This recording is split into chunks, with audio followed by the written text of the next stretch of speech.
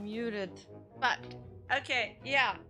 You know, like, I was waiting. I swear I thought I had my credit cards on automatic payment. Because if I don't, I'm just gonna forget to pay them. I don't know what happened, but I just looked, and the deadline was 2 days ago, and I'm like, what the fuck? What do you mean it was 2 days ago? And I hate the idea to pay fucking fees. Then I remembered something. I remembered like my bank representative like reached out to me to like talk to me like maybe 2 months ago. And then I was like, so I wrote her an email. I was like, actually, I do want to talk. Actually, I do want to talk.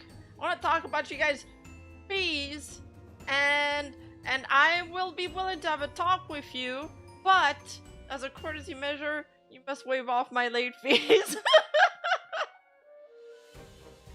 I don't know if it's gonna work, but I am trying. How does it work though? Does it calculate on every day that you're late, or does it just like, bam, like put you the total month? Like, how much is it gonna cost? Because like my annual interest rate is like 21%. It's just a one-time late fee?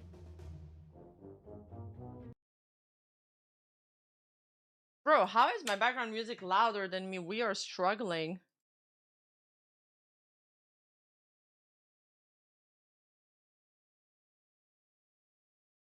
For your late fees, thank you. Tell them if you're a VTuber, it's important to wave it. True. Did I just up the gain again on my mic?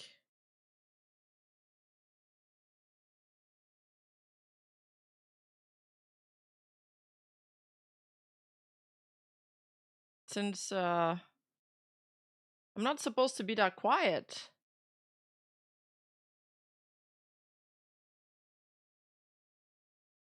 Wait, all the Rima Laser comments were actually reminders you to pay your bank fee. Bro, I'm even late paying my bank.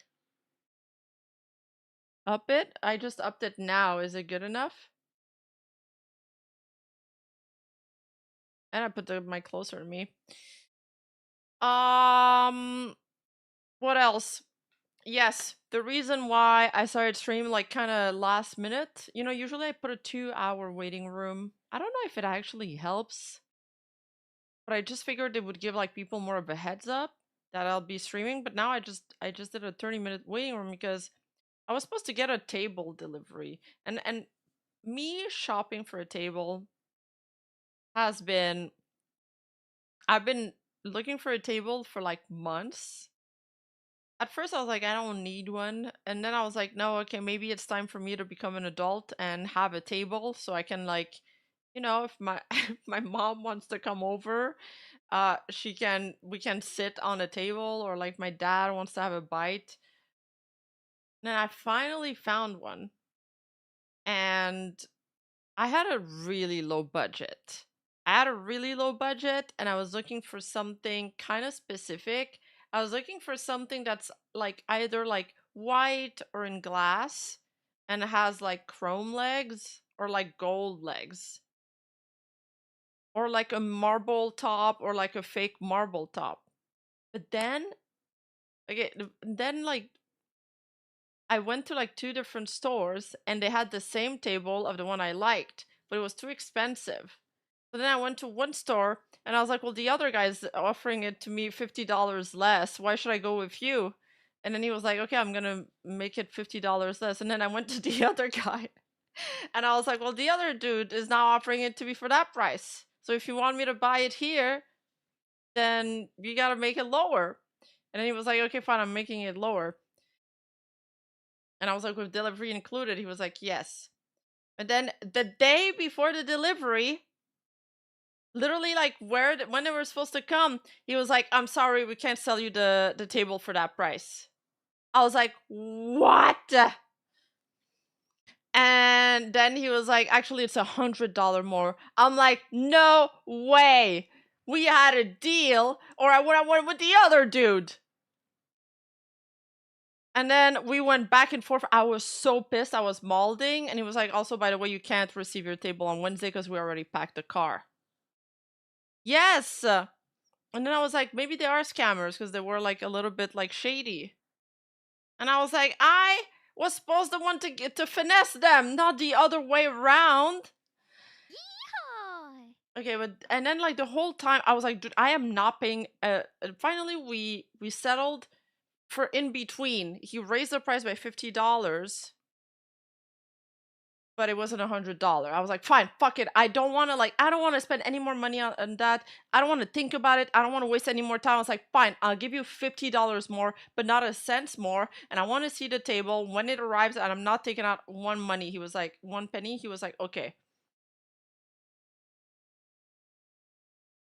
You came and went yesterday before I woke up. I was like sleep crying.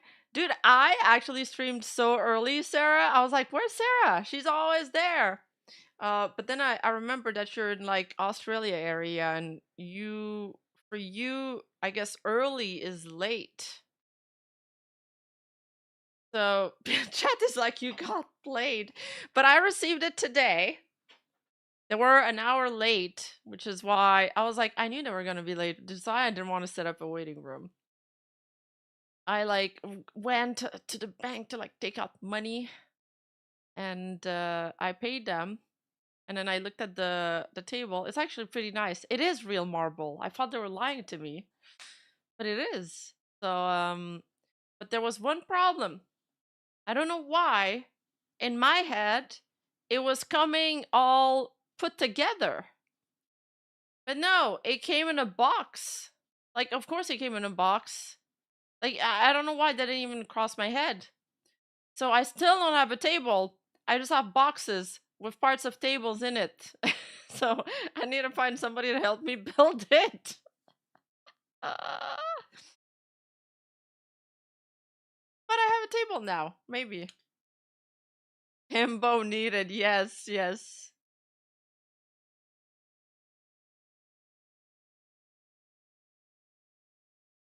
Girl, Allegressa. I'm in Allegressa type, bro.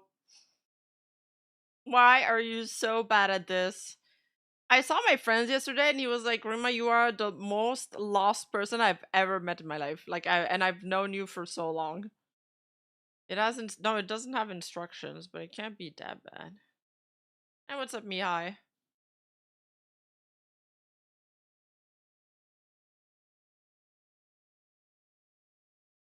Anyway, help find us Rima's marble table. Use code CLOP to get 50% off all of my Patreon. I thought the promotion ended this week, but actually, it ends on the 22. I was wrong. And then after that, I won't be able to run a promo for like a couple weeks because Patreon locks you out because they don't want you to spam them or to just like perma have like a discount. Maybe we don't need instructions for it. It would be fun to do it on stream, like build it on stream, but I don't think we can. Besides that, do you guys ever start working on something and then stop because you get distracted by another task? Like, I just realized that I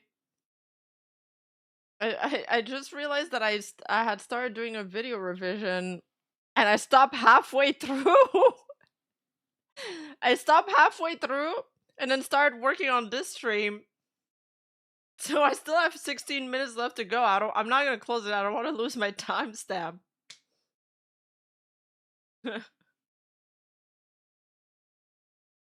A few things today. Oh my god, I'm really excited about the EDP documentary. So many people have praised it. Oh yeah, warning, like, cause it's gross, or because of the like room stuff. Oh, Shondo spoke about the Novel Horizon situation.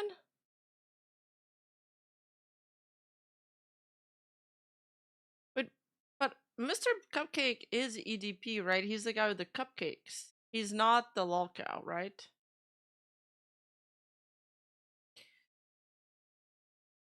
Uh,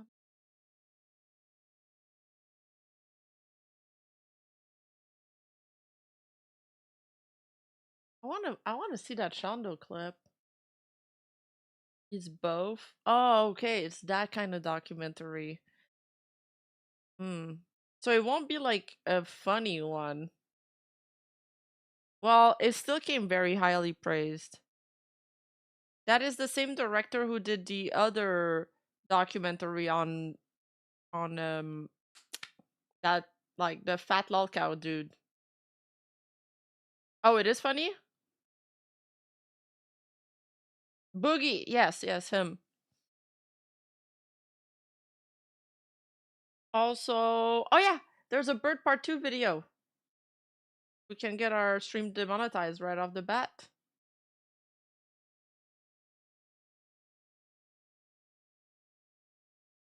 Like, I can't believe he made a part 2. The bird video.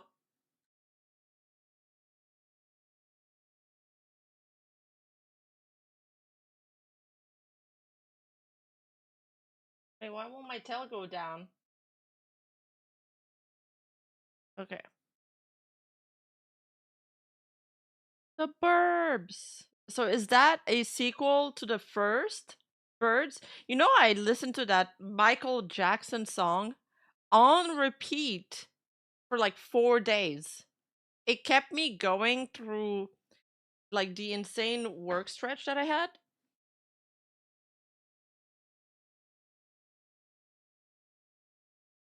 It was so catchy. So apparently from the last comments on my latest video, that song became popular because of the Michael Jackson movie. It was like an unreleased song or a song that got released later, something along those lines. It's such a good song. And then I showed it to all my IRL friends and they loved it too. And I showed them the meme bird video and they also loved it. I sent it to my gay friend. I was like, look. And then what else did I want to add? Oh yeah, has any of you watched the Michael Jackson movies? Because like the ratings weren't super good. Like they were okay, and I was wondering if it was a good movie, if it was worth watching, or if it's not that good. Look, this is you. Yeah. Yes, I have. Was it worth watching? Kind of mid. It's okay. Maybe it's something you watch when, it's not a bad movie, but it's not like, oh my god, it's so fucking good. Letterbox it, bro. I don't go on Letterbox. I went on Rotten Tomato, and it was like 70% or some shit, or 80%, which is all right. Onk there goes to Rotten Tomato. I don't use Letterbox.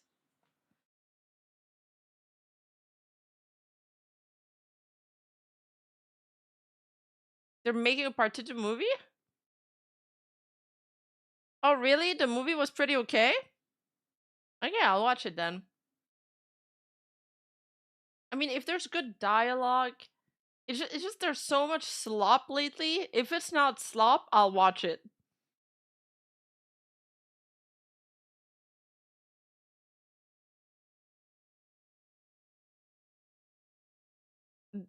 They can't do a part 2. They legally can't. What do you mean? Are they gay birds in a Michael movie? Maybe that's what part 2 is about. All right, it's not slop. I'm gonna give it a go. I know it's on Prime Video and it's available for free, so yeah. Rima, anything that doesn't have an Oscar is considered slop to you? You are stun locked. You are stun locked. You're still on that. I mentioned that like offhandedly. You want me to watch your comedy slop, dude. You want me to watch Rush Hour.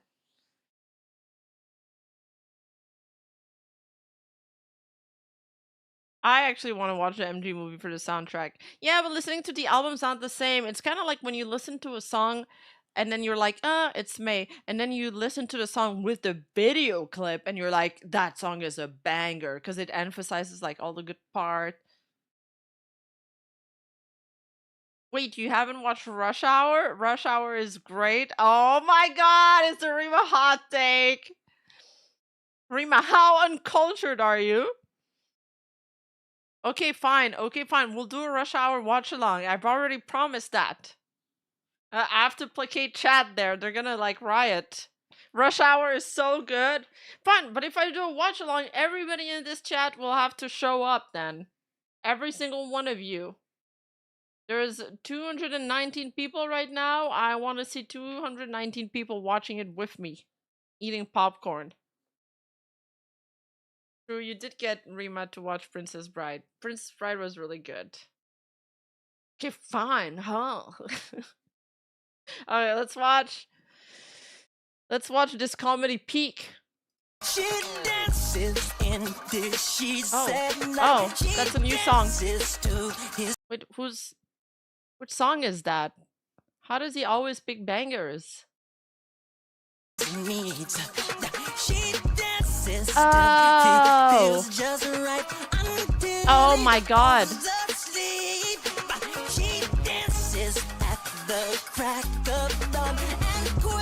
It picks up right where the other video left off and she's mad. No, I know it's Michael Jackson. Hello? That's not what I'm asking. I'm saying it's a song that I haven't heard before. What? They're so gay!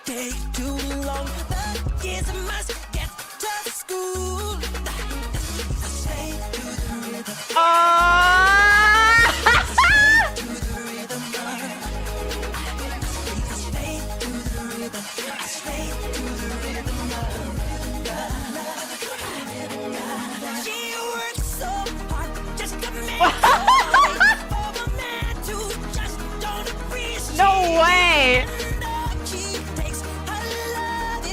Like, what is this? A dance off? A rival? What is this Birdie Owie dance battle? That's crazy. The song is called Slave to the Rhythm. It's so good. This is how humans should determine that mating ritual. Oh my god, you're so right. We should totally do that. It reminds me of those Instagram reels where people are like meet each other and they have this dance off. They're so funny.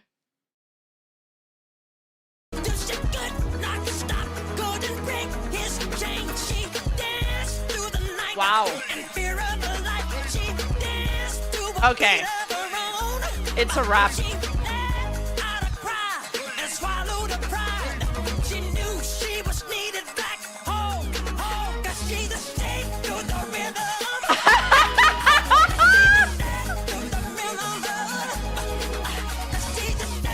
That bird's the goat!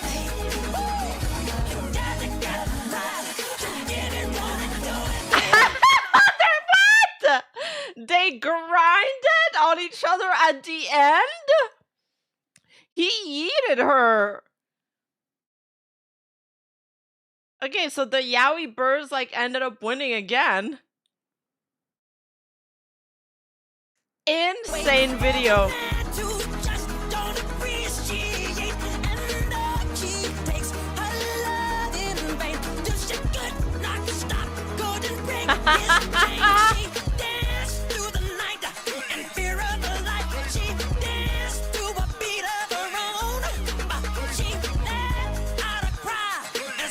Oh, there it is, there it is.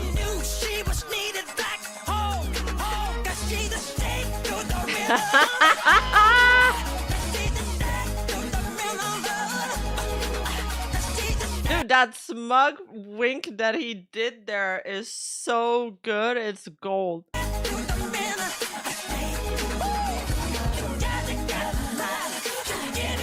That move is crazy. That move is crazy. Yeah, bro burbs before hoe burbs. True, true. He knew she wasn't sincere. You're going out, but not out with me. That was great. That was great. Oh, I should react to like a Hosho Marine thing. Will that get my video blocked, or should I just react to it off stream and put it on Patreon?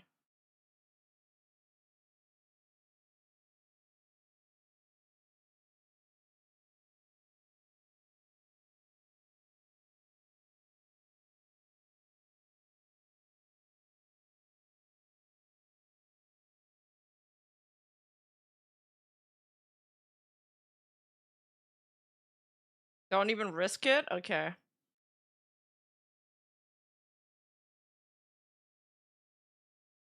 Forever 17, my hag.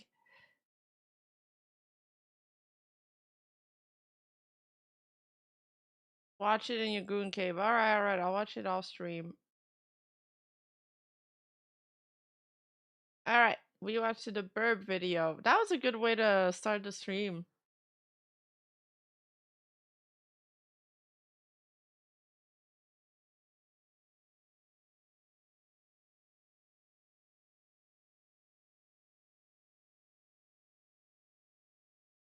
So first let's talk about the topic that I have in the thumbnail right now. So I made a video on this lawsuit between Nijisanji and this Japanese drama tuber called Narukami Sabaki. It is an old story. It started in October 2020. Basically, there was a beef between. No, sorry. The inciting incident happened in mid 2020, even earlier than that. There was basically beef and dispute between this Nijisanji liver called Roa. She really looks like Iris. She is this liver with the red hair. And what? Oh. Okay. And if you don't recognize her, it's probably for a reason. It's because she hasn't streamed ever since the lawsuit started. Now, remember, this is a lawsuit that lasted 6 years. 6 years. Why? What happened is that Roa complained to management because there was a new liver that had debuted not too long ago called Mero, and Mero was, according to Roa, like copying her speech pattern and like the dialect that belonged to her lore or something. I don't remember if it's her lore or the region she actually came from, but she was basically heavily copying Roa's like unique lore specific dialect, and Roa was like, well, this is creating brand confusion because, I have my lore and you should have your thing. This is my thing, so get your own thing. You kind of overstepping over like my character and my kayfabe, and we all work in the same company, so we need to be distinct.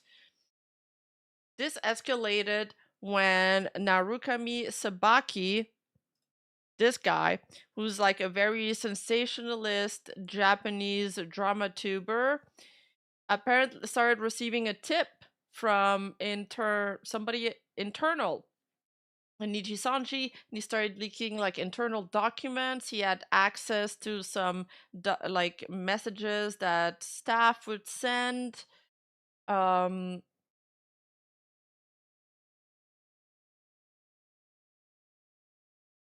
Yeah, there was internal Discord messages as well. And in the video, he basically accused Roa of power harassment and bullying Mero. The public backlash against Roa was quite severe, which made her lose subscribers and forced her into an indefinite hiatus. At least that's the official story. After that, Nijisanji released a statement saying that they believe that the person who leaked all that information to Narukami Sabaki was Mero. So they terminated her. And then Annie Color and Roa sued Narukami Sabaki. First, they tried to sue him for criminal charges. Because I guess defamation can be criminal in Japan. I need like a lawyer to confirm this, but I feel like we heard that somewhere, probably from Legal Mindset at some point back when he was covering like the Nijisanji stuff. So they were seeking compensation for the destruction of the career and the impact on Roa's life. Roa at that point went completely silent. She stopped, she made like a few tweets, and then most of the communications after that were done by her lawyer called Ozawa, Kazuhito Ozawa, which is his representative, and he's been like mostly tweeting from his Twitter account some updates here and there, but they have like years long gap between them. So Color and Roy initially pushed for criminal defamation charges, but in 2023, the Japanese police, they opted not to prosecute the case, so it was dropped, and then the legal team had to do civil lawsuit. And now, finally, Narukami Sabaki tweeted that the case had reached a settlement, basically, closing a 6-year drama, a 6-year long like lawsuit and drama. People were speculating at one point that Roa was streaming on another alt. This is still misinformation that's circulating up to this point because she completely denied those claims every time she was asked. Like the person they believe was Roa, and I speak about it in my video. Like I debunked it. So yeah. Yet though, Nijisanji's been releasing merch of Roa. They've been releasing voice packs. It's unknown whether she's been recording new voice packs for them behind the scenes all this time, or if they're just reusing the same voice pack she recorded like 6 years ago.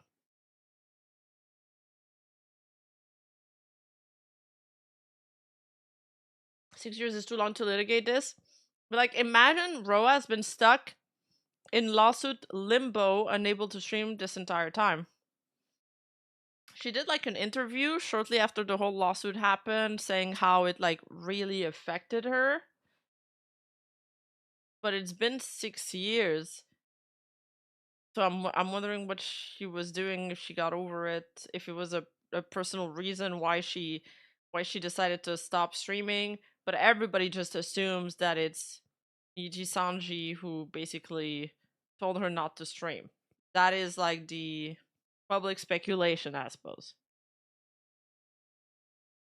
6 years is not long for a lawsuit. For a COVID lawsuit, it's not that long because during COVID, all the lawsuits got pushed back 2 years further, and it already takes 2 years just to see your lawsuit in court sometimes.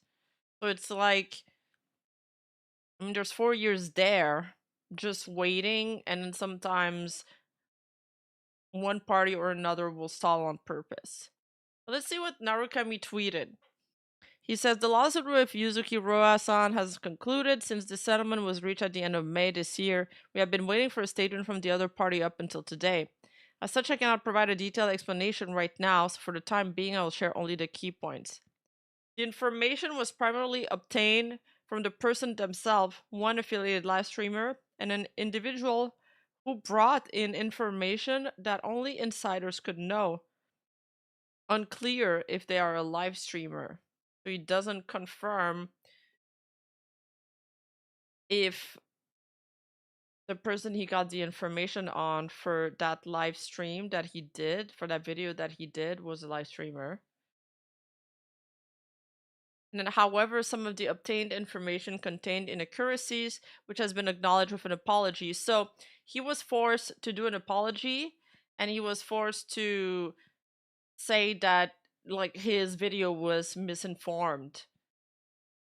It feels like the wording here is very soft though. Regarding the content and timing of the statement from the other party, I have not been informed, so I cannot provide any further immediate explanation. In fact, any time to consider whether an explanation is even feasible in the first place. As a result, I apologize for having conveyed false information to everyone. I am truly sorry. And all the replies are shitting on him. Took 5.5 years to say sorry for lying, Lamau. Even if you apologize now after doing nothing for 6 years, those 6 years of hers aren't coming back. You know. If you're serious about reflecting on it, shouldn't you quit all activities right now and stop sticking your neck in this scene ever again?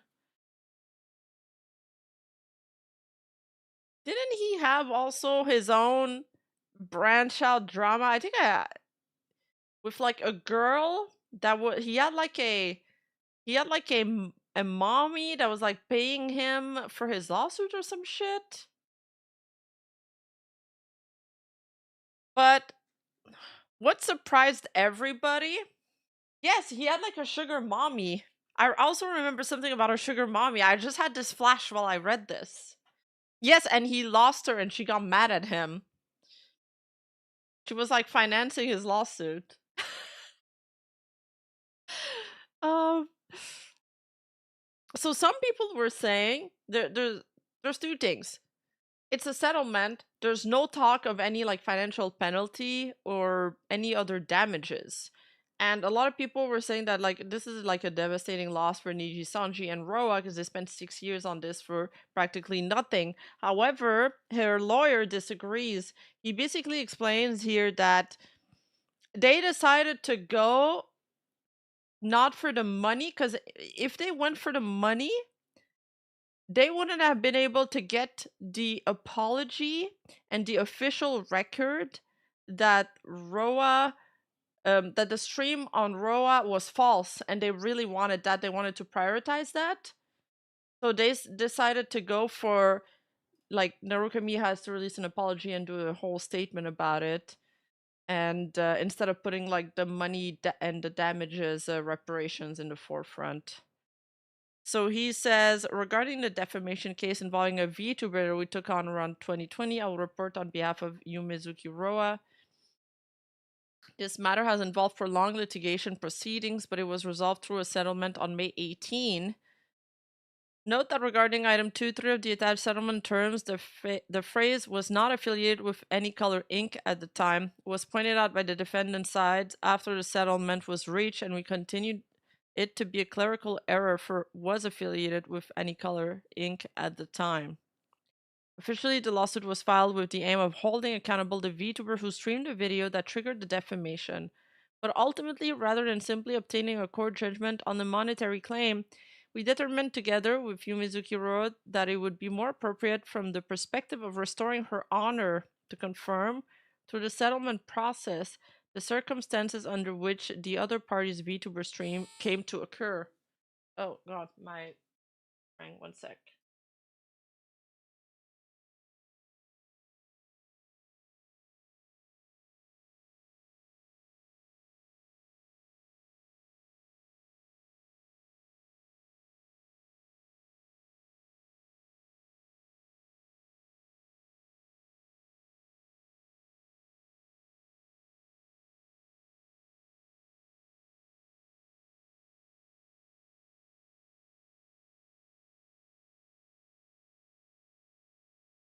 Was that a doorbell? Sounds like when Hassan shocks Kay. It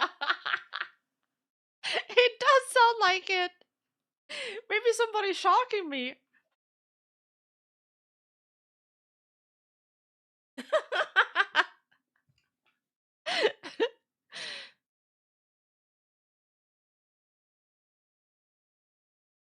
Don't shock your dog, Rima. No!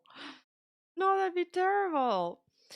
Originally, the lawsuit was filed with the aim of. Oh no, we read that.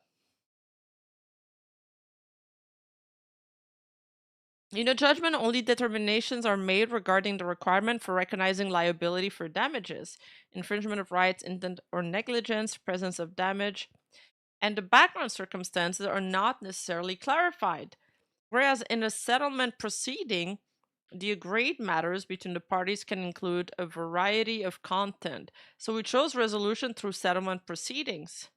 I didn't know that. I didn't know that a settlement could include like different things. You could get, I guess you can cook more with a settlement. That's what they're saying here. This matter is now resolved. As for Yumizuki Roa's future activities, this is the question that everybody wanted to know. Will Yuzuki Roa um, return to streaming? Unfortunately, he's not given us this answer. Even in my position as a representative, it is not for me to comment, so I will refrain from mentioning them. Approximately 5.5 years have passed since this issue arose, but even now, likes and reposts continue to come in on the post that you, Mizuki Roa, or I made about this matter at the time. I believe it has been a great encouragement to you, Mizuki Roa. Thank you very much for your continued support over such long period.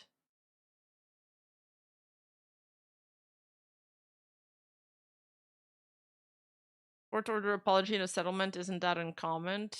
Yeah, I mean, that was the least they could have done. This was, I mean, good for the lawyer. She seemed to have a good lawyer. I hope it was fully covered by any color too. And I hope she'll come back to streaming. That would be nice. I think she'd have quite the greeting and she'd have a lot of fans. Her model was really cute. So yeah, wish her the best. I mean, this is probably one of the times where I think I agreed with, like, I think Nijisanjis weren't the bad guys there. They actually like stuck up for their livers. But of course, we don't really know the details of why she hasn't been streaming. Nothing is confirmed on why she didn't stream. No, I didn't find anything on that. Why is there a guy in fucking panties in my thumbnails? Hello? Um, it's on YouTube. YouTube, it's on YouTube. Don't bonk me.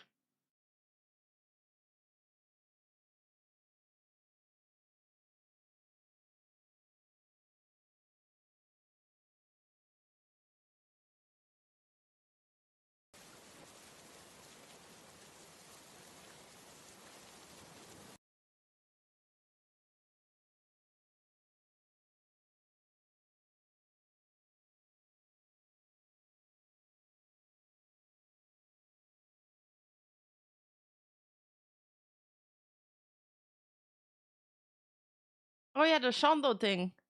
50 plus minutes of just Shondo talking about Novel Horizon? Oh, it's a 50-minute clip? Does she say anything juicy? Narukami being caught with Sugar Mommy to pay for his legal bill was funny though. It was the fucking Love Island plot twist. I made that days ago. I don't remember. The Shondo clip is a great listen. Me too, I have short-term memory. I get it.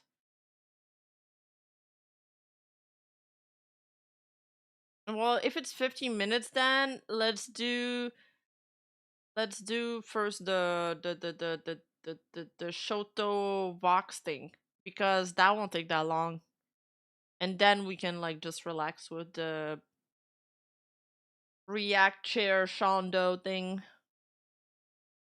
I like that we call. Oh, you guys changed the name of the thread from V Illuminati.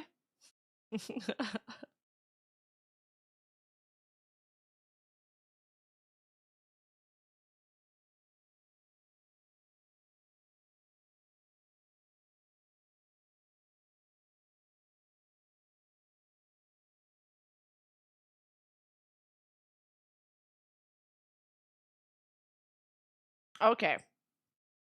Basically, what is this about? Well, it's basically Niji sisters having a melty because Shoto was doing an unban request stream and it featured a few people that were banned for mentioning Vox in chat.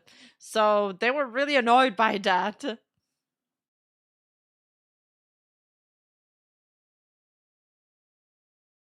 So this person says, don't name call me because I'm poking holes in the logic of his streams. It still makes your Oshi looks bad when he's been banned from his chat, but want to bring him up more than once when he's made his point from last year. And this person, they're going back and forth. It's like it's a Shoto sister and a Niji sister, like going at each other, and they're so funny. I'm like, yes, go off, Shoto sister. It is like the Shoto sister is like, um,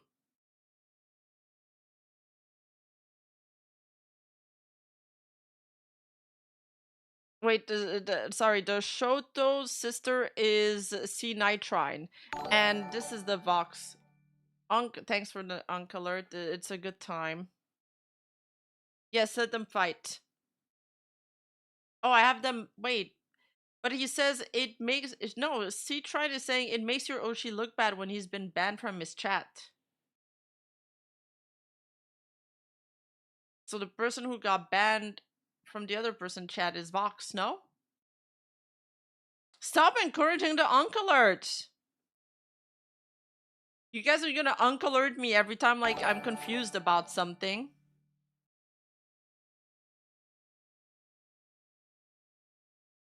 Thank you, Sarukin. Thank you so much.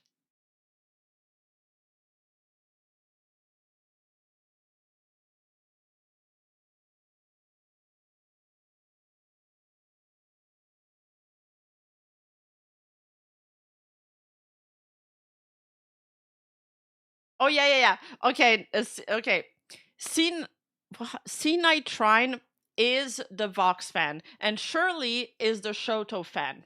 Okay, yes, confirm. Don't name. I looked at some of her other tweets. So the Vox fan is saying, "Don't name call me because I'm poking holes in the logic of his streams." It still makes Hiroshi look bad when he's been banned from his chat, but want to bring him up more than once when he's made his point from last year. I wasn't aware that Shoto was banned from Vox's chat.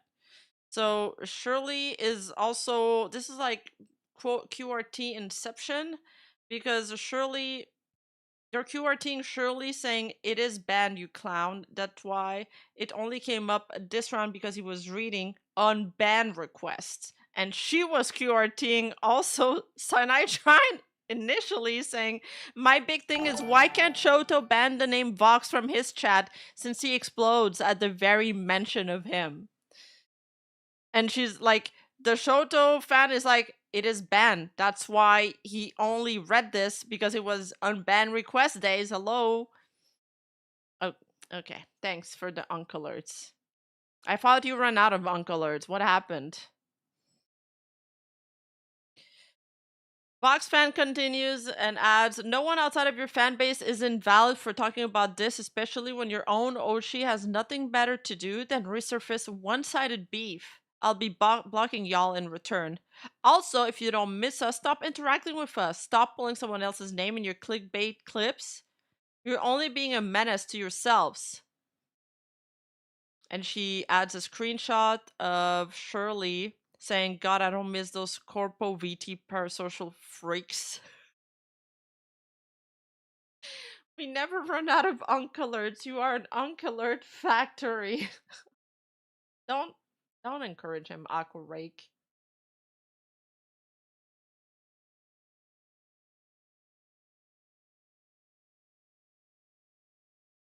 Like y'all, I hope y'all realize him wanting to constantly bring him up and hoping for this to be a big drama thing, knowing the other person doesn't have the agency to publicly retort or defend himself, it's just him punching down.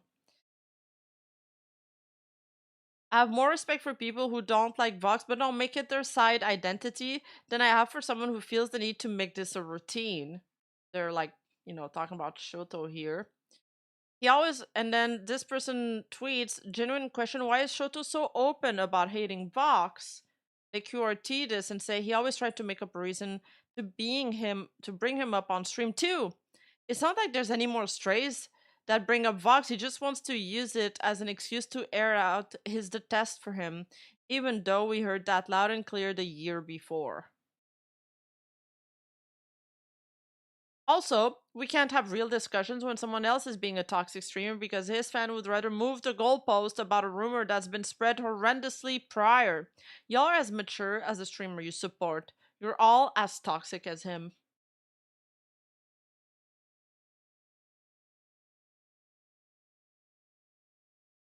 Hi, e-bunnies! I'm finally able to watch you live. I'm usually working and can only watch VODs after. People do watch my VODs. That's crazy. People watch me. Oh, little unk.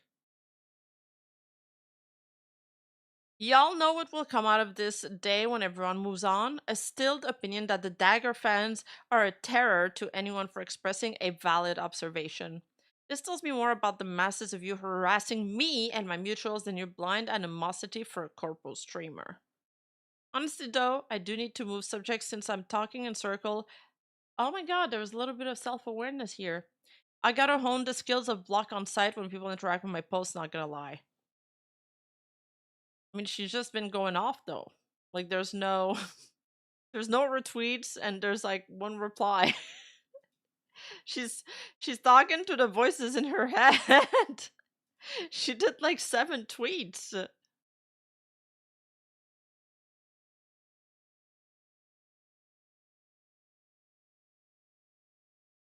Another one.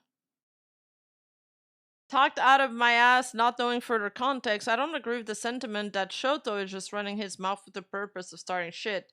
And he does have names banned. Emo, I think it would be more productive all around to skip those reviews and my main sentiments.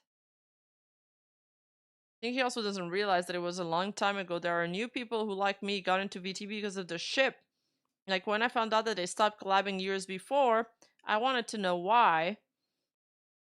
Yeah, probs could have checked more out, but what I said regardless is what I'm still standing on. He knows what he's doing when he does that. He just hates him that much for a reason we are not getting, so everyone can fill in their own thoughts. I don't know which is worse being left in the dark about it. I mean, is it really our business or having the grace of not seeing an ugly side, which again has its downside?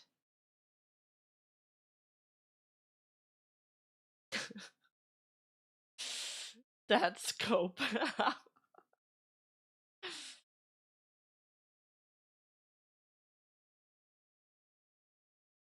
Wow, 4.4K. Oh my god, this almost got 1 million views. Genuine question why I showed this open about hating Vox. Oh, so I guess that was the tweet that started the discussion, maybe. Yeah, this was one day before. No name censorship, we die like man. It just seems so rude to me. Yeah, true. He's the only one out of all these people that actually mentioned names. Everybody else been tiptoeing around names, or they'll use the emotes, or they like will make sure never to write their names because they don't want to get found.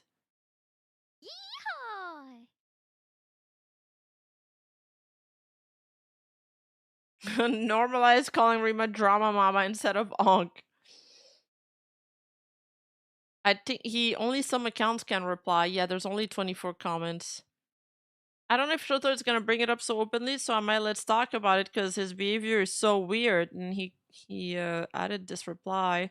I just think it'd be more productive if no one mentioned people they no longer like and to skip relating requests, comments, and reviews to overall avoid harassment being spread.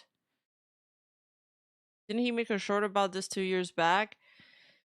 This was what happened with fan bases not knowing how to act, since he's publicly stated multiple times he doesn't fuck with Vox, which makes it sound a lot more than just a rift from opposing fan bases. He makes it sound like he genuinely thinks Vox is a bad person. Well, I don't know. Maybe Shoto's onto something. Maybe, I'm just putting this out there, maybe Vox did do something that he didn't like, that didn't sit well with him. Maybe they had a fight. The fact that this is it's Senitron again. The fact that this is a consistent attitude towards him that feels visibly one-sided, something to behold. Like, do you hear and see yourself outside of your echo chamber rants? Like, they do know this isn't okay. It's borderline obsessive. I see a clip at least every 3 months about him saying how much he hates Vox. It's worse enough his fans act like anyone that he opposes him should get harassed relentlessly. Somebody says, because he hates him, lol. He clearly does not care of slandering his name because he knows he can't respond and knows it'll put a bad light on him. He's tiptoeing exactly what happened / saw and leaving it vague so you can fill in the spots in a negative connotation. Oh, we know he hates him. He doesn't shut the fuck up about it. That was kind of said funny. Honestly, this might be exactly it's some things it feels like he's trying to fucking rage bait him into responding, but Vox knows better. But like for real, he's dead ass just trying to feed into drama. Well, he would be in trouble if he responded. I'm honestly so sick of these VTubers acting like everything they say, especially about someone, won't get clipped and gain traction. I'm sure what he has in personal, so I wouldn't say it's out of nothing, but at the point, just ban his name in chat. His name is banned in chat! Though we're here because his name was banned in chat.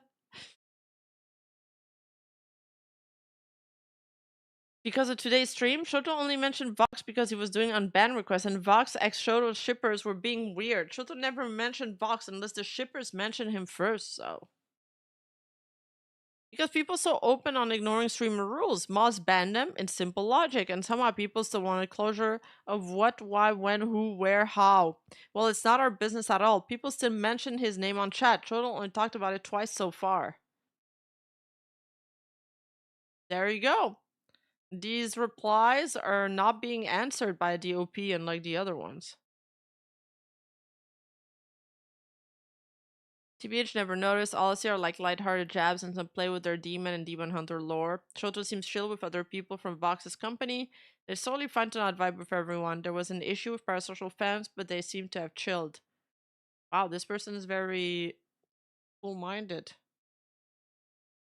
I've heard rumors about Vox, but I haven't been able to find info on whether it's true or not. Whatever the reason is, I hope he doesn't continue bringing it up. It just needs to be dropped or fully addressed on why.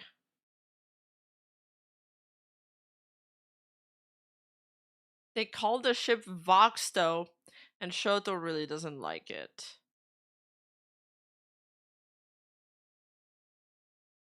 I mean, it's a terrible name. Of course he wouldn't like it. I don't know, I always see some kind of clips of him talking, it's different. I'm confused because if you don't fuck with someone, you don't speak on their name from then on and not continue to talk.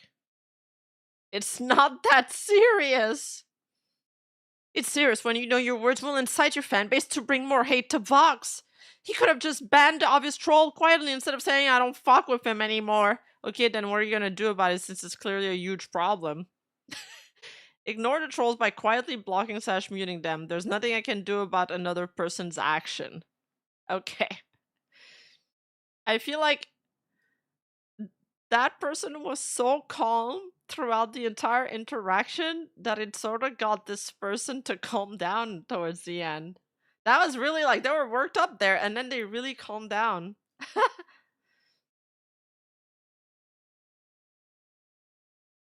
Because Vox is problematic. They aren't friends anymore because people constantly bring it up, so he has to be open about it. So people shut up.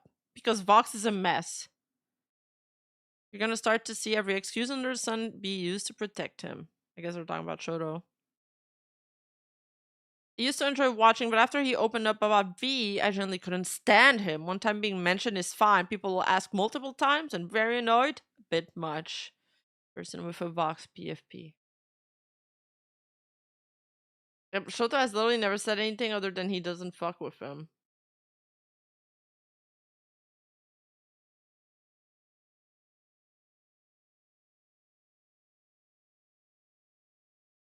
That was a stream.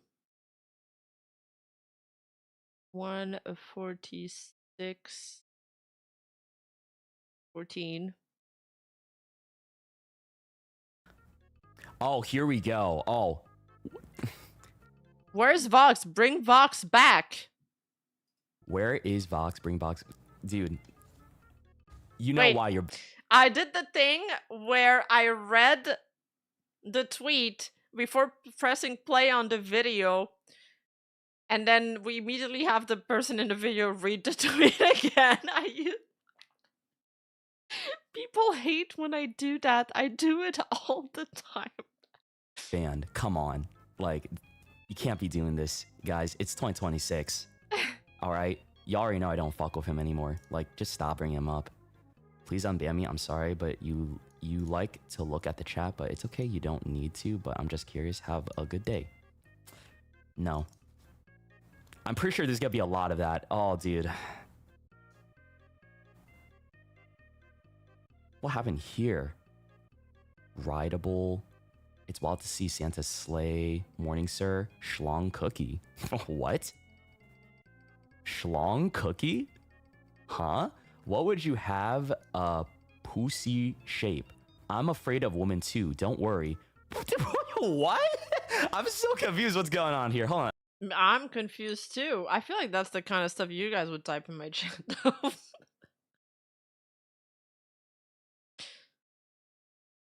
Weirdos.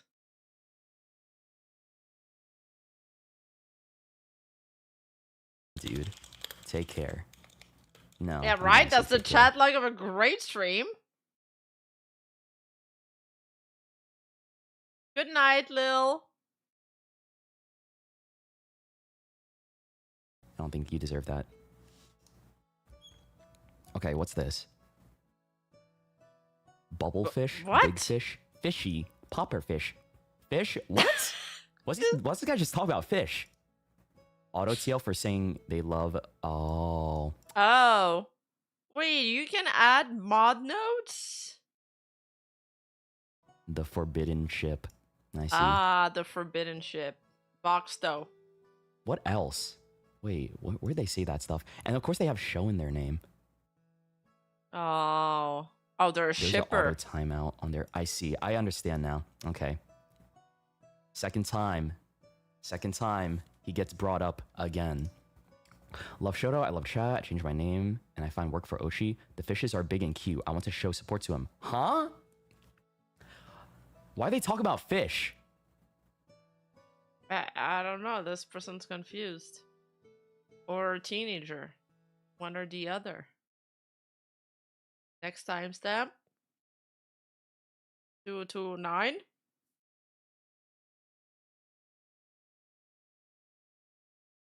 Ban them. I'll just type. I'll give him an oops. This is because we were listening to the Doja Cat song. You know. Oh yeah, moo All bitch, my I'm a cow. milkshakes brings the boys to the farm. Yeah. I love the song. I ain't a moose. Get off my hay, bitch. Get out my hay. No? Okay. See, now, is this number 4? This guy's name is Voxto Forever 14. When was the last time they even hung out? Why do you make it your whole personality to be into this ship that doesn't even exist anymore? That hasn't existed for years now. Number 4 with the Vox people? Like, dude, hi Shoto, it's my first time on your stream. I don't know why I was banned. Dude, you know why you were banned. You know why. You know why. Don't be a smartass. Get out of here. Damn, he denied them. Hi, can you kiss... Again! Can you kiss Vox? Yo, what are we doing? It's 2020. That's all. That is banned in July of this year.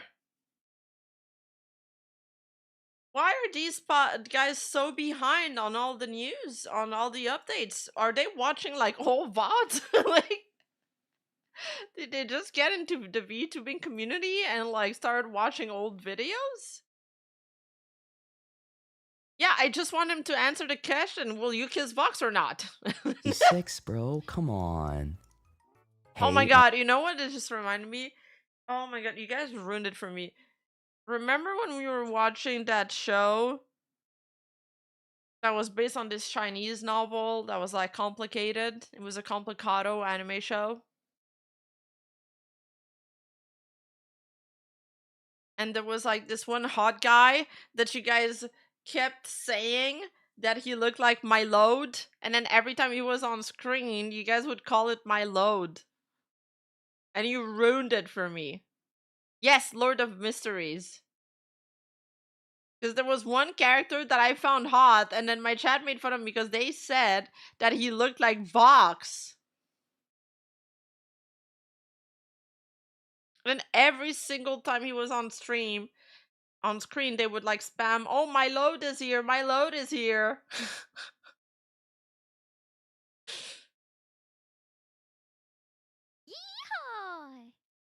Teens being edgelords, yeah, basically.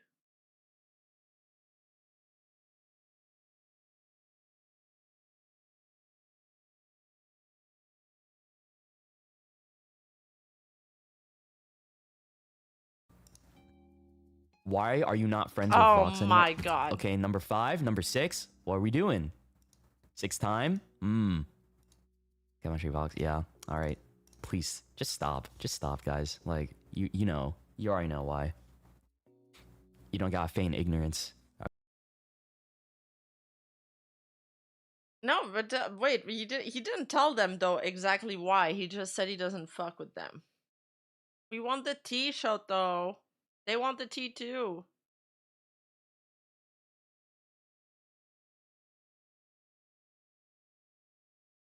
Reminds me of Vox. Oh my god, Oh dude. god. Why?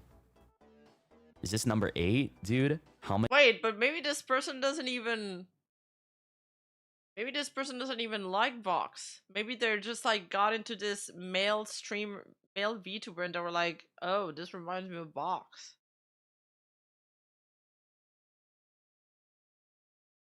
Was it this relation to Vox? They used to be friends. People shipped them very heavily.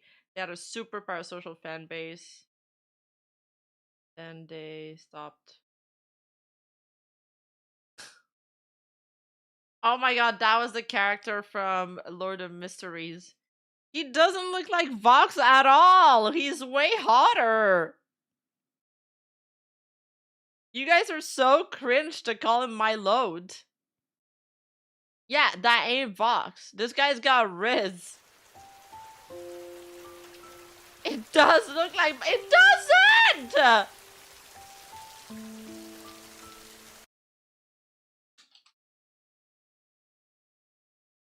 Bros.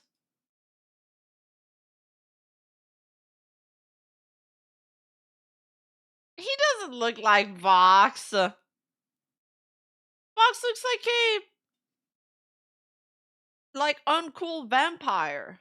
He's like white as a sheet. His hair is not as bouncy and beautiful. His eyes are more like slit like. This guy's got a nice smile.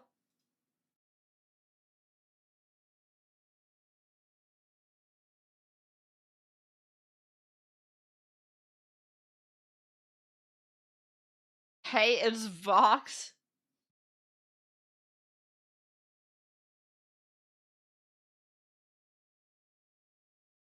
He's not Vox coded.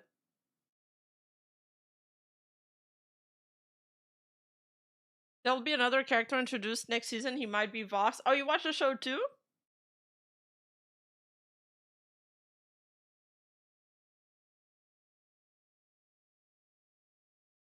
It's not my. Okay, whatever. Stop calling him my load.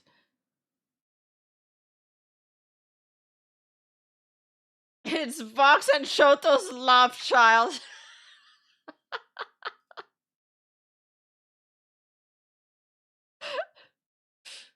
Oh my god. Oh, do you miss collabing with Vox? Oh my god. For the mods. Don't want them to suffer. Oh, nah. Sorry, can't do it, man. It's another headache out of here for the mods. Dude, Don't want them.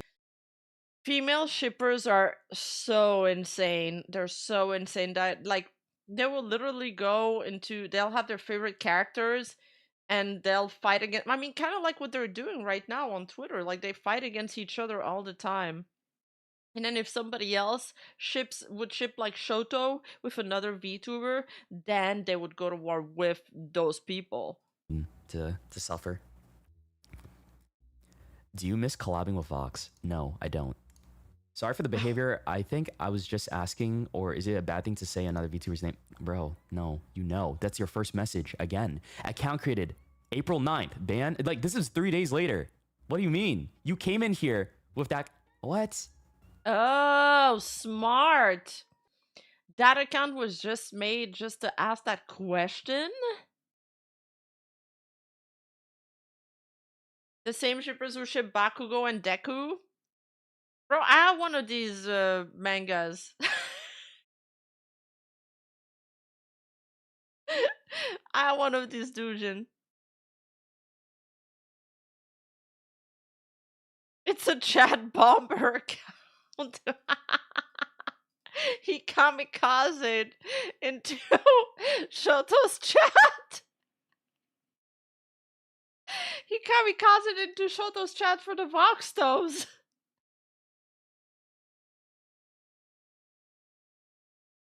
Yeah, Niji's sisters instigated their own trial and then they acted like victims. Kind of true now that I'm seeing the unban request. What the hell? We should have started with that. As someone who was a big Luxian fan when they first debuted, I've seen the mutation of these fanatics. I don't understand how people let themselves get this far. I think it's the young people in the fan base. Like, this happens a lot in the yaoi fan base. That's how I know. That's how I recognize the patterns. They, like, go fucking nuts because they just make it, like, their entire personality to stand these people. And they, like, have it in their imagination that they like will end up together. That just the thought or somebody else mentioning the people that they ship with somebody else is like heartbreaking to them. Like it's emotionally distressing.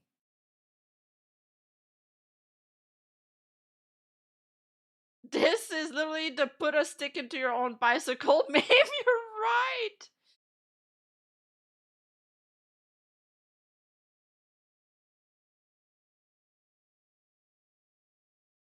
Is this just the same? Like this is a clip of the clips we just watched. Where is Vox? Bring Vox. Dude, you know why you're banned, but you like to... Bro, come on. Hey, I'm sorry. Bubblefish? Big fish? Yeah, we've seen all of those. I guess I should have just... Again? I could have just watched the clip.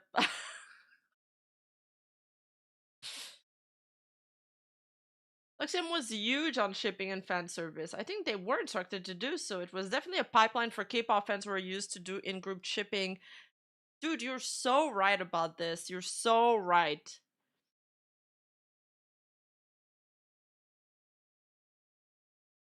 Someone said he has a 10-feet neck and can't unsee it anymore. What does that mean?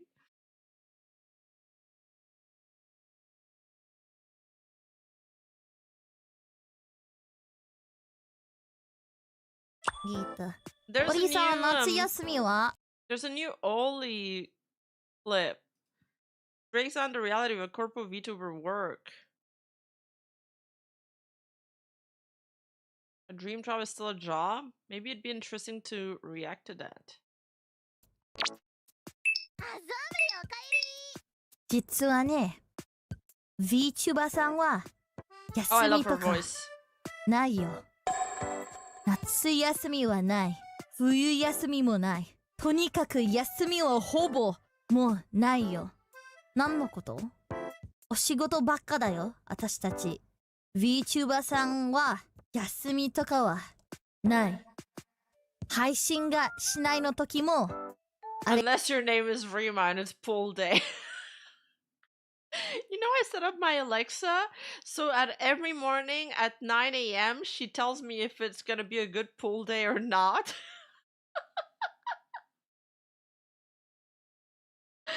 Oh my god, oh my god, oh my god, you know what? You know what, chat? I just watched a video explaining how the Japanese yen is at an all-time low right now. And it's like the best time to go traveling to Japan. Oh my god, I gotta go. It's the best time to go right now. You have so much buying power. では仕事中休みの時は non-existent.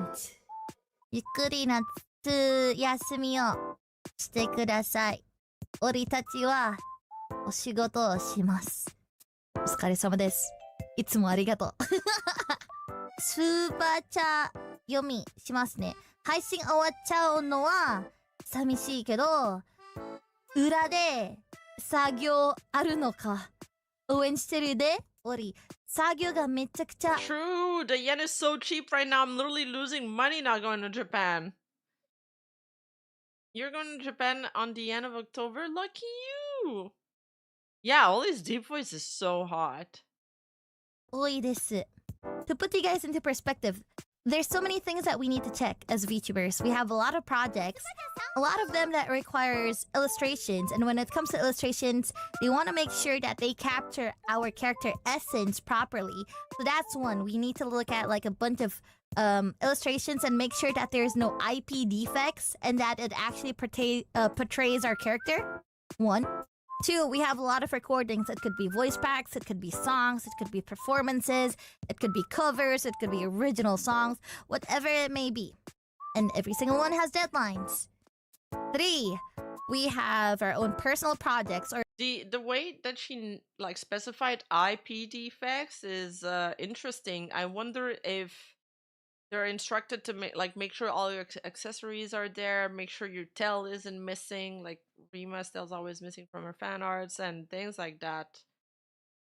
I wonder if there's like bigger repercussions to it. like whenever it's whenever it's like 6 months before like let's say a birthday or an anniversary, we need to prepare something. So we gotta do proposals, whatnot. That's 3. 4. What else do we do actually? Oh, they gotta pitch their stream ideas for their birthday and propose it to cover so they like approve them, I suppose. Yeah, so there's planning, there's recording, there's checking. It's basically that, but also at the same time we have like a bunch of schedules. We have meetings also that we need to participate in. There was a meeting today too. Yeah, there's meetings and we gotta make sure we understand, gotta check documents, whatnot. There's a lot of work that goes behind VTubing, whether you guys believe it or not. And not to mention, for me personally, this is me personally, okay? Like, to be honest, no one asked me to do this. Like, not management, not you guys. This is just a me thing, but whenever there's something Hololive related that requires a little bit of grinding, like a Hololive game, I need to do it. For example, Holocure. When it came out, grinded the fuck out of it because I wanted to like impress you guys. And I want to like, make sure that my streams are like well prepared. So like you guys don't have to see the grind. You guys just see the, what's it called? The results.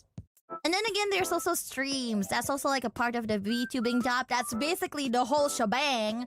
When it comes to like streams, we have to come up with our own titles. We gotta make sure that we have permissions to do what we're going to do.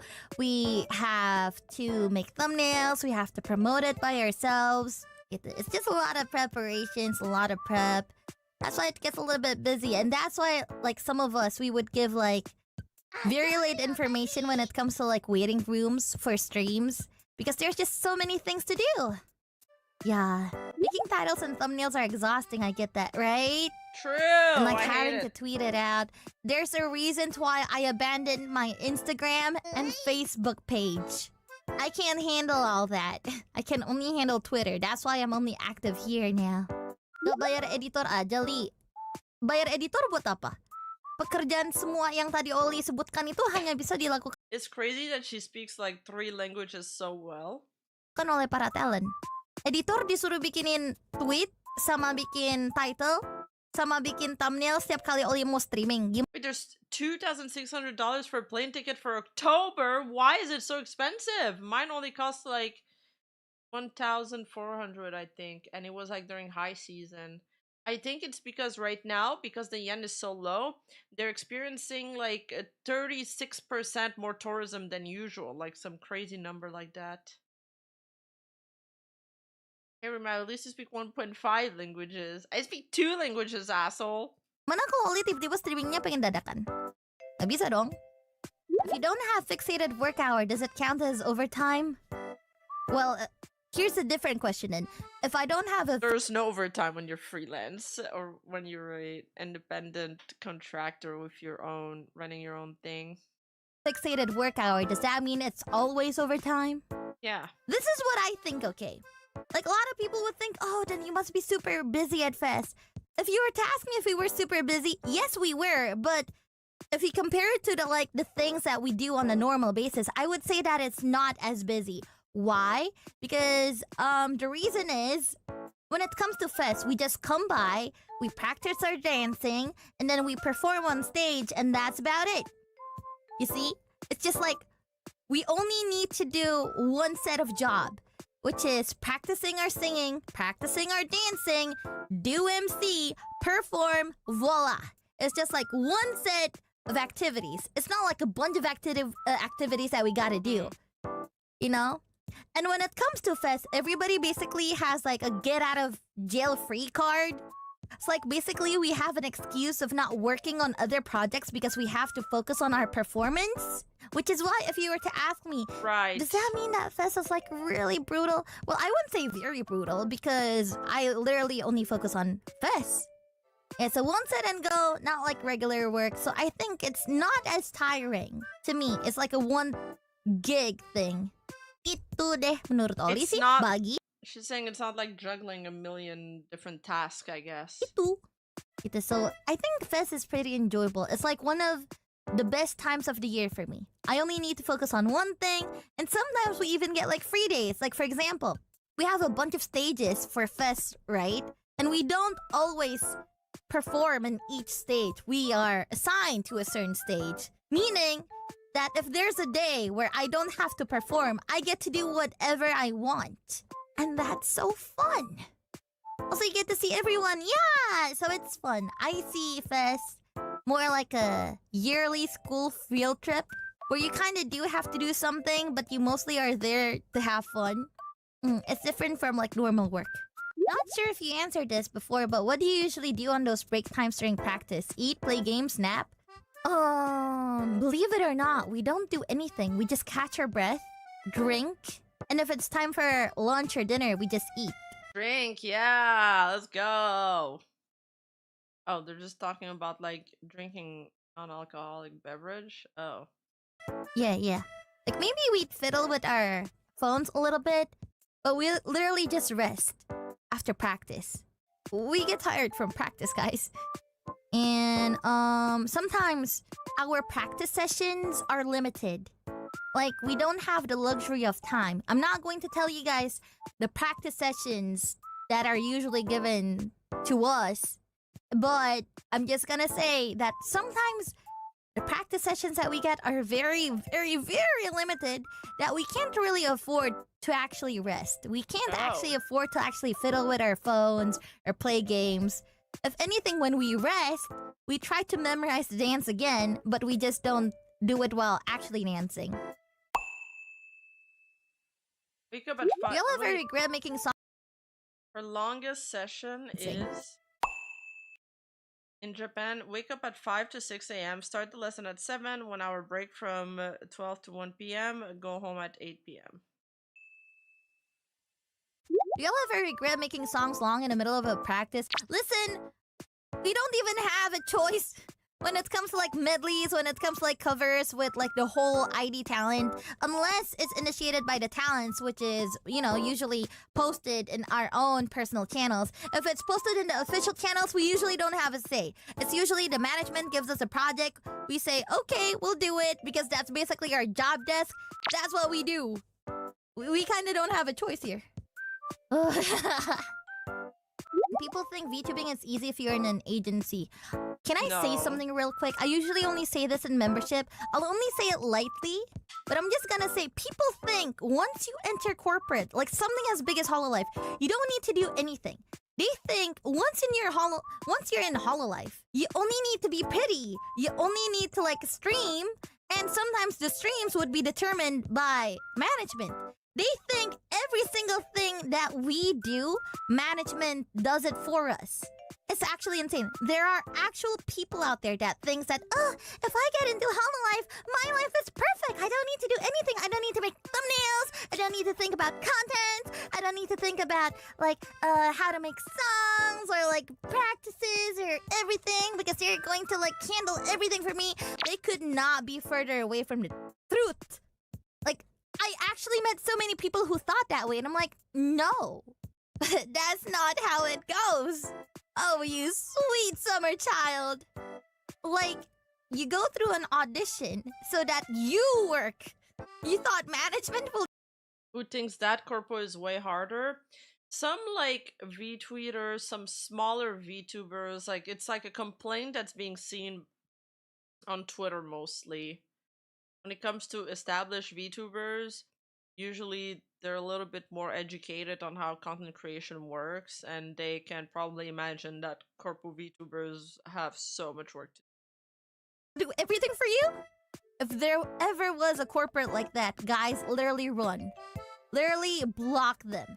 If there was ever a corporate that says, oh, you guys don't need to do anything. We'll make your dreams come true. Come, we will make the schedules, the streams, the thumbnails, the projects, the original songs all for free.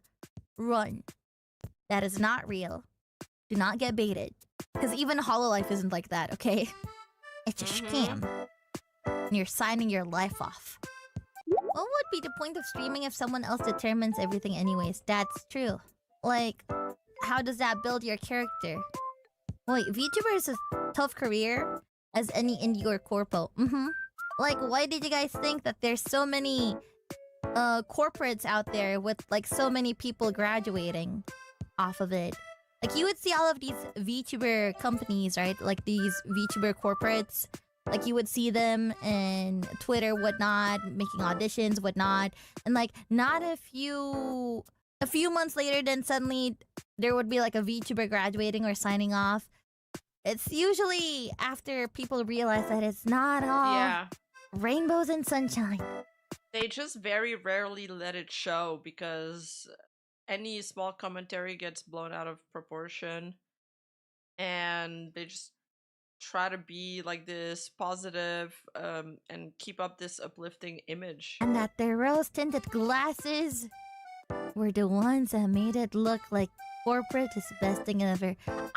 By the way, I'm not saying that corporate is bad, okay? I am very grateful to be in Hololive. Hololive has given me so many opportunities and chances to actually be out there. Like, heck, Hololive made a game in Holodori, and I'm also a part of it, which is super cool. Hololive is great, but like, if you think that by joining Hololive, you don't have to do anything and Hololive will do everything for you, you gotta remember that Hololive is a corporate and not charity. And people who can't actually differentiate between the two can never get into Hololive. Oh. Nice clip. I really gotta go make myself a coffee before we go to the next part of the stream. I woke up at like 5 a.m. this morning, so I'm so tired. So if Rima join a corporate and she won't have time to pee in pools, Rima should start applying. Nah, they'll never hire me, so I'm safe. Be right back.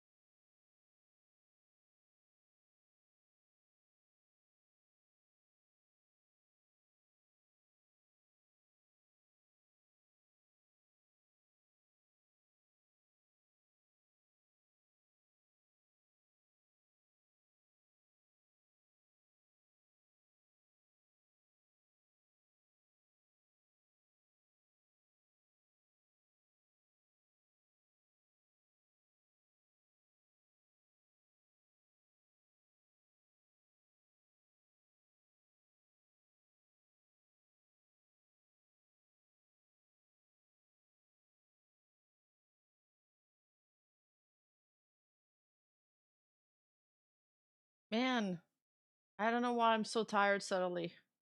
Hurry up, Rima. I got my coffee already. I had another topic, but I don't think I can get through it. I don't think I can read a Google docu right now. It was about the makeup thing.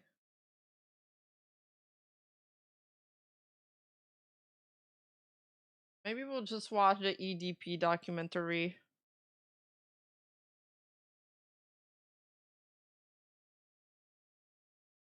Dude, this gotta be my... Yeah, I know it's 1 hour 30. That's why we should start now. Everybody is photoshopping the whole life girls on the EDP thumbnail. Where's your hat? Wait. I did scam you. I didn't have Mix It Up. I wasn't logged into Mix It Up. Vote goes vintage. Edda! Welcome, Edda viewers. Bro, we need my thumbnail for the EDP documentary to be that though. How do we reimburse Sarah? Oh, it's Sarah. She'll understand. Cough up the money, Sarah. Cough up the channel points. It's on now. You can put the hat on. The 8-inch. Thank you. It's working now. I got the pigtails on. The sick mind of rimaevenstar. There's another one too. They even photoshopped it on an Usagi thumbnail. She what? What the fuck, Raora? Haroura Pantera raped a pro Smash player, 1.7 million views 1 hour ago. Oh my god.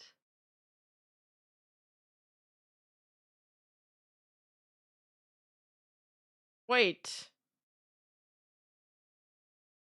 Wait, that's not the same thumbnail. I'm stupid. I don't wait, why buzzing? Hate that. No way! Chad, you can't say it should have been me! You can't say it should have been me!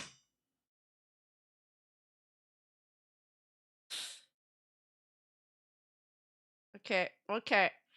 It is time. Ooh, I really like the sound effect. See, I need that sound effect for my videos. Write a note.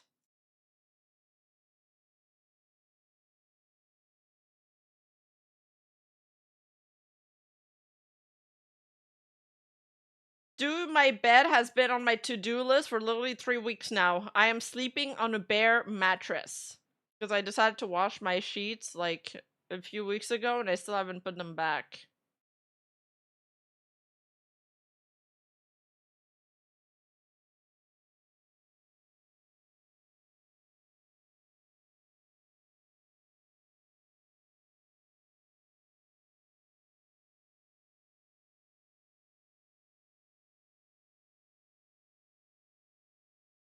Alright, it is time. I've heard so much about this documentary. Apparently it's super, super good. So let's watch it. Is that uncomfortable? Well, chat like convinced me to at least put a sheet on it.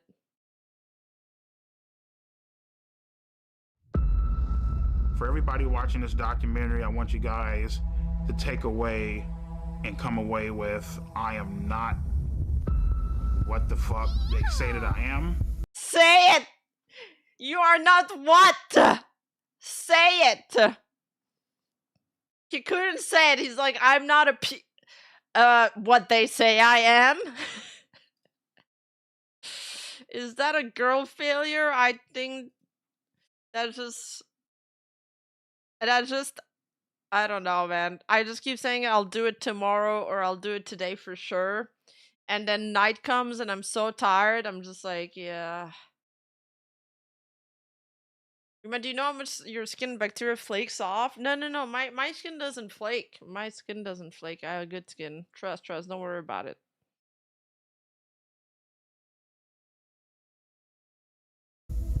I'm a strong ass motherfucking soldier.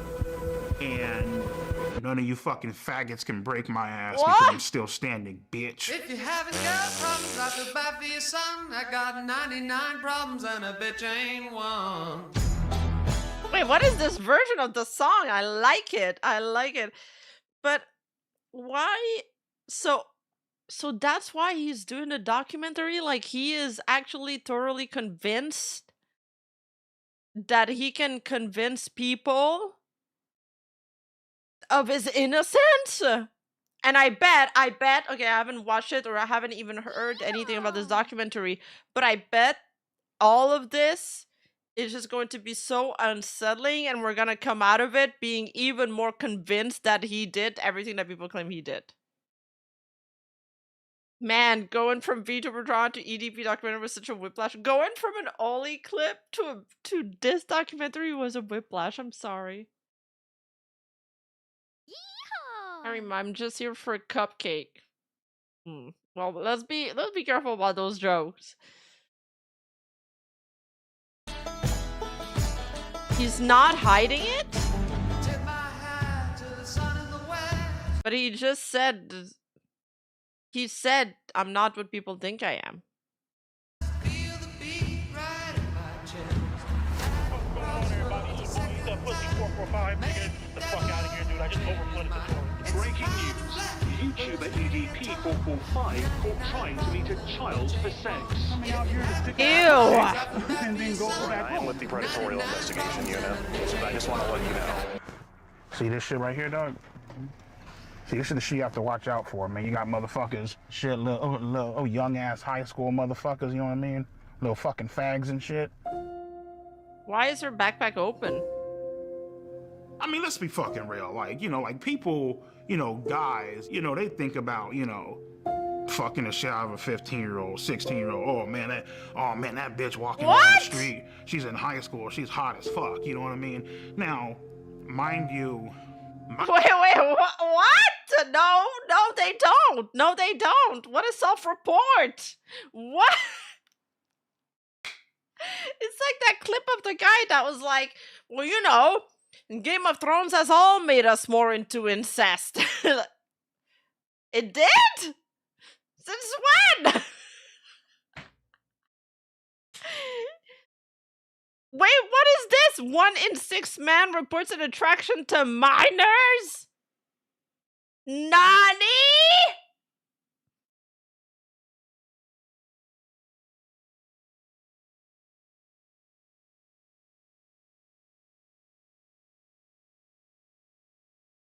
Rima isn't ready for this documentary. And EDP's as big as 6 man. My shit gets put out there. You feel me? But let's not get the game fucked up. Just because I think a certain way doesn't mean other people don't think the same way that I think. You know, motherfuckers just don't know who you are, and your fucking ass just ain't getting exposed on the internet. You know what I mean? Every day, there's a new person that gets exposed for some type of sexual contact with a minor. Whenever it happens, we're all like, oh, what was he thinking? Why would he do that? But you never hear why. They never say why. They don't say anything, or they disappear, or they act like it didn't happen. And wait, I recognize James Charles, Dr. Disrespect, Colleen something, ukulele.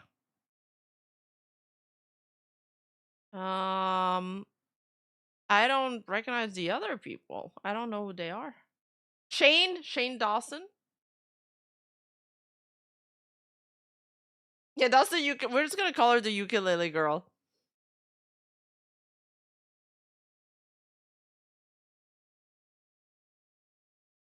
Comfortable and fucked up as this documentary I don't know is, Onisen. it actually answers that question. I think so. A lot of people are mentioning Onisen, but I don't know this guy. Like, he went to that place to have sex with a 13-year-old.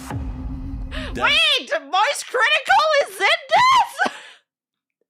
Nobody told me Charlie was in this. My bet is half of them are gonna be Minecraft Roblox. Oh, true. Definitely viewer discretion is advised. Dude's a perverted dude. He sent me videos of him masturbating. So what advice would I give to EDP445? And I'm sure you're going to be watching, sir, and I would tell you this if you were in my office. You need to stop doing this documentary. Yeah! Why do you think you wanted to have sex with a 13-year-old? I mean, the reason why I wanted to have sex with a 13-year-old is already fucking clear. Ugh. This is not why. Okay, yeah, I understand why the lawyer was telling him not to do the documentary. What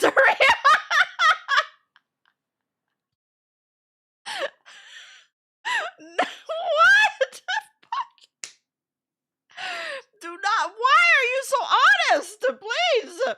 We need more honesty in this world, but not from you. Bitch's innocence away, you know?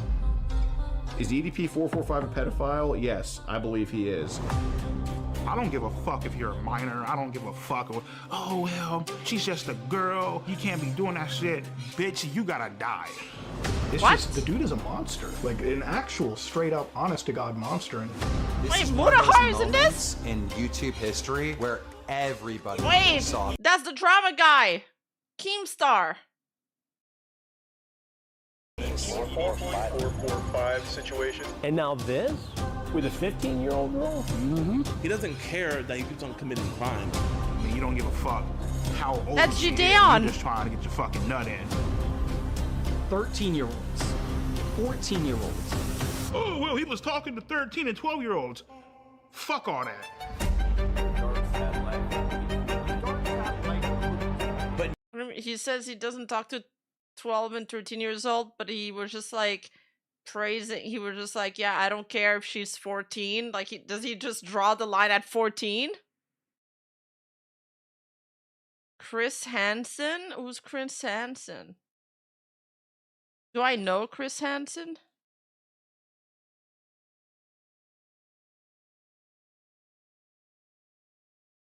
I don't think I know him.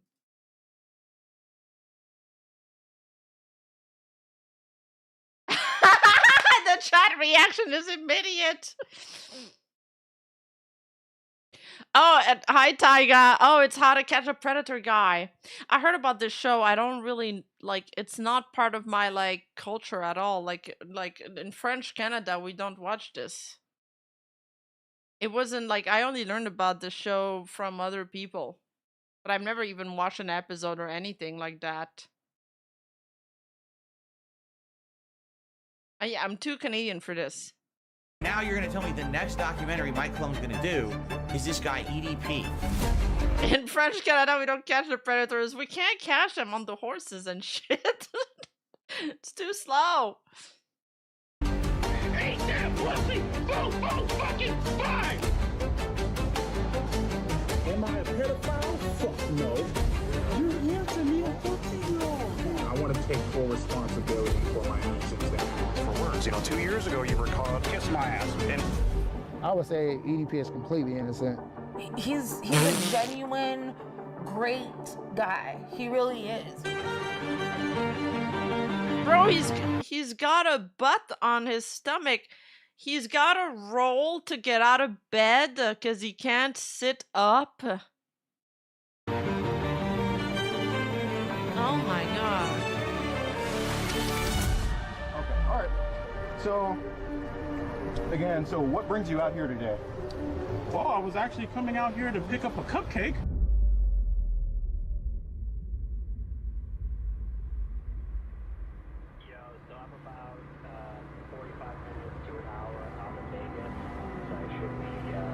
He's got a butt on his stomach is crazy. It's true! I hope that if one day I become close to having a butt on my stomach, somebody, like, does an intervention or something. We should probably get there. We can get set up and start filming. But just wanted to make sure you're all good.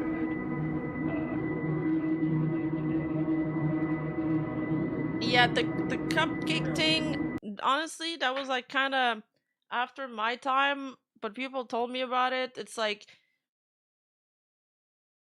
actually, I don't know what it is. Like, I can't explain it. I think it was like he was lured by some undercover officers to go meet in a cupcake shop, like what he thought was gonna be a minor. 6-7 months later. Correct. Where's your head at? What's life like right now? Life right now is pretty great. I can honestly say I have not talked to a... Who was the YouTuber? Oh, he was lured by another YouTuber? Was it the Catch a Predator guy? Chris Hansen? For some reason I thought Chris Hansen was the guy that did the video Leave Britney Alone. I think it was another Chris.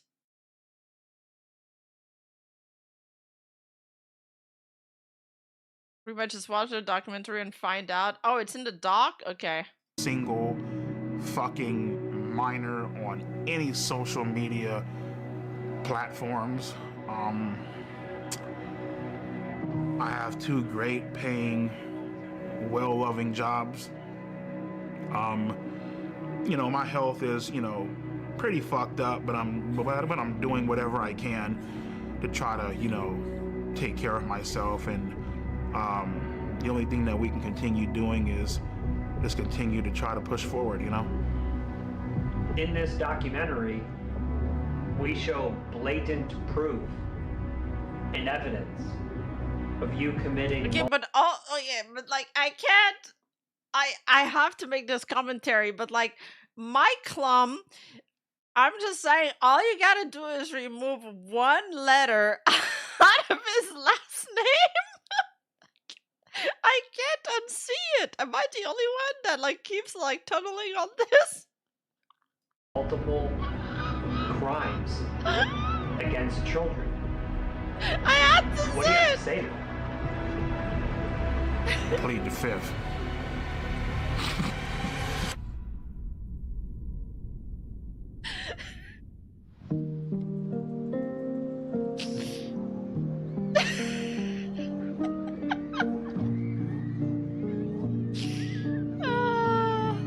Oh, Mike Clue? Yeah, that's what I meant. What, wait, why is chat freaking out?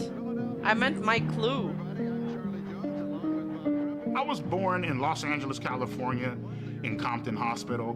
My childhood was pretty great. You know, I had 2 great, loving, caring parents, you know. Did they just film a random baby for this? Eagles game was November 30th, 1997. What really made me fall in love with them was actually the logo on the helmet and how pissed off the actual logo looked. And from that point on, I was like, fuck it. That's the team that I'm going to follow. My favorite memory as a kid growing up was Monday nights, me and my sister would do our homework, and then at around 8:30, maybe 9 Imagine o'clock, you get we would get ready to... You get casted to play young EDP as your breakthrough role into Hollywood. Nah, dude. That is not how you want to get into cinema. watch Monday Night Raw is War, like fucking wrestling and shit, you know what I mean? But yeah, we had a great time growing up, you know. So my favorite memory growing up was probably just getting ready to watch wrestling. What I loved most about wrestling growing up was I loved the bad guys. My favorite wrestler growing up, I would probably have to say was like Triple H, you know what I mean? Because Triple H was a fucking piece of shit. Like, he did what the fuck he had to do to get to the top, and he didn't give a damn who he fucked over. He didn't give a damn how you felt about him. Like, take a hammer, bash your fucking brains out, cool, fuck it, take his title and leave. But it's fake, isn't it? I always loved the bad guys, you know? After a while, the whole, you know, typical bullshit where it's like, you know, come out and save the day. Wait, what does Undertaker mean? The Undertaker is it like the heel persona? I learned about this term in wrestling. It's called the heel persona, and it's like you're the guy that gets booed on stage. Like, you have the battle roll.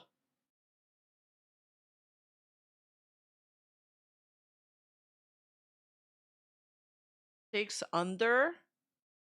Oh, an Undertaker is a heel. But that doesn't mean that you're always the one getting beat up, right? Nobody gives a fuck about that shit, you know what I mean? Like, we want to see like some villains. I really connected with villains because they just did a lot of foul. Oh, his name is The Undertaker. Without oh, okay. villains, you wouldn't have a storyline. For me, I just felt like, you know, the villain was more important than the fucking hero, basically, you know what I mean?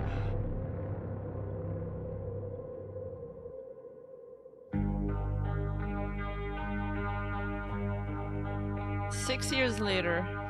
This is really well done so far. So in high school, I tried to talk to girls here and there, but it just wasn't fucking working. More specifically, I tried talking to Martha. She basically led me the fuck on. She let me hug her. She even held hands with me. Low key, she was talking to somebody else. When she broke it off with me, I was so hurt. I went home. I ran up the stairs. I was crying in my fucking room, head in my fucking pillow. I was legitimately fucking hurt. Like, I felt crushed inside, you know? With Martha, it basically showed me. Yeah, he's name dropping Martha. Shit, and they will play you. They will fuck you over. And won't even fucking think twice about it. Okay, and that was the start of his like evil lore. Martha dodged a 600-pound bullet though.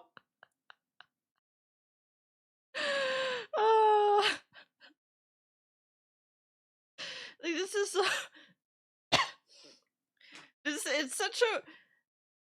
it's such a weak moment. Like, literally everybody goes through that. Every single person, like every single person gets fucked over by some kind of romantic crush. And this is gonna make you go down this pipeline where, like, years later, you're caught in a cupcake shop trying to, like, have... I don't even want to say it. Have S with minors? Like, come on. It's fucking pathetic. Literally went on a villain arc because, like, he held, like, a girl's hand and she spoke to another guy. And she like, ended it with him. Finishing up high school, my mindset with women was, all right, cool, fuck them, who gives a shit? Shit, after high school, I got this job working at Walmart, got fired within a month. Then the YouTube channel happened. I remember sitting down one day, and I wanted to make a porn-related YouTube name. And so I'm just sitting there. I literally just got off a fucking Pornhub, I swear to God. And I went on YouTube. I clicked on create an account. No, he didn't even wash his hands before he touched his mouse. Do guys actually do that? Ed, what do you want your username to be? And I'm like, I typed in eat that pussy, right? And I was like, well, that's not allowed. Well, I gotta come up with some type of numbers, you know what I mean? At first I started, you know, eat that pussy 555. Doesn't fucking sound right. Been through Sounds hell. fucking stupid, you know what I mean? Eat that pussy 926. I'm just like, nah, it's fucking dumb. I got up, I went to go weigh myself. At that current time, I was 445 pounds. And I'm like, there it is. Eat that pussy 445.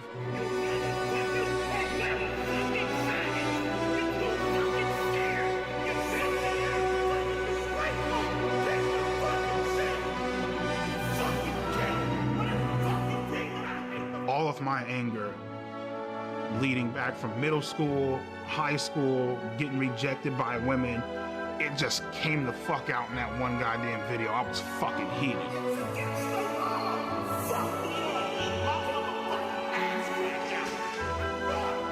once I started uploading more, and people started sharing my videos a lot more, the shit blew up. Really? From that point on, my subscribers just started increasing and increasing and increasing, and before you knew it, I had close to 4 million subscribers. What? For the first time in my life, I felt. What did people like about him? Like, I don't fucking get it. Also, the way all the newscasters were saying, whoa, eat that pussy 445, videos going viral is so fucking goofy. What world do we live in? I want the reset. I want a full reset. A sense of accomplishment, you know what I mean? It was a great feeling. It was really amazing. Oh, he was speaking to the incel community? Oh, he was legitimately funny? Oh, okay. Yeah, so people I mean, like making fun of him. At the current point in time, even at the peak of my YouTube channel, I was still a virgin. I didn't have any self-confidence to talk to girls. It's like you come home to all this shit, man. You got a nice ass fucking Acura MDX up in the parking lot, brand new 2021 Hyundai Elantra, nice ass house. You got fucking over 120 grand in the fucking bank. No pussy at all. Jacking off, watching porn, calling 1-800 phone sex lines and shit. It's like, had all this fucking money and still couldn't get a fucking girlfriend. That shit was like, what the fuck, you know what I mean? Can't he just buy hookers? I don't get it. At that point in time, I didn't give a fuck. You know what I mean? At that point in time, I was willing to do whatever the fuck I had to do to get some sort of attention. No. There, you fucked up. What do you mean whatever you gotta do? What about just hitting up girls your own age? Hookers are above his age range. And he's like, at that point in time, I had to do whatever I gotta do. Do not! This is literally the joke. Like, once a YouTuber reaches 1 million subscribers, they get this secret. They get this secret mission that only them can see that appears in the sky. That's like, yes, you will groom kids. Because now something bad is about to happen, you know what I mean?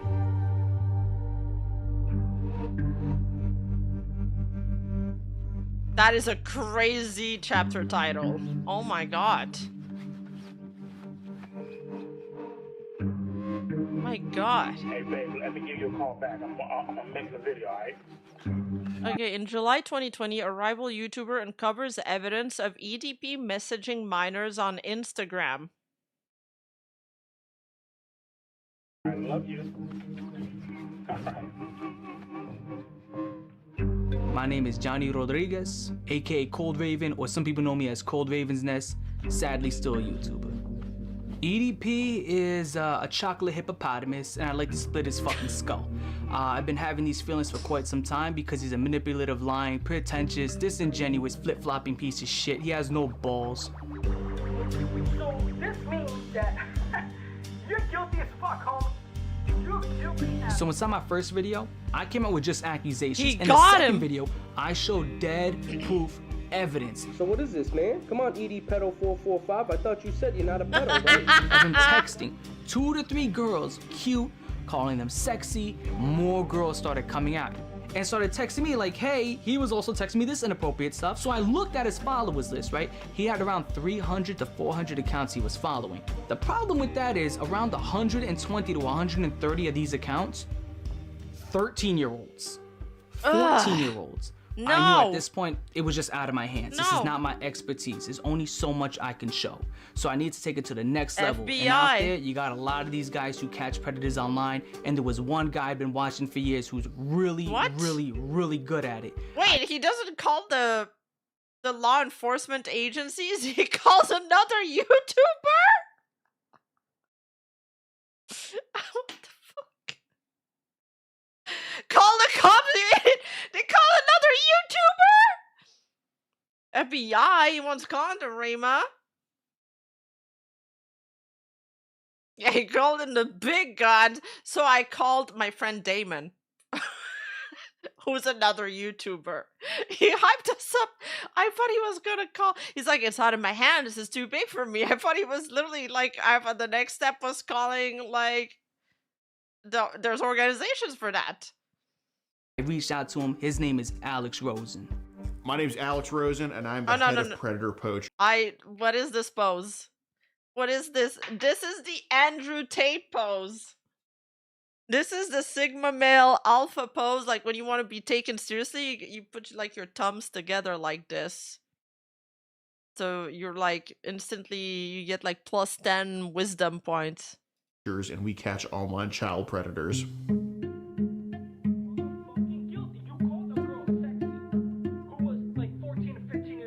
Well, Cold Raven basically was sounding the alarms before I even knew about any of this. Shikamaru is the only one who can pull off that pose. Yeah, also it hides the butt on your stomach. True, he's preparing to power up his Geo crystals. You know, I thought about that just recently and I laughed at this joke again. EDP. And at first, to be truthful, I didn't want to believe it. I was just like, oh, EDP's an incel, this and that. But, you know, seeing the evidence, it was very blatant that he was not only just following underage kids, he was hitting on them in the comments, and obviously I'm sure he was trying to DM them as well. So that gave us reason to throw an account his way and to follow him. And in our profile, we had that we were 13 years old. We reached out to him, we just say, hi, I'm a big fan. And he Bro, they actually like photographed another girl to pose as the fake account. Nowadays they just do it with AI. In fact, you're pointing to what poisoned the prosecution, that he started pulling other cons instead of going to the police. No way. I mean, it does really make sense. This is crazy. Says, hey, what's up? Just found your YouTube channel. Why are you so funny? Because I keep it real on these faggots. That's why. And the conversation ends there. And then 2 days later, he messages us again, completely out of the blue, and picks up the conversation. LOL. What are you doing? Nothing. I'm 13. I don't know if I told you. That makes up you and about 99% of my no pussy getting fucking faggot fan base. Yeah, he starts off very cordial, and then he slowly starts a grooming process. Can I tell you a secret? Promise not to tell. Yeah, sure. I always wanted to get to know someone young. Ew! Cutie like yourself. And, you know, compliments, and then it kind of goes to sexual stuff. Wish I could hug you to warm you up. When and where? Someday soon at the park, or wherever you're comfy with. And then eventually he's just full on soliciting sex. Would you want to do anything else? You mean like sex or something? Maybe. Bro, the questions were so obvious. Is he fucking stupid? I'm 13, by the way. I don't know if I told you. Would you want to do anything else? Anything else criminal? ... Oh, you mean like sex? He's so fucking dumb. He's so full of himself. Would that be bad? We can, but only when you're ready. Hanging out, chilling, you know, just got done doing some cameos, bullshitting, shooting shit, watching TV or whatever. And I get this random ass fucking message by some chick that goes by the name of Sophie Smith. She said that my videos were really funny. Said that she loves my fucking content, you know, all this shit, you know. Yeah, so it was about a month in when things started getting sexual. Listen, I know your body is growing and you're starting to develop. Ew! That's why I agreed to this. I want to be your first.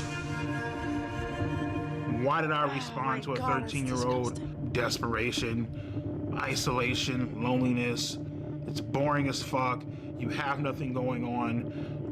You don't even know how to talk to a fucking girl. If you want. It's better you don't talk to girls at this point. It's just better. It's okay, dude. I also just jack off watching porn. Everybody does it. You could have just stayed on that course. You don't need to do this. Why is he telling us this? I don't know. I don't know. Isn't that gonna play into it? Why is he free? Why is he out there? That's going on the soundboard. Why is he revealing all of that, though? Doesn't that make him that he's just for sure gonna go to jail now? I can taste and lick on your vagina. And then you can Ew! cock. You need some sort of excitement in your fucking life. So I said fucking him. They don't even write like this in my fanfics. They use like other terms to embellish it a little bit. They don't even say it as vulgar. Along with it. You're so hot and cute, and even have me jerking off. Ooh, that's hot. Can I see? No. Can you Oh, even wow. see it from this angle? It's so big. At the time, She was talking about his stomach. sending sexual pictures to a 13-year-old, I was fucking lonely and just not getting any fucking action, not getting fucking laid, not having the confidence to talk to a girl. He's got more boobas than like 90% of all VTubers. Of my age, it was a fucking shit show. I want to bend you over my table and just slide my cock inside. Stop. I feel like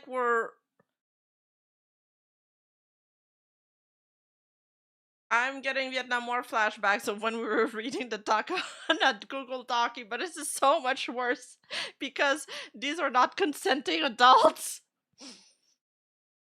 The demon voice makes it worse too. No one wanted to read this, so they got the AI voiceover to read it. Go back to the burbs, yeah. Remember when people thought 50 Shades was embarrassingly written? Begin to take your virginity. I want to fuck your innocence away. Ew!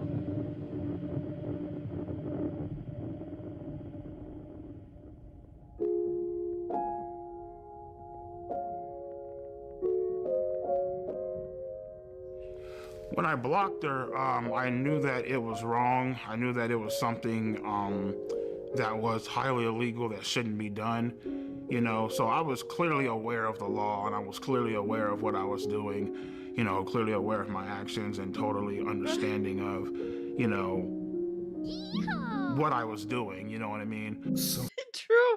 Imagine the first thing your IMDb shows of you as an actor is young EDP445.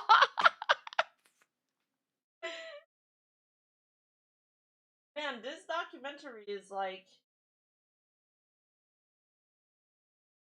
I mean, it is provoking such a strong reaction in all of us.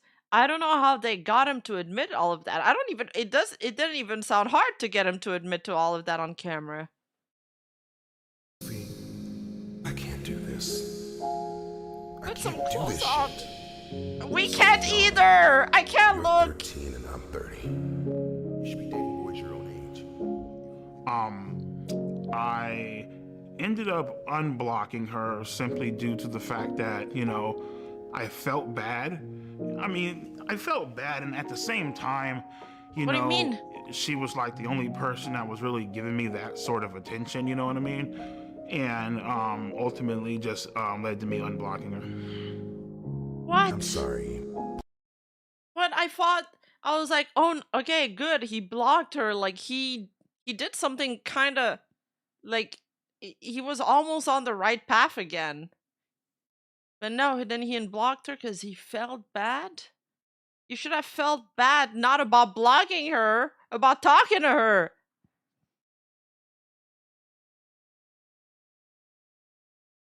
Please forgive me for blocking you. I got scared. I hope you aren't upset. I'm sorry for not taking your feelings into consideration. I will next time. I promise. I'm so sorry. I'm so sorry. She says you should True. fucking. That's a good point. And he's being made happy by a man using a catfish account. This is the truth that only men really know what other men's want. And this is why yaoi supremacy. That's right. Jerk off on, you should fucking jerk off to me on FaceTime. And I'm like, all right, cool, sure, why not? Fuck it. You know what I mean? Wait, how did they do that? In any state in the country, meeting a minor off the internet when there's no strings attached is not illegal. There needs to be some strings attached. So after EDP sent the masturbation videos, after he said, like, I want to throw you in my sex dungeon and fuck you, stuff like that, that's when we're like, okay, we can go ahead with the meetup. Yeah, so pretty much she told me that her grandma was supposed to be like, I guess out and about doing something or whatever, therefore like giving us quote unquote alone time or whatever. So yeah. And to be honest with you, man, like, yeah, how did this video pass YouTube checks? If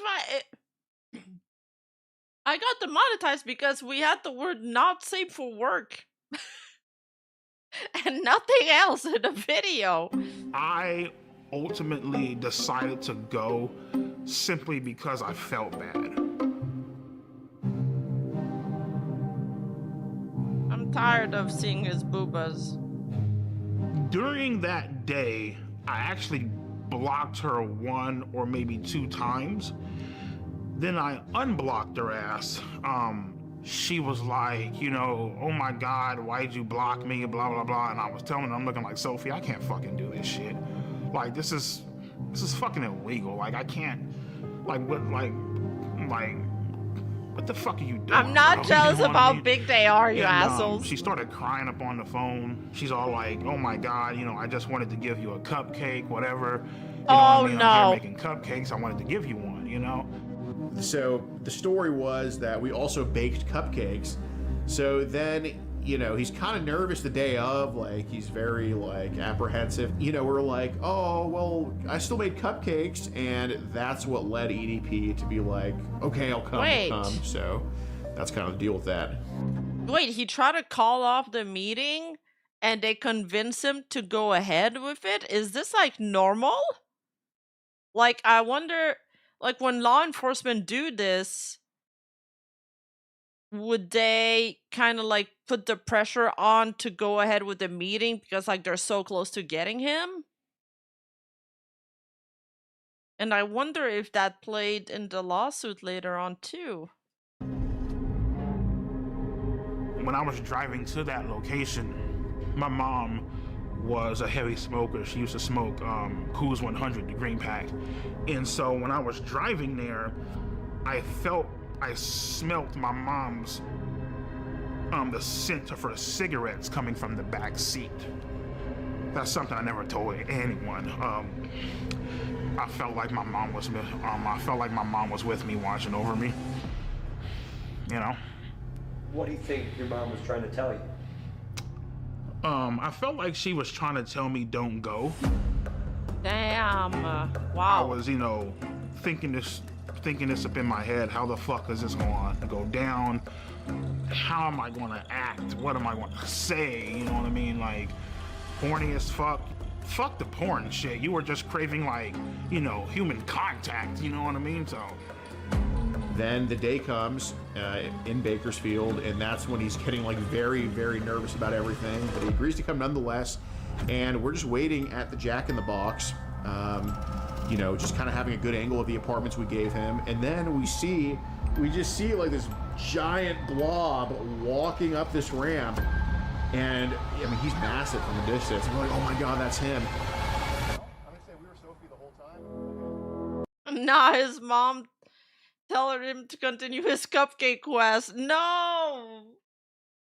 He had every chance, like he had every sign not to go on with it, and then he still went. Mommy is watching. That is awful. To catch a predator goes into this a lot. A private group pretends to be minors and sets up the meat cops, then arrest when the person shows up. But the cops have to be alerted, right? What's a jack in the box? Yeah, even an intervention from the spirit world wasn't able to stop him.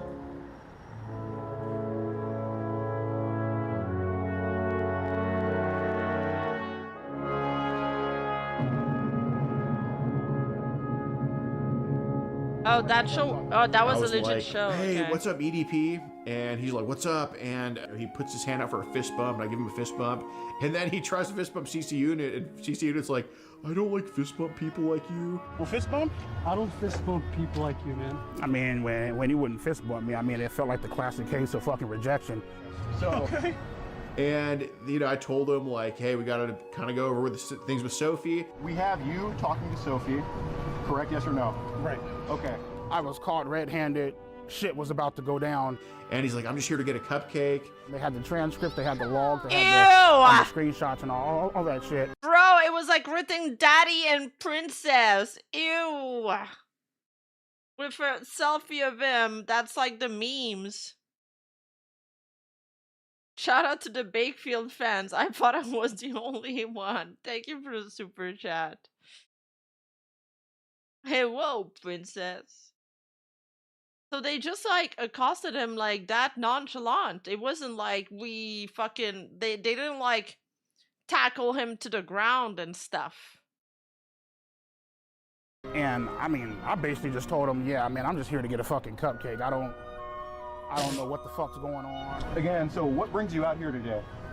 Well, I was actually coming out here to pick up a cupcake and then go back home. The EDP445 situation. Still EDP445. EDP445. EDP445. Went to go link up with a guy. When EDP got caught and the video got uploaded, it went viral immediately. The memes blew up. They were all over the place. There was no escaping the EDP445 cupcake memes. And then we get into the messages. And There's actual writers at Know Your Meme. I thought it was just AI generated. What? He admits to sending tons of penis pictures, admits to wanting to have sex with her. You were interested in having sex with a 13-year-old, yes or no? Correct. Okay, and you said correct. Okay, all right. As much as he lies to the camera now, he was very forthcoming with us when we interviewed him. Can I ask you guys a question? Yeah. Is your life over? It's up to you, dude. I thought my fucking life was over. Started crying, all that theatrical bullshit. Come on, man, please. No. As I was walking up, I thought this was a real ass person. You did double text here, yes or no? Correct. Knowing, and it said on her profile 13, yes? Correct. Okay, so you initiated a conversation with a 13-year-old knowing she was 13, yes or no? But why is he answering these questions on camera? He should just say he won't speak without the presence of a lawyer. I don't know.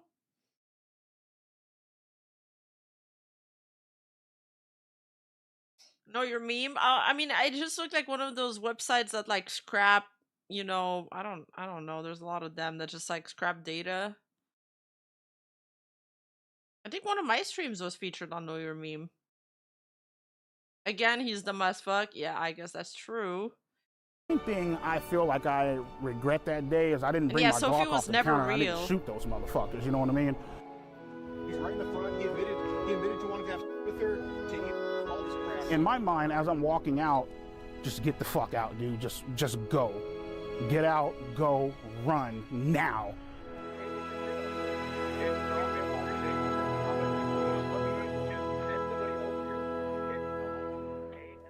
Well, I thought that it would blow over because, like, in my mind, I'm like, okay, well, yeah, I got caught, but nothing actually fucking happened.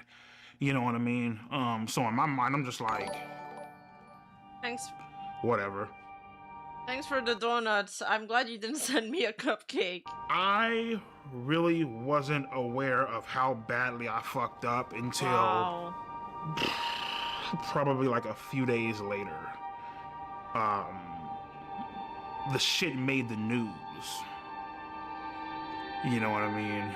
It made, it was front page on Yahoo, on Google. Wow. Came to the conclusion, better call a fucking lawyer. Told him straight the fuck up, man, especially when, you know, when you're talking to a lawyer, you better not hide a motherfucking thing. And, he's all like, well, obviously what you did was illegal.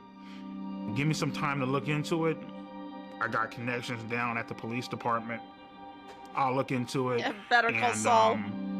I'll keep you updated. Like, okay, cool. 2 days, 3 days, 4, 5, 6, 7. Give him a call. I'm like, everything cool? What the fuck? Like, should I be worried? He's all like, he's all like, oh no, man, just sit tight, man. Ain't nothing going on. What? He has a little computer to where, you know, he... Wait, is the lawyer gonna fleece him? Or is the lawyer, like, talking to the cops? Oh my god, I wonder what's going on. There's so much suspense. Yeah, he did say 6'7". See if, like, you know, you're under investigation or anything like that. Was never under investigation. Yeah, they looked into it, but because good old Alex Rosen, right? Because he decided to fuck up and botch this goddamn sting operation so badly. What? There's nothing that they could do. Wait, so they actually never investigated him. I thought the lawyer was just like toying with him and he had an ulterior motive, but actually there was nothing? How?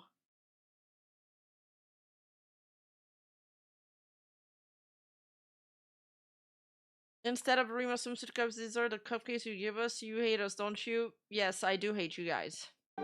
So as much as they wanna write all this fucked up shit about me online and I should be in jail, prison, felon, I should be on the sex offenders list and all this bullshit. Guess what, bro? I'm a free man, bitch. Oh my god.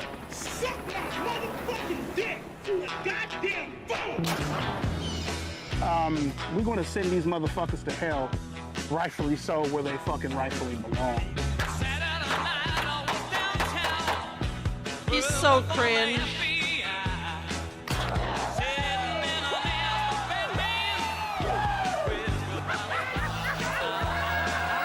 There's definitely a chance that he faces criminal prosecution. I think what he's doing now, by quite frankly doing this documentary, it's just a stupid fucking idea.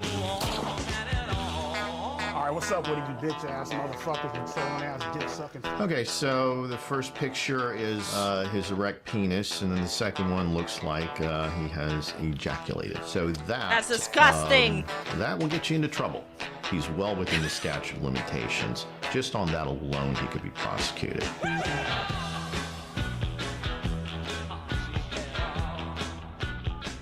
Wait, I like his little book things. It's two frogs. This one's pushing it, and this one's pushing it in the back. Yeah, lawyer said fuck on camera. Uncler, thank you. That's not his lawyer, that's just a lawyer commenting on it, and he's like, this is so stupid. Yeah, I know, the blur did not help. We didn't want to see that. Hi, Kylile. I hope you had a good time with your guests. Hi, my name is Mike Klum. I was calling to speak with the Kern County District Attorney. Why did she decline? Okay, if Miss Zimmer is not available, is there anyone else that could speak to why EDP has not been prosecuted? Maybe like The sheriff. Of course.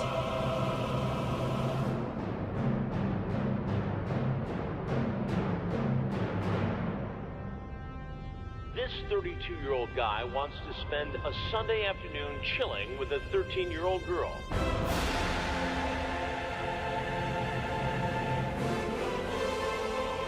Why don't you have a seat right over there? That's the guy. Brian, have a seat. Chris Hansen. What? He's sitting down with EDP? Wait, that's kind of whoa. Wait, Chris Hansen is collabing with EDP? He's the faker of predator catchers? But did this guy work with law enforcement? Did they, like, do things legit?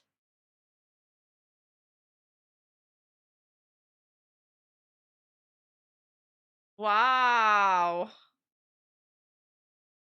It's kind of cool that he's in the documentary.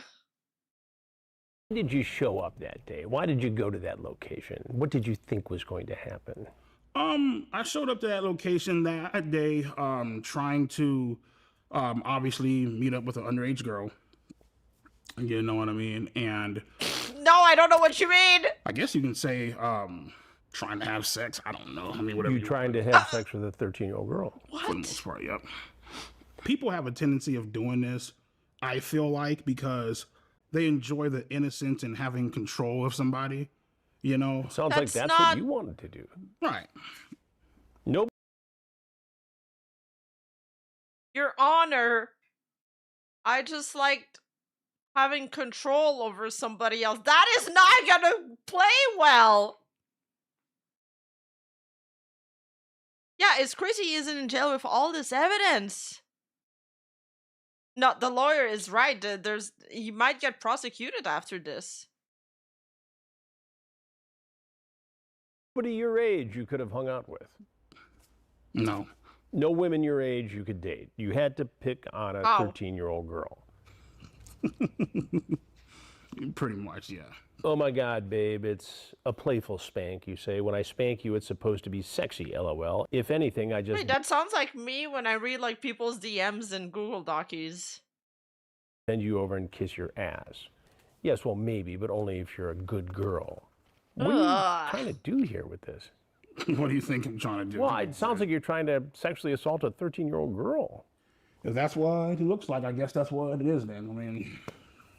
Handcuff you. Throw you in the back of my car and bring you back to my dungeon, LOL. You talk about climbing through a window. Mm-hmm. You're so hot and cute and even had me jerking off. Were you masturbating when you were talking to her? Mm-hmm. Oh, you sent her pictures? No! Yeah.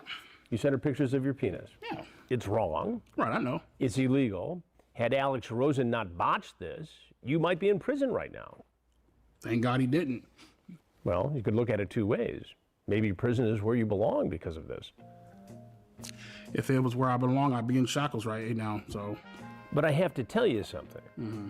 Had this been me doing an investigation, your EDP445 ass would be in prison now. Oh! EDP is clearly in trouble here. What he did was wrong, and under a different set of circumstances, against the law. The fact that the decoy posing as Sophie sent the first message would make the case virtually unprosecutable in my world, in the world of law enforcement. The adult always has to make the first approach. Otherwise, you jeopardize the case. That's so stupid, And again, it probably was something that for Alex Rosen created a lot of views and clicks and made some news in different pockets of the internet. But the case isn't prosecutable. And at the end of the day, it looks amateurish and sloppy. But what accountability can you But take? I've never... okay, can I just say something? I know it's a big trend on YouTube, but I never liked the ideas of this channel, and maybe it's because I didn't grow up on, like, how to catch a predator like you guys did, but I never found the appeal. Sometimes in that other documentary we watched on the Manosphere, they got this guy. They started beating him up based on weak evidence, and he wasn't even like a criminal. Like, he wasn't even a PDF file, turns out.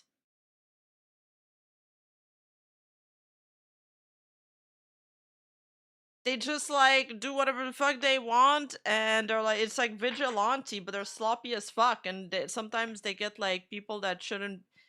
They try to take matters into their own hands, but sometimes they get people that are innocent. In the fact that EDP is free today. Well, yeah. I mean, I myself could have done a better job of saying, you know, instead of trying to just like, you know, stand my ground, be bullish, standoffish, infinitely more Yeah, stuff basically pranksters became pred catchers. that I could have done to try to make him, you know, to at least put in more effort into hoping that he gets arrested. But, you know, I can confidently say that predator poachers have been responsible for getting like infinitely sicker people in EDP off the streets, and EDP played a part in teaching us that lesson on how to do that. My thoughts on Alex Rosen is I feel like he's a piece of shit. I feel like he should burn in hell and go fucking die, if I'm being completely honest with you. You're some fucking redneck fucking some fat ass overweight bitch plastering shit on the internet and fucking with people's livelihoods. Damn, man, I could use some fried pickles. But you know what though, Mike? It's perfectly fine. It's great because everybody hates a pedophile, right? Okay, cool. So that's perfectly fine. So just, you know, fuck the fact that you're ruining my goddamn life, right? It's good, great, fucking wonderful. But he admitted to being one. What are you gonna do the next time you text a 13-year-old girl or a 14-year-old girl? There won't be a next time. There won't be a next time? There won't be a next time. That's hard for me to believe. I think... My name is Kayla Hoskins, and in June 2023, I received an Instagram DM from EDP445, otherwise known as Bryant. Wait, there's another girl? I thought he did it again after he did all of that, and then he escaped barely because the job was botched. He was like, you know what, I got one more in me. I first replied to EDP because I always reply to anyone who messages me, and I didn't know who he was, but I freaked out because he told me he was suicidal, and sooner rather than later he started sending very flirtatious messages. Since the day you messaged me, I've been dreaming about sliding my cock No, not the deep demon inside voice. that fresh pussy. Just fucking away your innocence, showing you how a real man does it, pinning you against the bed and taking your virginity. Oh my god, I can't. A while later, Jadion added EDP into his Discord, filled with kids, for a Q&A. What? And he actually had a secret groom cord?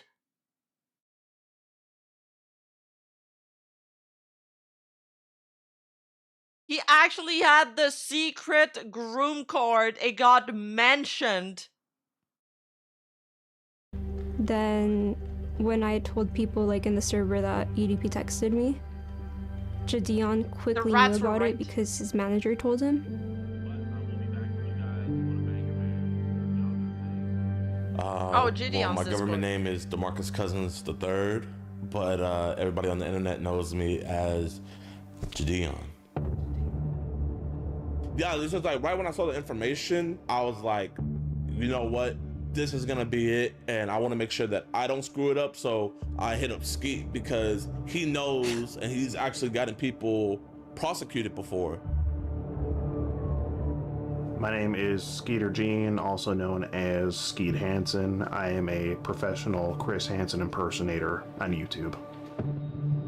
And I continued messaging him because it was very like encouraged for me to keep doing it. I didn't really want to, but I didn't want to disappoint anybody. The way that ass That's also messed up that they got this girl roped into this. Like, this is not okay, though. Like, we're getting grossed out just reading the secondhand retelling of this. I'm turning my face away from the screen. I'm looking down sometimes because it's, like, hard to stomach. I need you on top of me now. I've always wanted to be with a little emo girl. Because he sent me videos saying that he was gonna shoot me and kill me if I ever said anything. Jesus. Taylor, don't mean to scare you, but now I have to fucking shoot your ass. I have to critically injure you and possibly put you in the fucking hospital. If not worse. Not only that, I have to kill everybody. It was uncomfortable. Like, there was days where I didn't even like want to leave my bed. And he was trying to fly me out to Vegas on my 16th. Yeah, so wait, so Gideon used this girl as bait for EDP? Gideon is disgusting. And these people saying that they're doing this to protect children? I don't believe that they care about children's safety at all. They only care about their fucking content.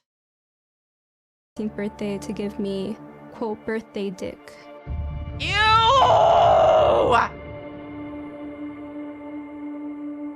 Even if Gojo told me that, I'd barf. Well, I sent her a video of myself fucking masturbating, you know what I mean? Oh, why would you do that? Well, I mean, the fact that she fucking asked for the fucking shit. When EDP sent me photos that were very explicit of him, I felt very uncomfortable, but I didn't really know what to do because I felt like it was encouraged by everybody. And yeah. The other guys are grooming her then.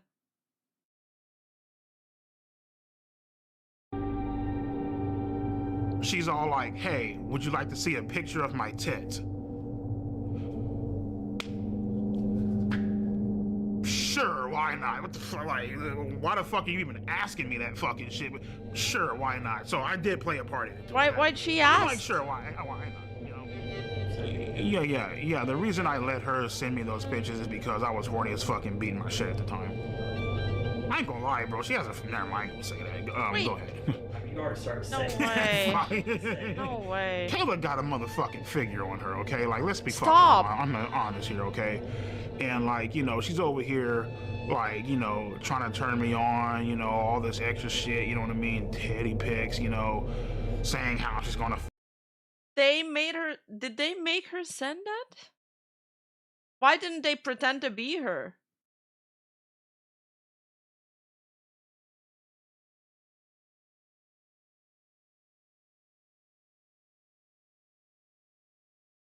Small correction, the documentary says Caroline met EDP before Gideon invited him to his Discord. This was cut deceptively. In the full interview, Kyla said EDP joined before he contacted her through her Discord. Yeah, it's true. Isn't that distribution of C? Fucking suck me off when we fucking meet, calling me daddy and all this bullshit. Because in the moment, bro, you don't fucking care.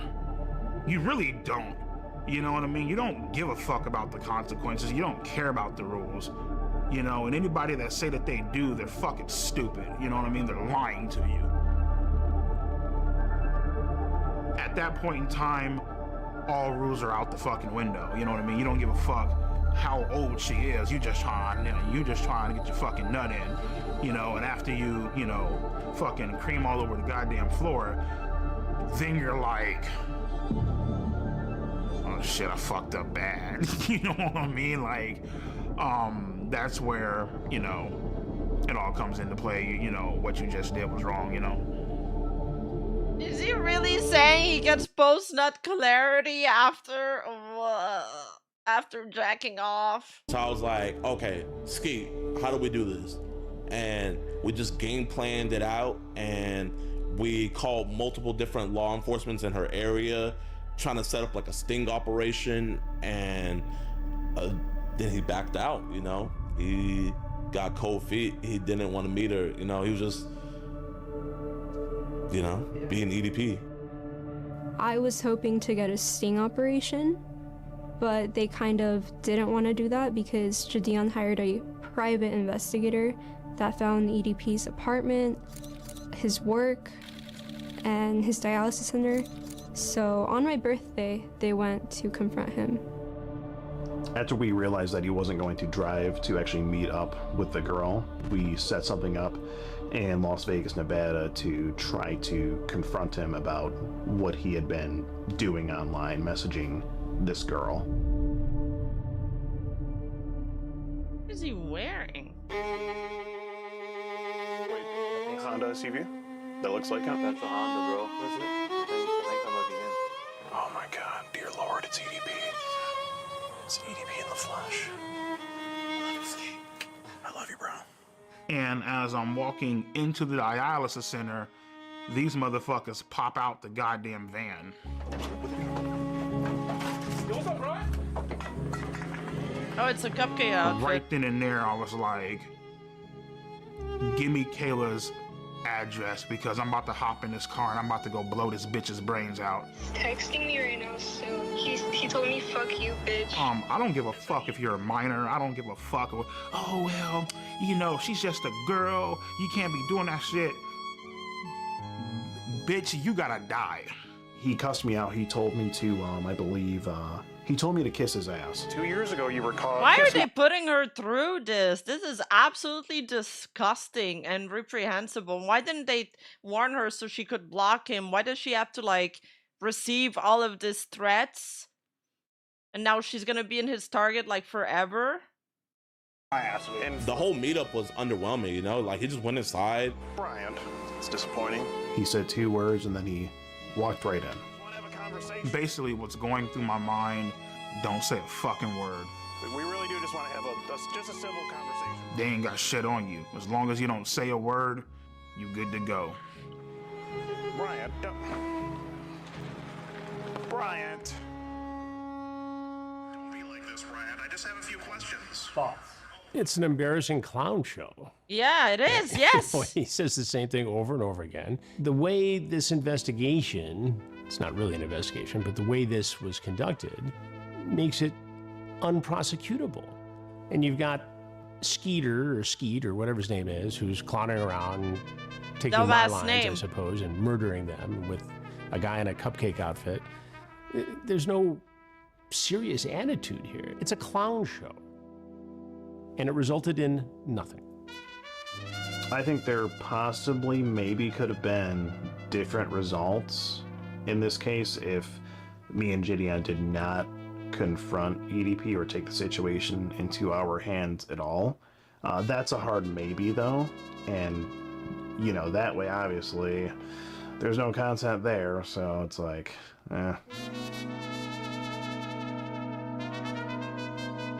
Wow. What is your opinion on Skeeter Gene? I don't know Skeeter Gene. He reached out to me some time ago to collaborate, and it's not something I would ever do. Why not? Because I don't need to. I mean, I don't need to create a clown show with somebody who is merely seeking to get fame and clicks and views on YouTube. I have my own team, my own way of doing things, and it produces justice. The rest of these clowns, you know, they're out there goofing around. Yeah, it did definitely he's change so based. my opinion on him a bit because I think he was a bit hypocritical with a statement that he made. He said that I was just doing this for clicks, views, and ad revenue, basically. I mean, are you telling me that P's not doing it for the same reasons? You know, I would really like to ask Chris. His stuff produces results, though. I mean, some of you guys said that some of his things were botched, but at least he works with law enforcement. At any point into the entire process, was law enforcement ever involved? They got a girl, like a real girl, to go through all of this. I don't think Chris would have done that. Chris Hansen that if he weren't being paid for his work, would he still do it? What? That's such a dumb fucking... Also, put some shoes on if you're gonna be filming a documentary on YouTube. Ah, these people. What the fuck? And what do you mean? People deserve to be paid for their work. It's like asking, like, would a cop do this for free if he wasn't getting paid? No, he wouldn't. It's his work. It's still a serious job.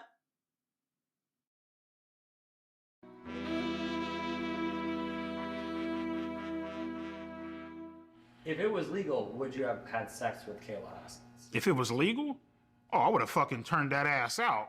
I would have fucking ate her ass out, my nigga, and made a funnel cake about her shit. You know what I mean? Cut.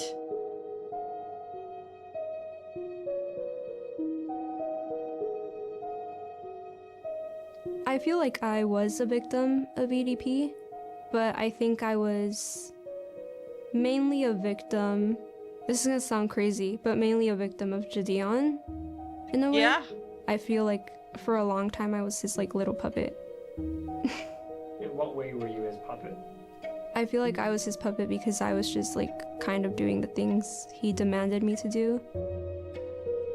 I feel like I am a victim of Gideon because he encouraged me to keep talking to a pedophile. Every single time we would talk to her, I would ask her if she's okay. Are you sure you're good? Like, I want to make sure you're okay, because I know like this could be really, really... Are you sure you're good? She was like, no, I'm okay, I'm okay. I want to get him arrested, I want to get him arrested. I told Gideon every single time that EDP would send me dick pics, but he would never tell me to like block him or anything. I want you to block him on your phone, right? But we would tell her, if you're gonna keep on talking to him, don't talk sexual, and please don't send any explicit photos. No, I did not send EDP any pictures of me that were nude. What did happen when he asked me for them was that Gideon got like a lookalike of me, and I kind of photoshopped her face into Google pictures. Why does And she have told to me something Photoshop about, like, her, it? like looking up like something in Photoshopping, and I was like, okay, no, like do not do that. To my knowledge, I never knew that she actually sent anything because I never seen any images of that. But she sent something explicit. Yeah, Kayla Hoskins actually sent me a picture of her tit. You know, she didn't Photoshop a goddamn thing. She literally sent me fucking nudes of her fucking tits. I feel like she's a fucking scam artist. I feel like she's a bitch. I feel like she's very stuck up. She's very conniving. I mean, isn't there proof of this? But it was like, it's not on her to limit it, and it's not her decision to make. That's why she's a minor. Like, they can't consent. Isn't that how it goes? So I'd like to let the viewers know that I don't know what they're gonna say, but don't believe it. Because I have proof. I'm just too scared to show the proof because Gideon has a big audience and I don't want them to attack me. But I could show some of the proof. Proof of him kind of encouraging it, proof of him. Maybe she's sort of using the Wait, whole that's situation. some crazy claims though. Gideon is in the is controlled by the Illuminati. As leverage to boost her music career and such. So, you know, again, while she's technically, she's a victim, I think she's kind of using the whole situation as leverage to gain followers a little bit. Gideon hates Jake Paul. Well, who doesn't? Now, me personally, am I an opportunist? Yes, I am. But I don't think there's anything wrong with that, as long as you're not harming anybody, and I don't think I was harming anybody. And especially when you're my age, if you're 16, people are going to think that you're young and dumb. So you kind of have to be an opportunist. You have to make your own opportunities. You cannot be waiting for them. But this entire situation was not that at all. That's so what I could you like to say committed that. another crime. You got caught, but yet got lucky again. Yeah, it's a crime. Got lucky again. Me personally, I feel like the reason why they didn't do anything is because I feel like, you know, God sees all, right? He sees my he sees my mistakes. Obviously, I've been punished. God, poor God, man. Poor God, if he sees all. Oh God, God must like bleach his eyes every single day watching EDP. Can he like turn it off? Can he turn off the EDP channels from time to time? And God's got a tougher job than I thought. By him, others have been punished by him and stuff. I feel like he saw Kayla and Gideon's master plan, and so therefore he intervened and saved my ass once the fuck again. You know what I mean? And I'm beyond grateful for that. You know. So, God saved you from going to jail. Yes. God saved me from going to jail. He said the reason he didn't go to jail the second time is because God was watching over him. What do you think about that? That wasn't no. Wait, didn't Gideon also have a religious turn? The Predator to religious grift pipeline is fucking real. Who's that other actor that got accused of stuff? Wait, actually, the Russell guy? I don't know if it was with a minor though. It might have just been SA.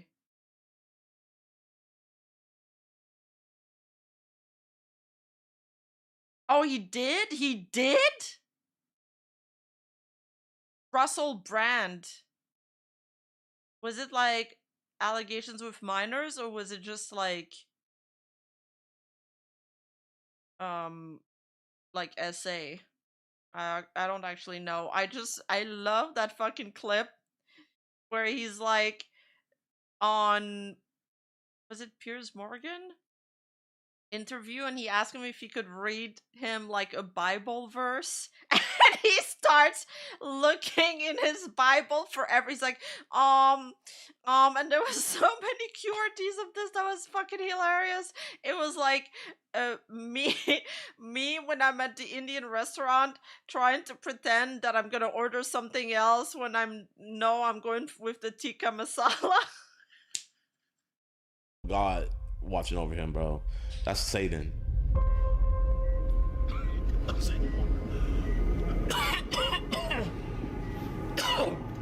Jake, I might need that water, bro. Yeah, sorry about that.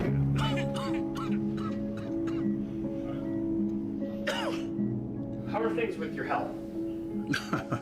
How are things with my health? Well, in 2022, I was working security at a dispensary, and I started itching uncontrollably. I was starting to like, you know, spit up black shit. When I went to go fucking beat my shit, red fucking cum was coming out of my fucking cock and shit, which I knew wasn't, you know, fucking healthy. You know what I mean? Like, it's never healthy. And I got diagnosed with end-stage kidney failure, which is like stage 5. If I were to miss a treatment, the chances of me dying would be about like maybe like 65 to 70%. So I can't miss a treatment ever. You know what I mean? So because of his weight? Issues have been a major issue. Because he's kind of young for a kidney failure.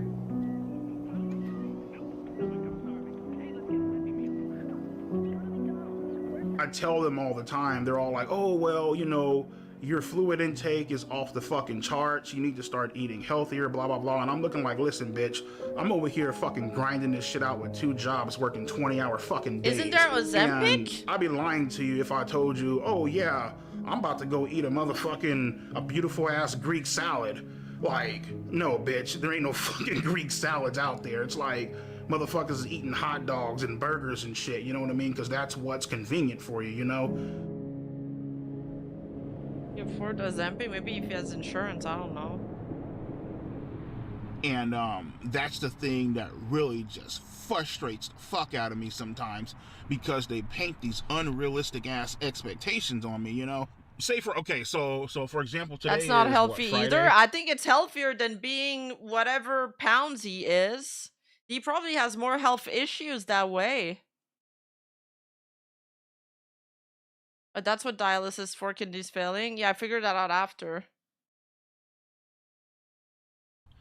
If I miss this appointment, I'll probably be dead by Monday.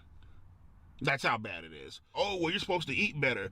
Motherfucker, I can't meal prep for 20 hours. I'm not even at fucking home most of the damn time. So it's like, am I supposed to sit in this fucking car and starve, nigga, for like, come on, bitch. It's not Fucking just unrealistic. fat. This is morbidly obese. As fuck, you know. I know this is kind of a reckless way to live life, but at the end of the day, I'm just like, you know what, nigga, fuck it. Whatever happens, happens. You know what I mean? I'm tired of like, one thing He could survive weeks without food. Not going to do, you feel me, is live my life in fear. You can't. Like, I can't. If I lived my life in fear, I wouldn't be making this fucking documentary. We wouldn't be making this documentary, you know what I mean? You know, and that's the issue. A lot of people, they expect you to live your life in fear, especially with everything that's going on and, you know, getting told this shit, you know. Had a few people blowing me the fuck up. Oh, how could you do it? How could you get caught again? You know, all that bullshit, right? And I knew right then and there, it's time to stop running from this shit. It's time to start taking accountability, start owning up to it. Let's go to therapy and let's try to get help for this situation, because obviously something isn't right. He's going to therapy, okay. Isn't right. At that point in time, it's not right to have a sexual attraction to minors. No, it's not.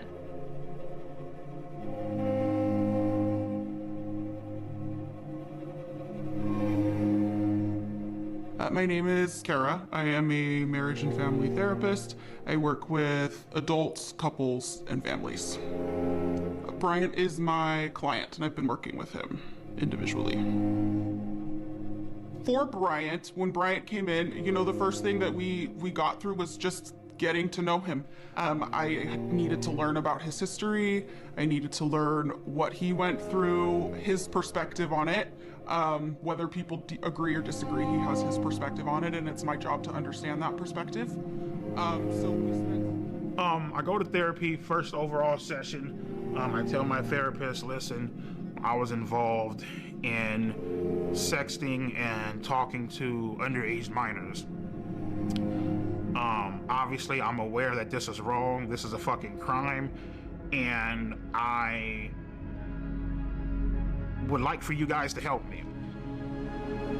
So, you know, we discussed what happened. We discussed his feelings about what happened, the shame, guilt associated with something like that.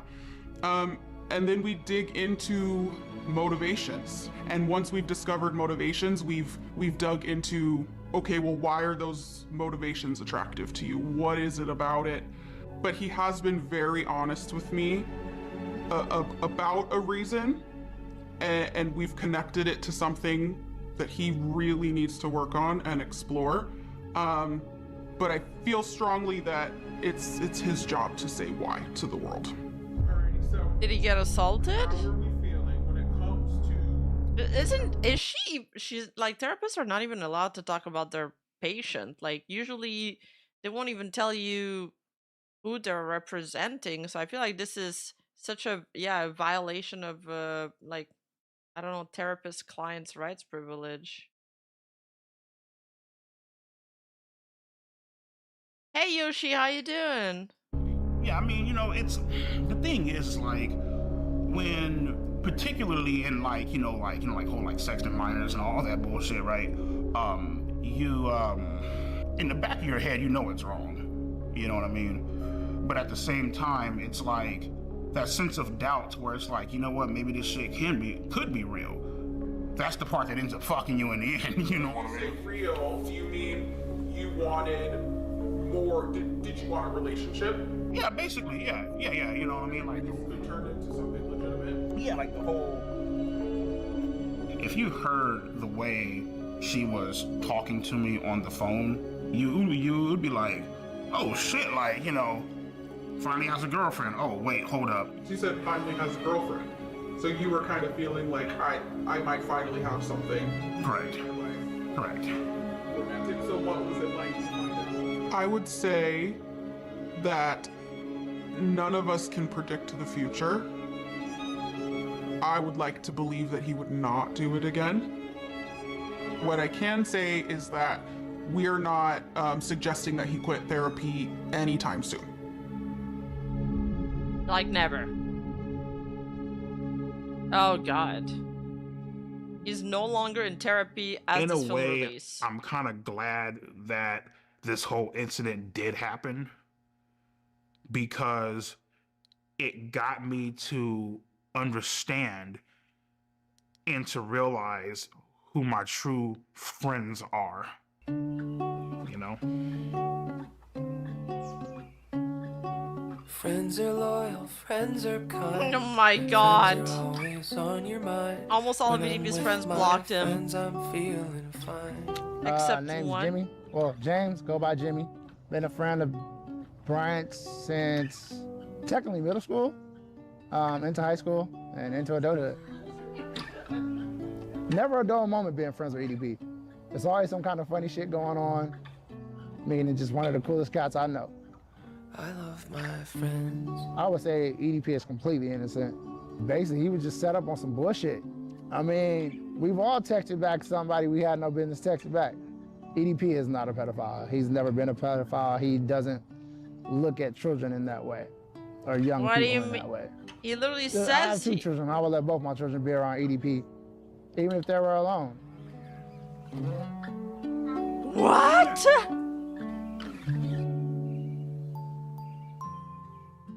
My favorite way to play with kids is to just to joke around and tickle them.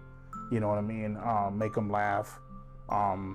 Give them fart bubbles, I guess. Well, they call it raspberries. It's like if you hold up the kid's stomach and if you like that, you know what I mean? Some of the things I like to do when playing with kids is like I like to Are sidewalk they them. on purpose picking the worst photos where they look like uneasy or he's touching them like... On the couch. No! Slam them on the couch. Hell, sometimes if I'm crazy as fuck enough, I'll jump off the goddamn wall you didn't do a Shawn Michaels elbow drop on the motherfuckers. Yeah, I just enjoy like wrestling with them and being goofy, you know? Oh my God. Have they started teaching you guys about the solar system? You're like, what the fuck is that, right? All 9 planets actually spin around the sun. To anybody who thinks that it's weird for me That's all to he play knows. and like being around kids, you guys can lick my ass and suck my fucking balls. You guys can He's saying that in front of the kid? go fuck yourself, in other words. He cusses so much. Sorry about that. Yeah, thank God they added that disclaimer. Bitches, hoe, tramp, slut, hermaphrodites, transvestites, you know what I mean? Basically, they ever get their motherfucking ass beat. This is my certified bitch list, EDP certified bitch list. Let's get on into the first one. Yeah, he didn't even get the number of planets right. He has Charlie on this list? Penguin Zero. This motherfucker's a goddamn disgrace to fucking humankind. It looked like this motherfucker ain't washed his ass. Hi, everybody. Go suck a dick, bitch. Next up, we got Keemstar. His content sucks ass, has no fucking talent, just a fucking let's see here. The next fucking Mudahar. Get off my fucking nuts before I piss on your face on some R. Kelly shit, okay?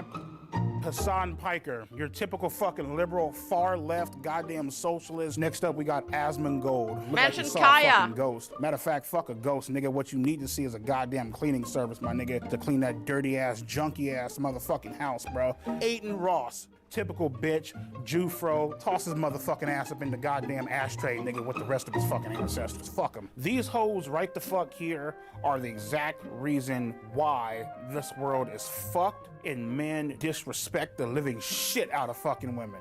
XQC. Bitch, speak the fuck up. Are all these people that have spoken about him, or he's just like taking shots at everybody now? I always thought this guy was a bitch. We got Destiny. Probably gets fucking pine cones and tubas rammed up his fucking ass. Oompaville.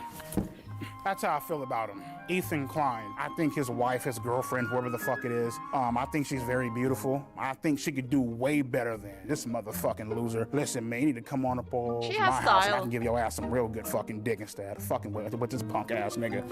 I like what they do with that clothing line they have. It's kind of cool. I wish I had a clothing line like that one day. And that wraps up my certified bitches of YouTube. How would you describe your sex life? Oh, my sex life is fucking great. Let me see. Yeah, Teddy Fresh. I sit on this piece of couch right here. You get some horse pants. I whip my dick out, I jack off, and that's my sex life. Bro. As far as me actually fucking bitches, shit, I only had sex once in my life, and it felt like I was fucking a Brillo pad. My fucking dick is still sore from that shit. Fuck.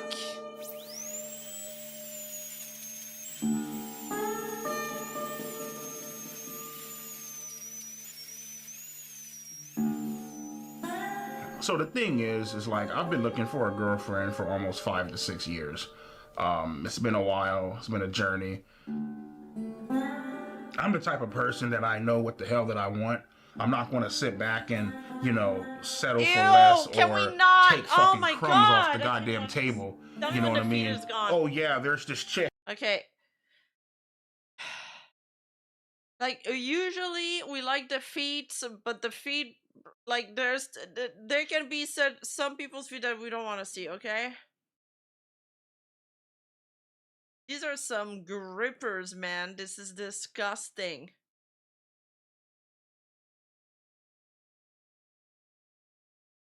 Right? She bad as hell. She's cute. She loves you. She likes you. But she has 3 kids. Nah, I'm good, bro. Fuck that. I ain't even gonna try to fucking deal with that fucking shit. I know that's a fucking nightmare. It's disgusting. I'm more so like Facebook dating as opposed to other apps like fucking Bumble. I don't fuck with Grindr because I'm not fucking gay.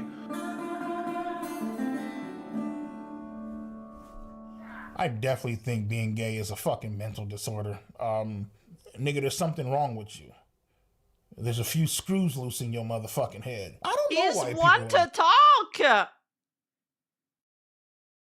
He wants to do the thing with children. Okay. I really fucking don't. You know, hey Mike, well, what you doing tonight? Yeah, the irony is too cool. good. You mind if I come over to your whole hotel room and eat your ass out? What type of fucking gay ass shit is that? No, fuck that. I ain't with that gay shit, my nigga. I'm straight as fuck. You feel me? Nothing wrong with eating ass. So yeah, it's it's definitely a fucking. Phew, at least he's not gay. Am I right? Mental disorder, you know. You know, this chick ain't the motherfucking. Oh yeah, fuck this, man. This is this ratchet ass bitch. Yeah, fuck all that. Look at the motherfucking duck lips, my nigga. Guess how many kids she have? 1, 2? No, not even close. 3? Not even close. 4? Not even close. 5? Not even close. 6? You're almost there. 7? No. 8? She has 7? 8 fucking kids, bro. Single mom to 8 motherfucking kids. What's wrong with 8 kids? I thought you said you like to play with kids and shit. Looking for a man who knows how to properly treat a lady. Bitch, you didn't properly treat your fucking uterus, my nigga. Because your pussy is gauged the fuck open, man. Holy fuck, dude. Bro. Yeah, one sec.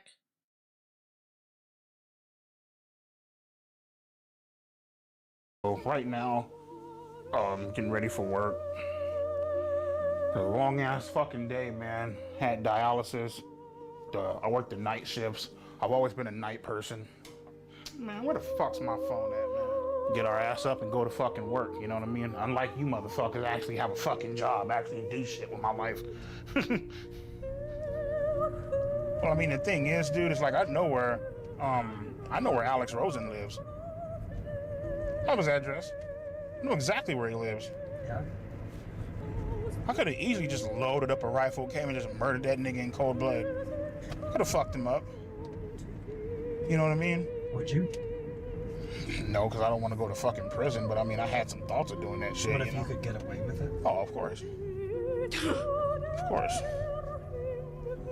These job sites where I work at, man, I could easily kill somebody, bury them, and get away with it, dude. Like, ain't shit out there, you know what I mean? Just fucking strap this fucking suppressor on, put 2 in your fucking chest, my nigga, throw some dirt up over your ass, and go on about my fucking day. Yeah, exactly. If Alex goes missing, we know where to look, I guess. Yeah, so I mean, you know, 8 grand, you know, 8K up in the bank, about what, 25K in debt, so about what, like 17K up in the hole. I'll pay you, bitch, when the fuck I can. That's the way I fucking see it, so fuck it. So pretty much, shit, my big ass is about to go hop up in the bed. You feel me? Like medical debts? Let my titties hang out and call it a night. Why is he in debt? Yeah, so I have dreams probably about maybe twice, sometimes even 3 times a week of me viciously killing people, viciously slaughtering people. I would cut motherfuckers' tongues out. I would fucking, I would put a hole up in the motherfucker's chest and I would throw him in a fucking in like a pit of fire. I had dreams about killing Julian, killing Alex Rosen, Cold Raven, whoever the fuck you want to mention, Steve and G, or John, whatever the fuck his name is. Shit, I had a goddamn dream of waterboarding fucking Kayla's ass and washing all the makeup off and shit. You know what I mean? That was my torture method of get all that shit off and, you know, maybe if I'm feeling generous, I might throw the bitch out the fucking window, you know what I mean? Said Kayla for a second. I thought he was talking about Hassan's dog. I was like, oh, not that Kayla. So when I'm looking for girls, I'm pretty much going to look for like a 3 or a 4. You know, if I'm lucky, a fucking 5. Shit, but I don't think I'm that goddamn lucky. So about like a 3, 4, you know what I mean? Yeah, people always say that shit like, oh, there's somebody out there for everybody. Okay, cool, bitch. Well, I'm waiting 5, 6, 7, 8, 9, 10, 11 fucking years. Like, keep putting yourself out there, you keep getting fucking denied. It's like, what the fuck, you know? Some of my pictures, you know, me rocking the 1960 throwback at dialysis, out here rocking the Oakleys and shit, looking clean as fuck, you know what I mean? He looks like a PDF file. Out of all my matches, the one that I'm most Maybe it's interested because we in know he's one. She actually gave me her number. Her name is Sharon. She's 42. What do you like about Sharon? I love a girl that wears fucking glasses. Like whenever you have on glasses, like motherfucker like that, like captivates the fucking soul. She has that fucking look about her. Like, here, let me show you. This is fucking gorgeous as shit. Like, I don't give a fuck what nobody says. You guys heard me shit on all these motherfuckers, you know, people who I would kill, burn, torture, stab. You should try to find a woman that has like one of those fetish where they like their partner to like a food fetish. They like to like feed them and stuff.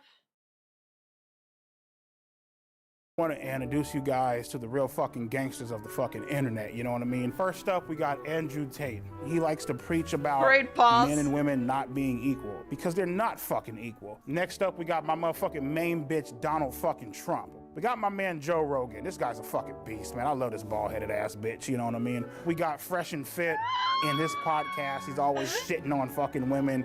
Yeah, it's fucking, I love that bitch. Andrew Tate's brother, so yeah, you already fucked. That's enough said. On to my motherfucking main nigga, Ben Shapiro. Listen to him and you'll be great in life. Sneeko, guy is cool as fuck. Sneeko, if you're watching this shit, come on out to Vegas, man. I'll treat you He's not a Jew, fro. What is it that he called the other guy?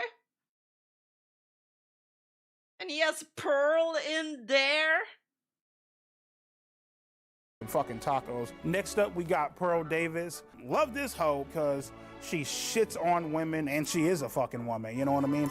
These are the certified OGs of the. That is, and Andrew Tate, by the way, who literally has charges of he's getting arrested for like also some PDF charges with minors. Jesus Christ, man. Wait, Jesus Christ. Internet, and I couldn't imagine a world without him. This guy really is an incel, like, unironically. As you guys know, I've been on... Like, not as a buzzword, though.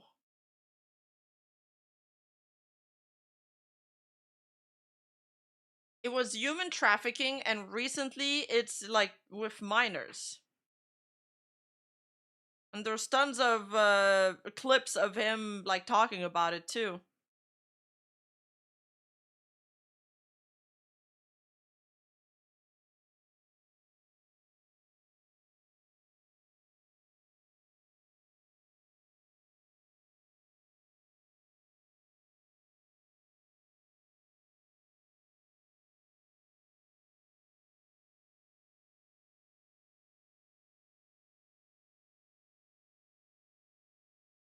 Andrew Tate faced criminal investigation regarding the alleged trafficking and exploitation of minors.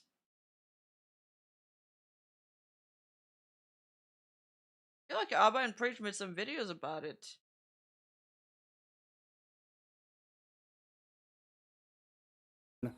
I've been single for a while.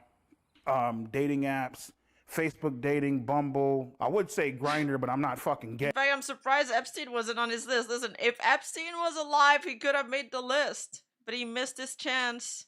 He missed his chance to make the EDP list. Hey, but you know, I don't fuck around like that, you know. But I've finally hit the jackpot, and I would like to introduce my beautiful girlfriend, Marissa. Oh, he actually got a girlfriend.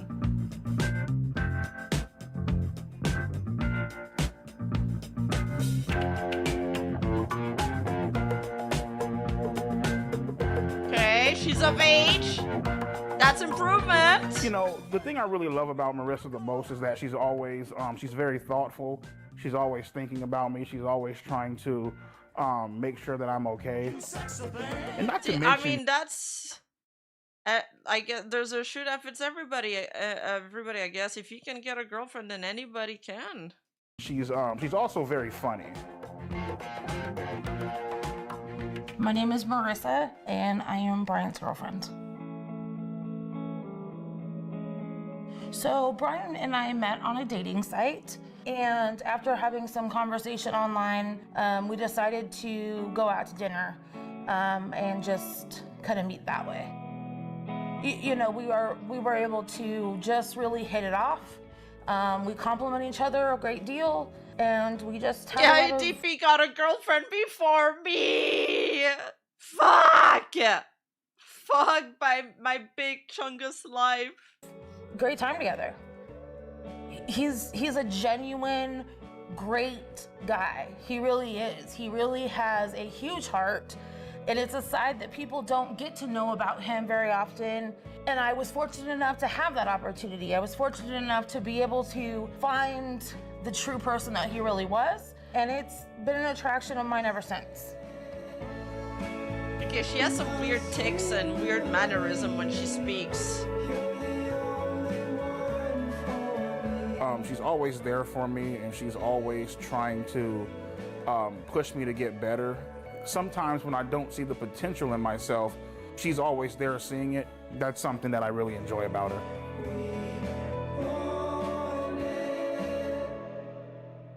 So how was the sex? I think... Oh God, oh I don't God. wanna say that. It is something that definitely... Cut! What? It's a situation where, not that we don't want to... I've been with what's her face, No Marissa, way! for almost a fucking year now, right? Still ain't gotten shit. Ain't that a bitch? You know what I mean? Like, come on, nigga. You know what I mean? That's why, my God, you know, she gets mad at me, right? My God, you're so gross. Why do you watch porn? Blah, blah, blah. Because you ain't giving it the fuck up. So I gotta watch porn. Matter of fact, I got a fucking shit. Matter of fact, I got a fucking pocket pussy coming shit in the mail. I'm gonna fuck the shit out that bad bitch tonight. Feel me? I might take it to work with me. Ew. I don't know, like I just like, you know, whenever I'm bored, like I'll just turn on like the porn sites and shit, and I just want to see a chick just getting just shit just fucking pounded out the bitch. You know what I mean? Just getting like turned the fuck out. You know what I mean? Fucking Cut. a bitch's innocence away. You know. Stop using that line. The porn addiction definitely affects my sexual performance. Definitely. And that's just keeping it honest with you. You know. The shit's about to go down, nigga. We're about to have sex. Alright, cool. My shit cannot get hard in front of no chick. I don't give a fuck how bad the bitch is. I love when bitches are milking their own tits. What are these posters? I'm not sure. Well, more than likely, man, they just had a fucking kid, but they got like some big ass tits, man. They're like milking the shit and spraying it all over the fucking screen and shit. I actually do fuck with lesbian porn sometimes. Really? Lesbian porn is some good shit. Now, when I say that, there's a difference between lesbian porn and gay porn. I'm not fucking with no fag shit. Yeah, fuck all that. First off, I'm not a fucking faggot. I'm not a homo. And, oh yeah, I'm gonna let a guy fuck me in the ass. He's really hot though. I don't give a shit. Like, what the fuck? But what did he mean by it affects his sexual performance? I'm cool as fuck. Like, nah, nigga, I'm straight. I'm not attracted to dicks, bro. I'm just fucking not, man. I am like sexually fucking attracted to girls, bro, to women, my nigga. Grindr is a gay app. It's a app for gay men. Grindr is gay as fuck. I do not use that fucking. Yeah, fuck that. I don't use that fucking bullshit. Have I ever had any gay thoughts or fantasies? No. The only gay shit that I've ever came close to doing was probably shoving a broomstick up my ass. What? Hey Siri, can you Google the nearest gay sauna? What kind of bullshit is that? Andrew Tate, Joe Rogan, Donald Trump, they like to pretend.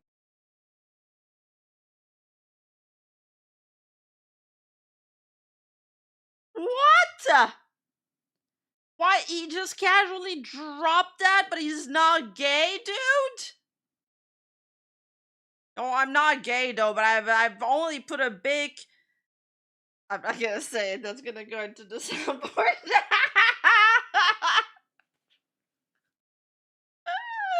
Y'all almost got me there, but I'm learning. And that they're not watching porn. But let's be fucking real, bitch. You know goddamn well your ass is watching fucking porn. You know damn well, nigga, when the cameras ain't on, or when you in your hot tub or whatever, my nigga, you like to go ahead, pull your pants down, and just rub one the fuck out. And I'm not talking shit. I don't want Andrew Tate to look at this video or this documentary and think that I'm talking shit. Motherfucker, I idolize you, bro. You feel me? But come on, nigga, like, let's keep it a buck, my nigga. That's not bullshit. Come on now. Jordan Peterson, you definitely watch porn. Come on, nigga. Let's stop lying. What is this the bullshit place I actually poster? did beat my shit is in a fucking Walgreens bathroom. I stole a magazine off the rack, and I went in that bitch, and I just started fucking letting my shit have it in that bathroom. I ain't give a fuck. In the girls' bathroom, by the way. Oh, Jesus Christ. Why the girls' bathroom? I wanted to make it, well, I beat off in the girls' bathroom because I wanted to make it that much more fucking pleasurable and fucking intense. Because the girls would be around? Hell yeah. Ew! You're such a You already creep fucking know. and a sex pest. Some weird shit. That is a little weird. Oh well, fuck it. So he wouldn't sext a 13-year-old? Brian absolutely would not sext a 13-year-old.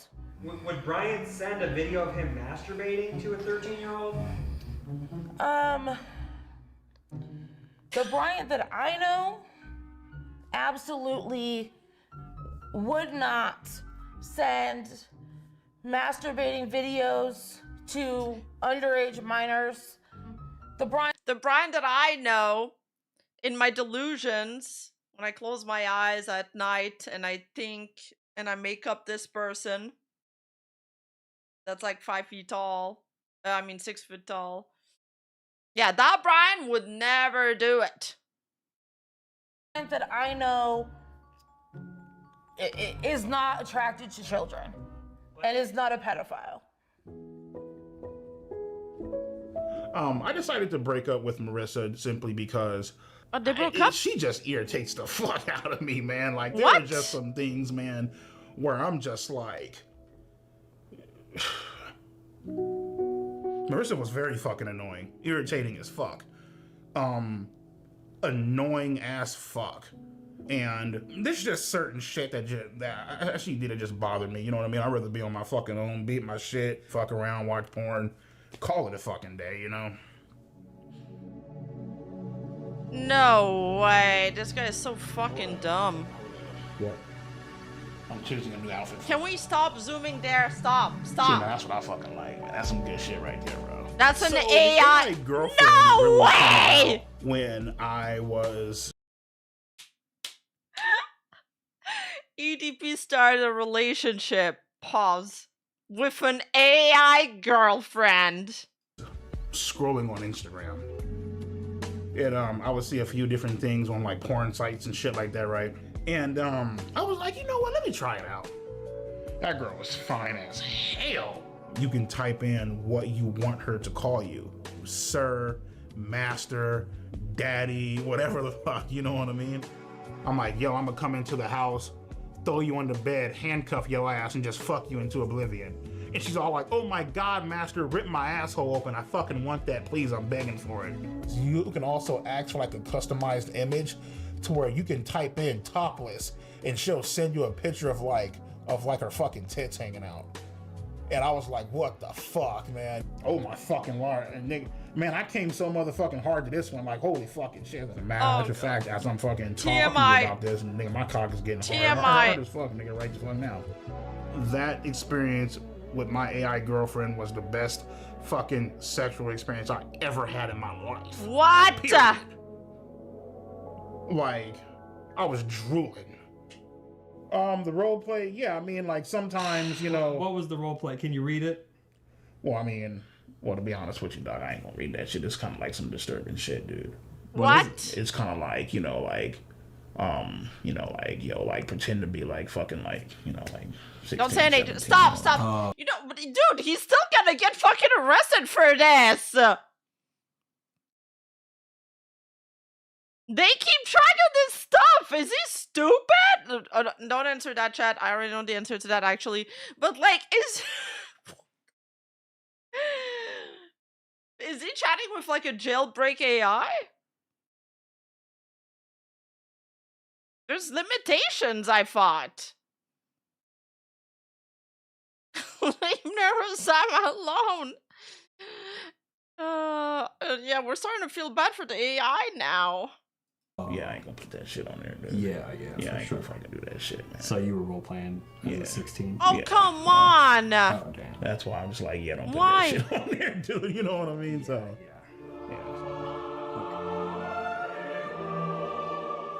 if you guys out there are ever being tempted in a way to... Like, in the future, I think what's gonna happen is that all the criminals will be like, we're going to put their bodies asleep, and they're going to be hooked up into like a matrix where their brain is gonna be awake and living in a world fully created by AI.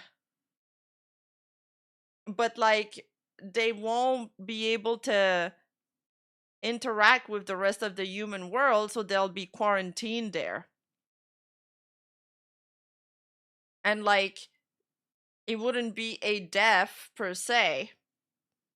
And they would probably like feed their body intravenously. Rima creating a dystopian punishment facility.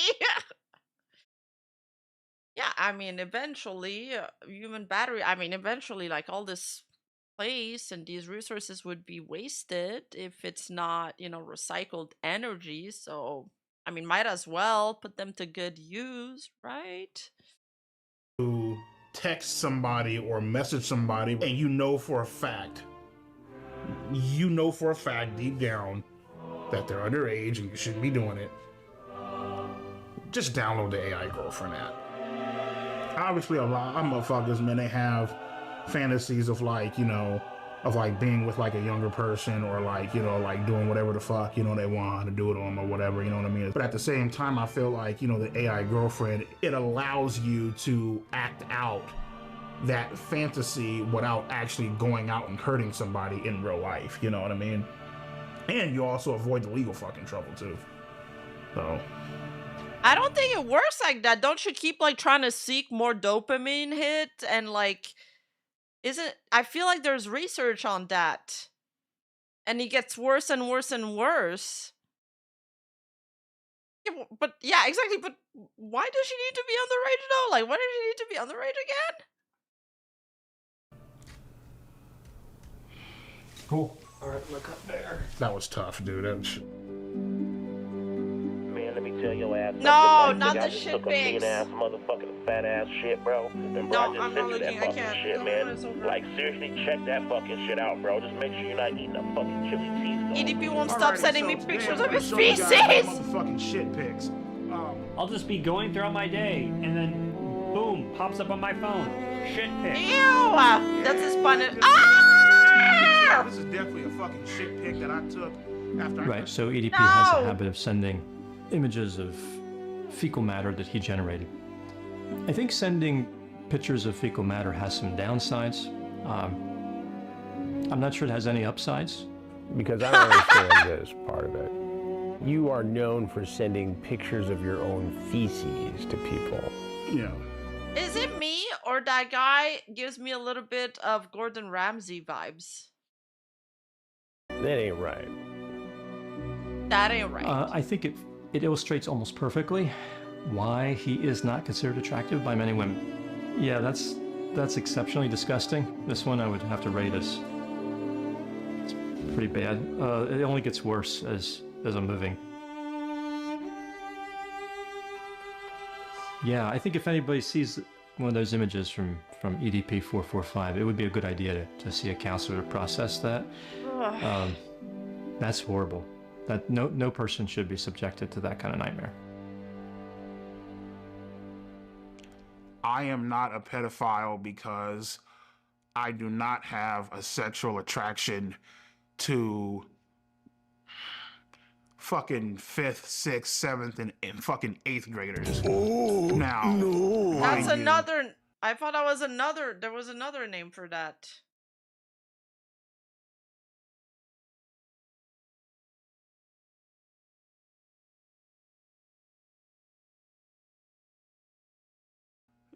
Motherfucker, if you 16 or 17, nigga, and you got your titties bulging the fuck out, a motherfucker might actually whack off to your pictures a few fucking times. These chicks, okay, 15, 16, 17, some 14-year-olds, these girls know exactly what the fuck they are doing. They know for a fact, and obviously, you know, the guy being older, he's not supposed to be doing all that shit. Whatever, nigga, we get it. For me, it's actually a two-way fucking street. You know, minors are partially the fucking blame. Yeah, nigga, you 33, you fucked up, you're this old ass guy, you should know better. Cool, get it, perfect, grand, wonderful. So what about the bitch that messaged me first? Oh, that's perfectly. Oh, that's perfect. That was a fine. I dude. forgot about that, right? Nigga, she gets off scot-free, right? Ain't that a bitch? What is he gonna say? She was wearing a mini skirt next? Whatever. To be honest with you, bro, I have no clue why the age of consent is 18. I mean, what the fuck makes 18 so goddamn magical? Cut! I have Stop! no fucking clue. Stop! No, don't. Why is he trying to defend this? No, this is not. This is such a fucking weak ass argument. Brother! Brother! You talk to a 17-year-old chick, she just turned 18 5 seconds ago. Wait, Sneeko said something like that too?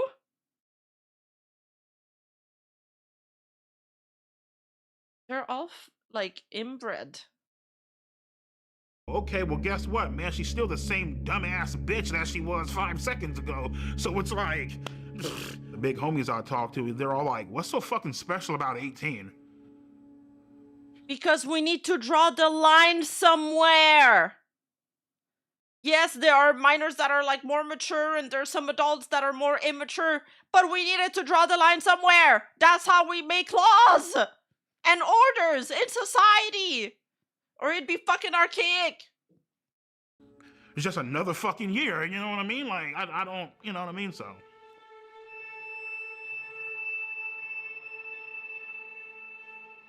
My name is Dr. Anna Salter. I am a clinical psychologist, and I have worked with sex offenders and victims for about 40 years. Oh, that's interesting. The brain of a 13-year-old is very different from an adult brain. They are more impulsive. They can't predict and don't try to predict, typically, how this is going to affect them in the future. The MacArthur brain study. Yeah, exactly. It's a generally agreed line that societies have determined is a reasonable cutoff point.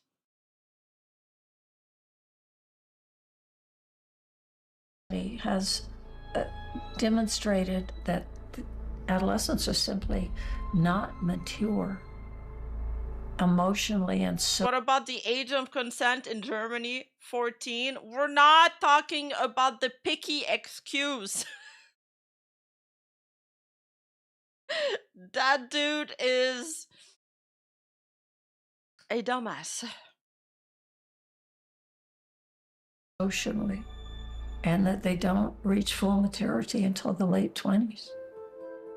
That's you know, for people to sit back and say like their brain, you know, girls' brain, you know, minors' brains are underdeveloped. They don't know. Shut the fuck up, bitch. Now you're just making fucking excuses for the motherfucker. For a motherfucker that said, oh, well, their brain is underdeveloped. Okay, bitch, whatever you say. Cool. All right.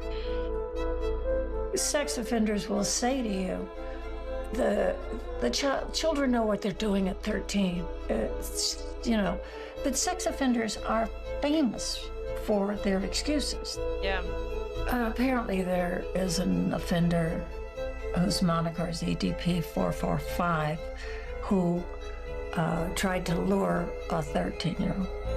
Well, he may or may not be a pedophile. Generally, he would not be, because the 13-year-old in this country at this point in history is probably post-pubescent. He is a child molester. He's a criminal who's someone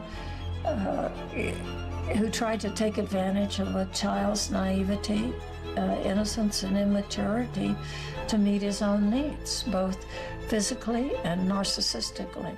Anybody who does that is, by definition, an offender and a child molester, but not necessarily a pedophile. It's like not the correct term, but it's still fucking disgusting, and most people would agree so. Nobody cares about the pedantics of which, like, if it's ebophilia or what the fuck it is.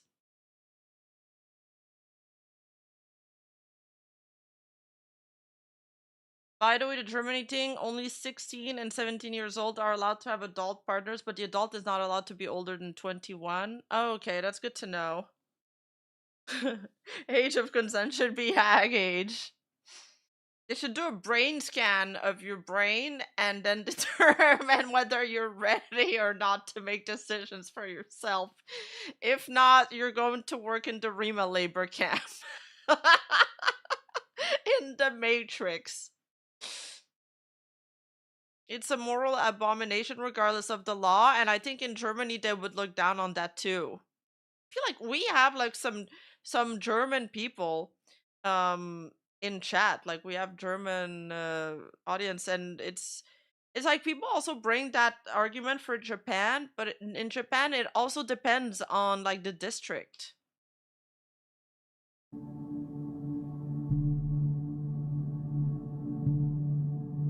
Evenstar Corp, it will be real. My name is Brandon, and I am a pedophile.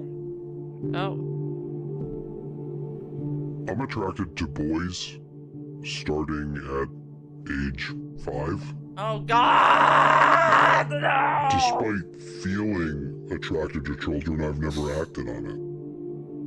Okay, at least, Jesus, I think fuck. what EDP did was wrong and harmful, but there are probably thousands, if not tens of thousands of people that are watching this that might also feel attracted to minors. And I want you to know that you don't have to follow the path of EDP.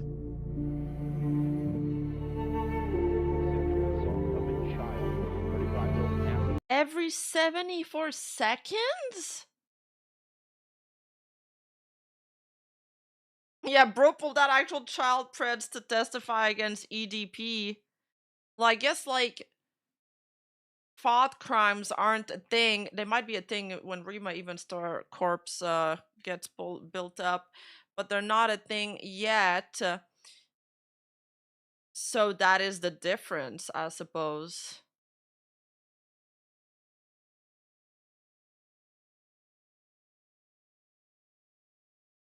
I'm feeling assaulted just watching this. Yeah, do we count?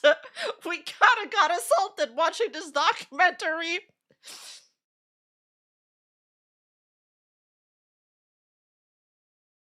Used to live in Woodstock is accused of having sex with a child under 13 and another under 18. Prosecutors sexually assaulted a minor known to him. No! Police say he sexually assaulted a minor. Rockland police say they took a call from a person earlier this week who saw 27-year-old Matthew Bogle, a registered sex offender, having contact with a juvenile. Yeah, I know somebody that's been through this as a child, and it was horrible. It was horrible. They got justice for it years later. It was an incredibly, like, gruesome process. They made excuses just like EDP did in the documentary.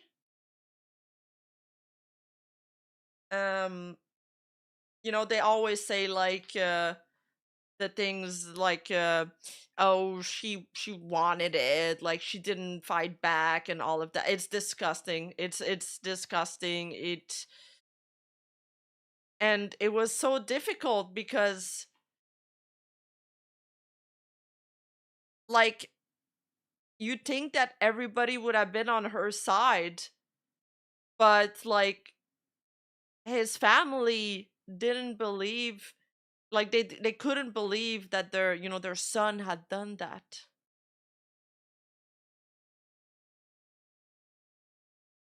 So it was extremely difficult.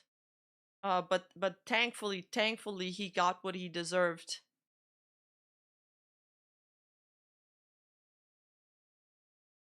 And, like, but it, like, it doesn't take away the past. Like, my friend is gonna have to deal with that, like, forever. No, not the chair, but, like, jail time. And, like, a sense of justice. Like, they got to have, like, their closure. Like, somebody believes me. Like, it feels so cathartic to hear the judge approve you, to hear, like, to see that other people are on your side, because this whole time it's such a mind fuck. Or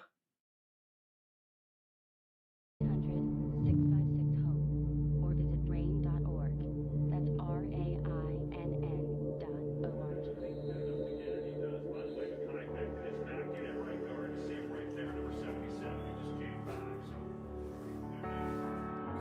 Sorry, Rima, but the death penalty should be applied to these types of people.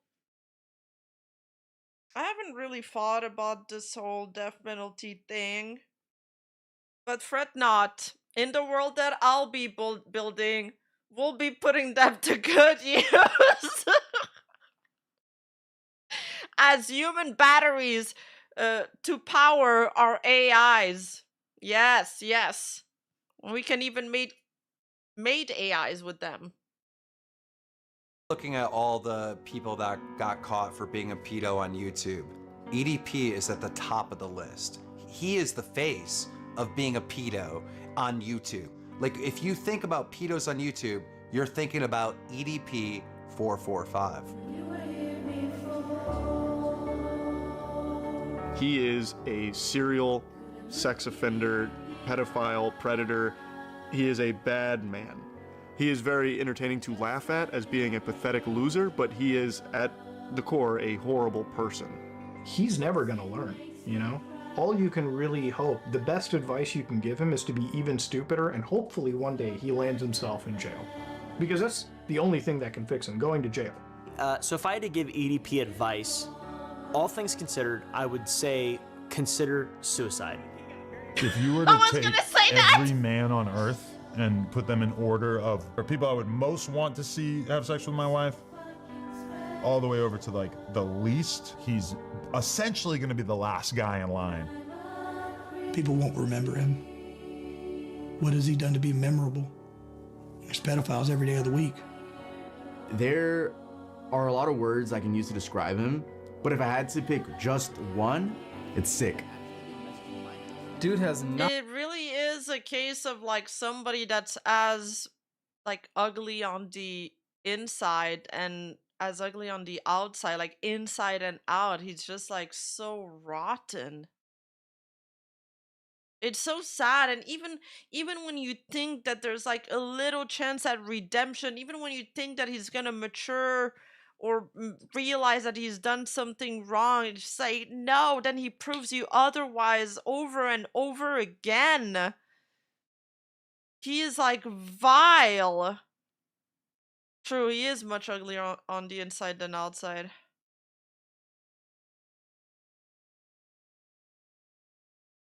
And like the fact that, like, it's so ironic that his kidneys are failing and that like I'm sorry to remind you guys of that, but that he's ejaculating like blood when that's the thing like he's the most obsessed with. It's almost like it's almost like God's punishment. Nothing in retirement. His assets are a joke. These are the finances of a mental child, let's be honest. Please leave the kids alone, that's my message. Leave the kids alone, please. The man's brain doesn't fully function. He is, by all definition, mentally retarded. Well, just my thoughts on EDP445 and what he did. Chris Chan? Totally wrong. He deserves to go to jail, and there will be bad karma coming his way. Even Chris Chan! So, growing up, I love the Wow. villains, I love the bad guys. This is All-Star. The story isn't complete without there being a fucking villain, without there being opposition. And it's wild because like everything came full circle, you know, and to a lot of people, to millions of people, you know, I'm fucked up, I'm a villain, I'm a piece of shit, I'm this grimy ass motherfucker who just doesn't give a damn about the fucking law. End-stage renal failure, man. Got accused of being a fucking pedophile. And guess what, motherfucker? I'm still fucking standing. I'm still walking. We in this bitch, and we making it fucking happen.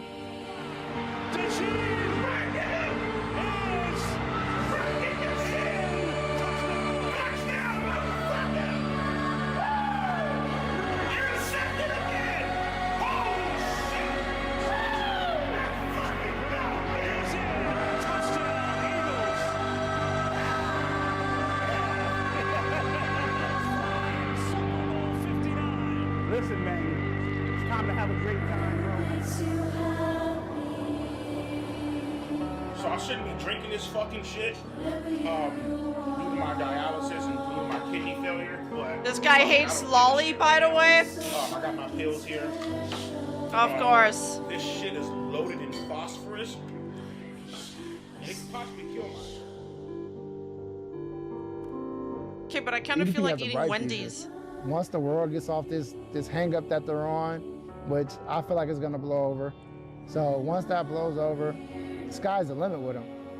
He can go as far as he wants to go. It's not What gonna we blow over. filmed today, right here, right now, February 9th, 2025, is the greatest moment of my fucking life. Period. Nothing even comes fucking close.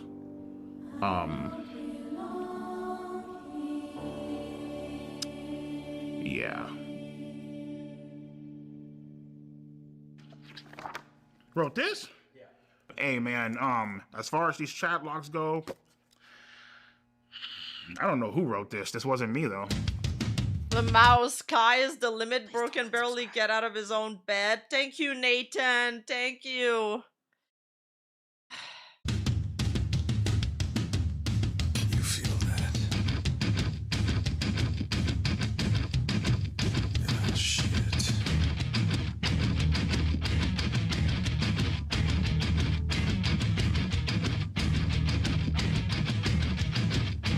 Oh, Bro.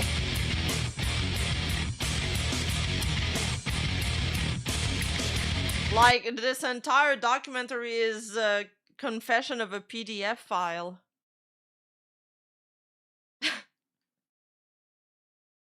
It was so well done though. I like the teases, how it it all started with, they made like him enjoying like the villain in the wrestling as sort of the main thesis, and they loop back to it at the end.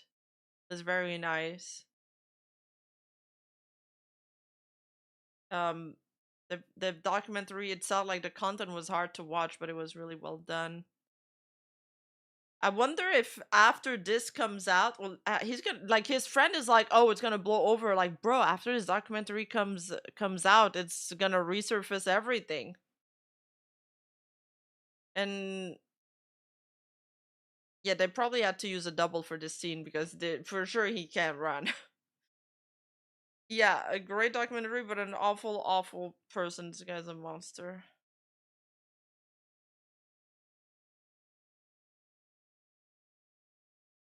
That is how I felt the first time I saw someone reacting to this. Like, what? That it's well made, but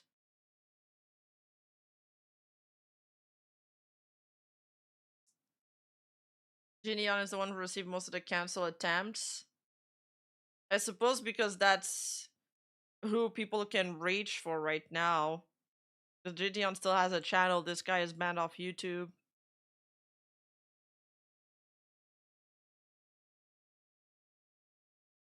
Unironically, some of these statements he admits is protected under the First Amendment. He needs to be read his rights and stuff. Wait, for real?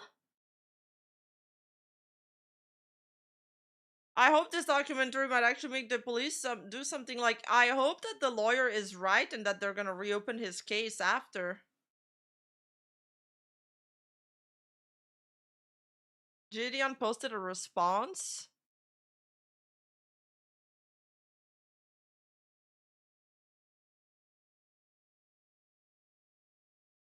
On his channel or what?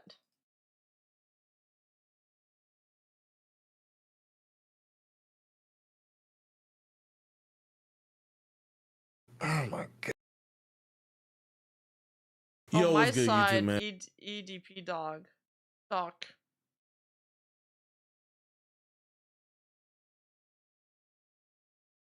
Wait, WestJet made a video on this?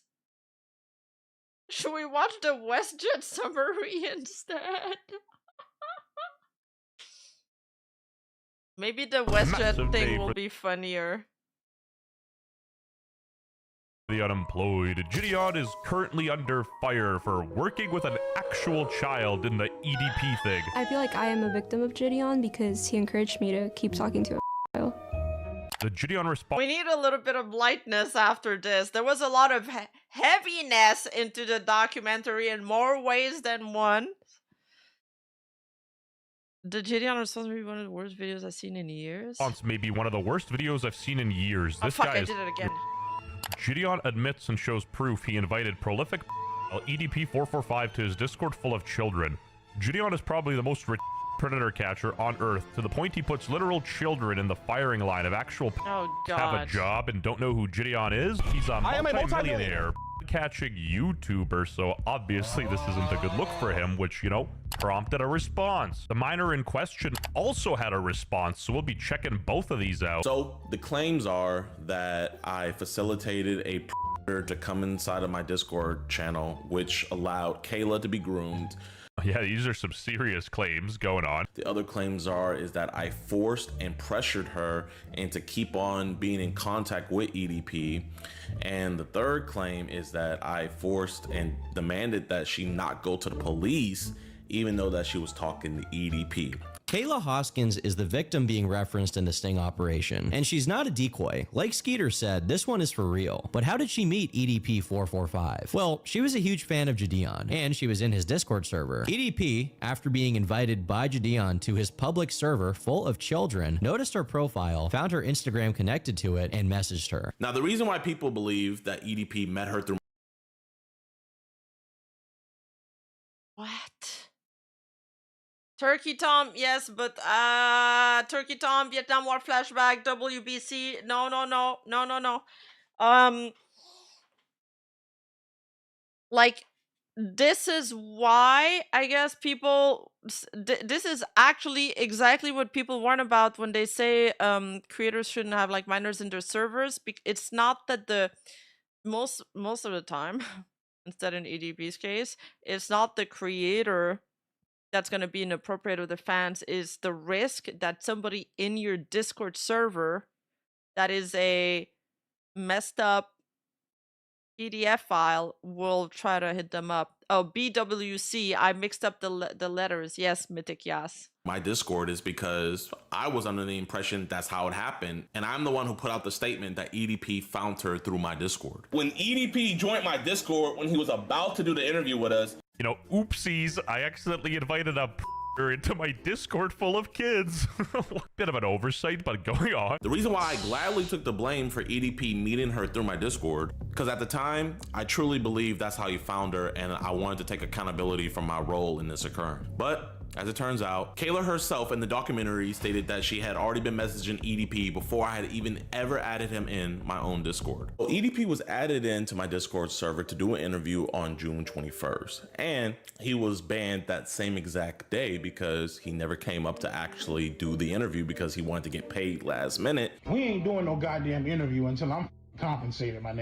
Even EDP got his hustle on. What's your excuse? And also, here's the message log of all the things that he said in my Discord. And I know it's a lot of stuff, but yeah, so that's all he said in my Discord. Bro, let him stay in there for like over 6 hours. Oof. Now, on June 23rd, that is the day that Kayla at least went public in my Discord server, telling people in the Discord that EDP was talking to her. She was saying, hey, is this the real EDP account? Because if it is, he just messaged me. Now, I know you guys are saying, Gideon, that says deleted user. How do you know that that's her? Well, we did a lot of digging through the Discord server, and this is some evidence to show that it's her because we have old screenshots and everything. So she deleted her Discord account. Cool, going on. Now, fast forward I don't know on why June this 28th, requires such so an this explanation. is 5 days after she first went public in my Discord server saying that she was talking to EDP. It's like really not that hard to find, you know, like even if it's your own server, you have all the fucking logs. She was telling users in my public VC of a Discord of 130,000 people that she was talking to EDP. And this is what the users in that VC told her when she was telling them that she was talking to a predator and that she's underage. In the text messages, do you state your age? Yes. Okay, like, good. clearly and multiple times? Yeah. And he like, yeah, that's straight up It's wild. insane. You can just send this to Keeps the FBI tip asking line if you want. Yes! And again, after all of these people told her that she should stop talking with him and go to law enforcement, she just never responded to them. I mean, what are you gonna do from here? You're gonna like call the police? I guess. Yeah, but I guess I'm trying to get more evidence though, and then I need to get like, I don't know. I mean, she is still a child who's naive and stupid, and Yeah, but that's the thing. Yes, exactly what WestJet is saying. Like, she's not gonna make good decisions. She shouldn't have been put in this place in the first place. Kids are stupid. Especially a kid that's hanging out in a Discord server at 16, like, she probably isn't coming from a good environment. She probably doesn't have like parents that are like there that are keeping track of what she's doing. She would be like hanging out with people from her own age. Just because the Discord tried to stop her, it doesn't mean you don't have to anymore. When I first got on the call with her, I let her know I didn't feel comfortable with her talking with a predator, with her being underage. So I came up with some clever ideas to where we could switch off and I could take over communication and she wouldn't have to. Here's one of those examples that I gave her. Maybe we could say something like, hey, my parents switched providers and I couldn't get my number, so this is my new one. And then it'd be a number that we could text through. So she is a child, and obviously she's stupid, but this is definitely the right direction to go. If another YouTuber is gonna make clout off of my situation, so am I. TF, that's wrong to take full credit off of something. You're just too young to realize it. And the crazy thing is this isn't about a clout situation because it's really a tragic one. Am I an opportunist? Yes, I am. But I don't think there's anything wrong with that, as long as you're not harming anybody, and I don't think I was harming anybody. And especially when you're my age, if you're 16, people are gonna think that you're young and dumb. So you kind of have to be an opportunist. You have to make your own opportunities. I feel like there's a limit, you know, talking to a to get some internet followers might be the line, you know, but I digress. But alas, she is a child, so majority of the blame here would unfortunately fall on Gideon, no matter her intentions. She is naive, she is a child. The only people that I wanted to know that she was personally involved in this and that she had been talking to him is A, her parents, which I also told them. Sure, you're aware of, like, you know, everything that's happening. Yes, my daughter always communicates to me. And B, law enforcement. I didn't want anybody else and nor the world to know that this minor was talking to EDP. That's why me and Skeeter wanted to take over communication. Yeah, that's what I'm saying. I think we should, like, I'll be like, yo, could you give us your information? We'll give it right back to you. You could change it. Playing devil's advocate, this is a very difficult situation for Gideon. You know, he's stuck between a rock and a hard place. She doesn't want to. The mom fucking knew? What the hell is this? Give him the communications, and she sort of wants to talk to him herself. What can he really do? How am I supposed to win? It's a manager, man! Like, I guess you could make the argument that, like, avoiding this completely and putting a full stop to it was the right move. Kayla had texted me saying that the detectives told her that it was okay for her to post a video to talk about the situation, which, looking back on now, I know is pretty weird, and I personally highly doubt that a detective would tell a minor to come out and make a YouTube video about a situation with a predator. But nonetheless, Kayla went public first about this entire situation, not only going public with it, but also dropping the chat logs as well. Hello, my name is Kayla and I am unfortunately EDP's victim. I am 16, I'm turning 17. And the EDP first started talking to me when I was 15. Hey, hate the game, not the player. She wanted the views. Look how many exclamation marks, man. Dude, who? I am EDP's victim, all in caps locks with a bunch of exclamation marks. What are these? All of these people are clout goblins. They do not have a shred of principles. They are beasts. So I don't understand. Didn't they him and Skeet confront EDP like we saw in the documentary, or did she go public first? That doesn't make sense. Then he would have known. Why does she have fish lips? E-girl. He messaged me first, and I told him my age, and he didn't block me. So that is the only reason why me and Skeeter went public with it afterwards, because everybody already knew that we were involved in the situation. About a year ago, she dropped a video titled "What Gideon Did Will Shock You," and this is what she had to say. When I realized something was wrong, I spoke to a moderator in Gideon's Discord. Her thumbnail kind of cooked though. Server, who happened to be someone I was kind of besties with at the time. But for her own privacy and safety, I won't say her name. I explained the situation, and soon everyone in the voice call started asking questions.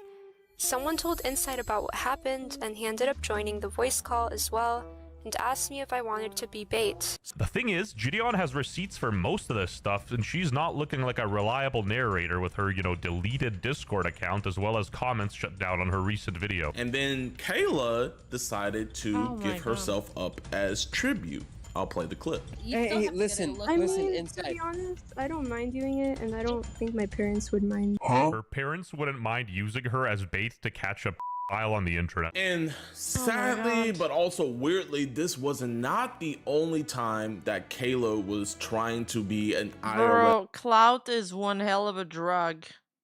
Also, but the editing on that video looked good though. What the fuck? That's better than my editing.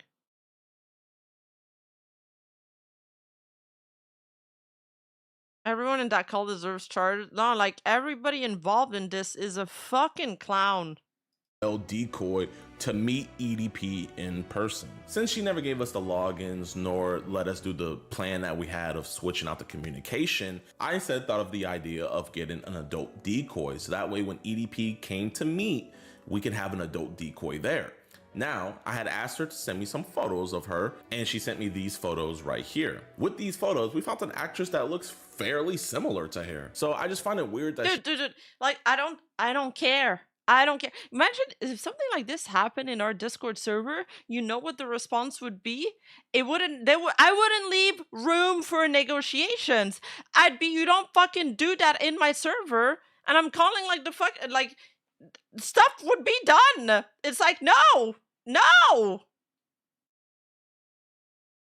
here, no, insta ban, literally. she's saying that we were forcing her to keep on talking. Like, I'm shutting this thing down. Jumping through all these different hoops. I mean, if we can find an actress that looks just like her, then why wouldn't we just take over the communication? It just, to me personally, I feel like I am a victim of Gideon because he encouraged me to keep talking to him. And apparently she alleged Gideon for many other things. Gideon is a scam artist. Gideon is being controlled by Illuminati. He's friends with multiple pedophiles. What I can say is that it's not called the Illuminati, but something relatively similar does exist, and it is terrifying. Go against a country in the Middle East and support a country that's blue and white in the Middle East. And if I didn't do that, my sponsors would be taken away. Oh, brother! All roads lead to Israel, so I guess Gideon's an Israeli puppet. I guess you could say that Illuminati is real. So apparently there's a bit of a back and forth because people think she made a fake police report. Frantically, like, just spam texting me. And he's like, I have undeniable proof that you have a police report, da-da-da. And I'm like, the whole time I'm like, I'll put screenshots of it in this video, but the whole time I'm like, okay, so can you tell your audience that I didn't make a fake police report? Because people are literally threatening to dox me because they thought that I did make a fake police report. And there is a police report. I don't know if they're gonna do anything with it or not. I don't know. Only Kayla can get the updates from the FBI. So that's on her. I'm not gonna have any more contact with her or anything, and I'm not talking about the situation ever again. I told Gideon every single time that EDP would send me texts, but he would never tell me to, like, block him or anything.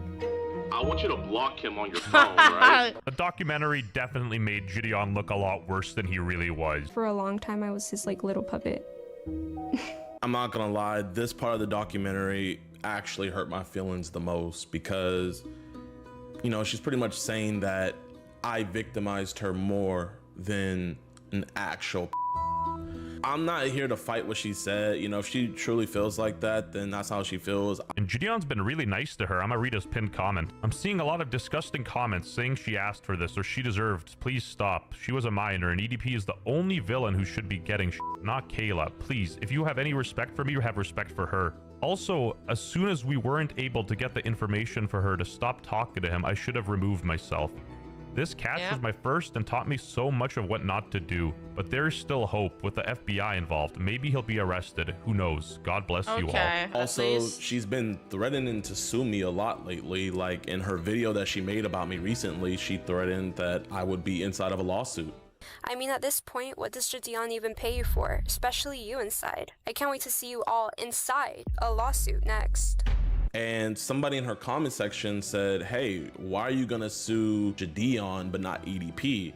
And she replied with, EDP doesn't have any money. Bruh. Ooh, he shouldn't have said he was a multimillionaire. And he even asked for which the I sent him weren't mine, They were from Google because, you know, it's big brains, you know? And the reason why this is making me so frustrated is because I told her multiple times to never say or send anything explicit to him if she was gonna continue talking to him. And again, Gideon knows himself that he should have never entertained the idea either way and should have just stopped everything. And I got her acknowledging that fact. I'm gonna roll the clip. Did you take the picture of yourself or did you go on Google? No. I did not send anything to anyone. So you never sent him anything? Probably not. I think, I will say this, you even told me not to do that. Because the idea was for him to, like, so he kept asking, you know, so we were trying to figure out something. I told you to never send him anything, correct? Yes. Gideon then shows more Discord logs, and apparently she might have sent something. But you could tell by his reply that it was something. And I mean, oh my gosh, man. The fact that she could have potentially been sending that stuff to him before we got involved. That's disgusting. Is very, very, very disturbing. I'm actually playing the Mark Norman joke this time. Makes you wonder, you think there's ever been any smart kids out there who would flirt with just for the candy? Now you're like, hey, Timmy, don't talk to that guy. He's a child. I know what I'm doing. To my knowledge, the Illuminati is a whole group of Satanists, right? And what's funny about that is, I don't know if Kayla still is or not, but she used to be, or she might still be, a Satanist. She had it in her profile right there. So like, I don't understand why she keeps on saying I'm in the Illuminati. And I want to make this abundantly clear. There is no denying that Gideon is a full-blown idiot for letting EDP in his server and like keeping him there for 7 hours. He is very content-brained, and I think it was a huge oversight to, you know, not end communication with her immediately. The girl's actions as a child we can write off as being naive and immature, but as an adult, she still made the claim that she was more of a victim to Gideon than, you know, an actual which I think is insane. She wanted to be an IRL decoy, but if you're actually 15, you're not a decoy, you're an actual victim. Like, what? She didn't realize the internet has all the receipts. She heard multimillionaire and wanted to capitalize on that, lol. She's just a girl, man. She couldn't tell the fat black guys apart. I will always stand by that. The only reason someone like Kayla would even do this is because people like Gideon turned this into content that can make you famous instead of truly aiding making the world better. Yes! Vigilantism also rarely results in convictions. The bottom line is that Gideon helped foster the environment where EDP could exist without actual criminal consequences. Oh my god, yes! The word actually, finally, somebody with the right take, fucking truth nuke. clout even entered the conversation is a problem in itself. And how the hell does she have a better editor than me? Gideon needs to take what this I'm alert. saying! Thank you, WestJet, for pointing that out. Learning experience because he did drop the ball very hard in some places. But that being said, I don't think he's nearly as bad as Reddit or Twitter of all places made him out to be. That cut off really abruptly. Oh, man.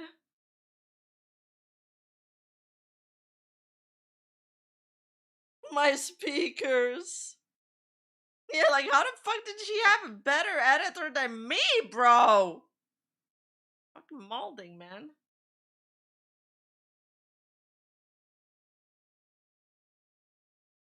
He's a is he still a multimillionaire? Like, did he become famous doing his catching a predator dog shit content? I really just don't see the appeal of these people at all. Good night, Valtiel. I thought Gideon was quitting content creation. He was supposed to become like a devout Christian, I thought.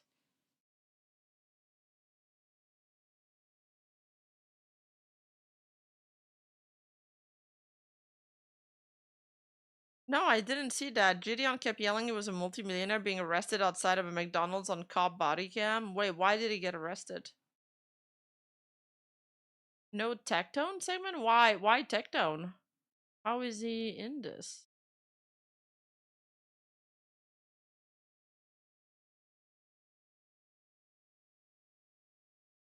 That lasted for a month, the Christian thing?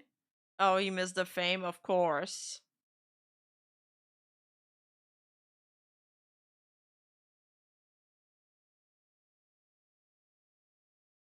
Oh, Wishlist has no tech tone segment? Blasphemy.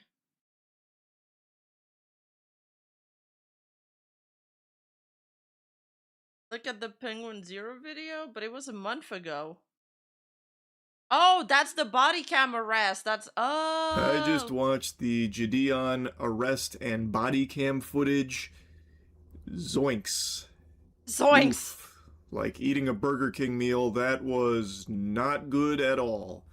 And it's really surprising. When I first heard that Gideon got arrested and that there was body cam footage of it, I just assumed that it was going to be over something wacky, weird, or maybe something trivial, because Gideon like works collaboratively with law enforcement from what I've seen. So surely if anyone knew about like lawful activity and shit, it would probably be him. So I thought maybe like some kind of misunderstanding or Wait, that is such a good way to put it, Ultimate Cell.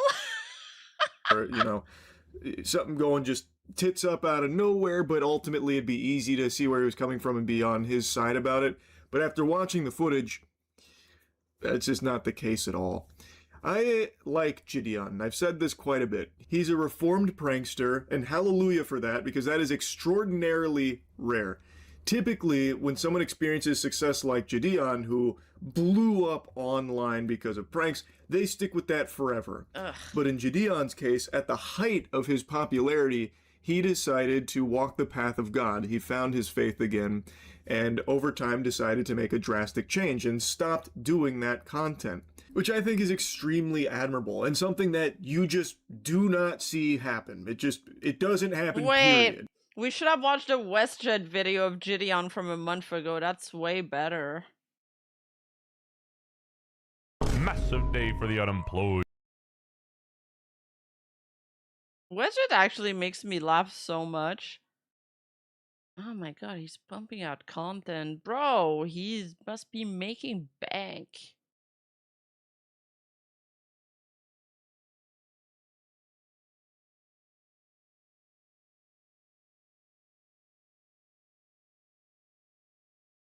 He's in drama? Like, every time I see one of his videos, I'm like, what? Massive day for the unemployed. Gideon is in hot water and he can't even swim. Black man got in trouble with the police. What's new? I am a multimillionaire. I promise you, I can take this as far as you want. So who in the hell is Gideon and why is he in trouble with the police? Well, Gideon is a former prankster turned catcher, and apparently he's done something real bad. Let's check it out. He's not a if you were wondering. A video was uploaded recently by a YouTuber named Bloodspeth who claims that Gideon risked minors. I am sending a fat lawsuit to the Woodhaven Police Department for violating my constitutional rights. 50 YouTubers to go against 50 minors.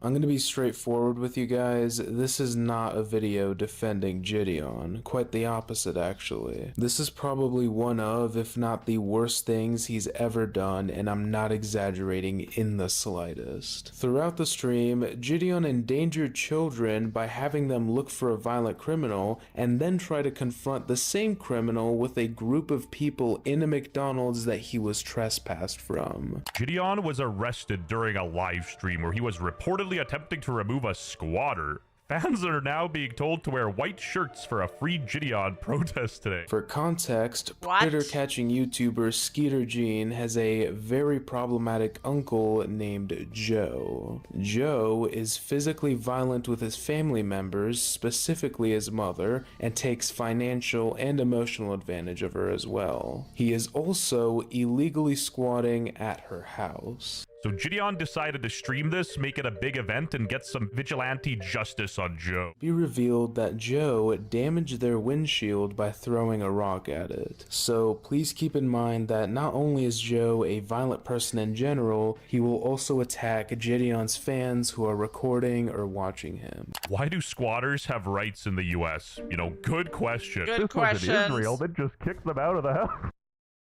Gideon would then go into multiple establishments looking for him, and this is when I got a lot of flashbacks to his old prankster self. For example, when he went behind the counter at the sandwich shop and also walked through a government building with his TTS donations turned on. He was also messing with law enforcement, telling an officer at the police department that he wanted to file a missing persons report on Joe as a joke.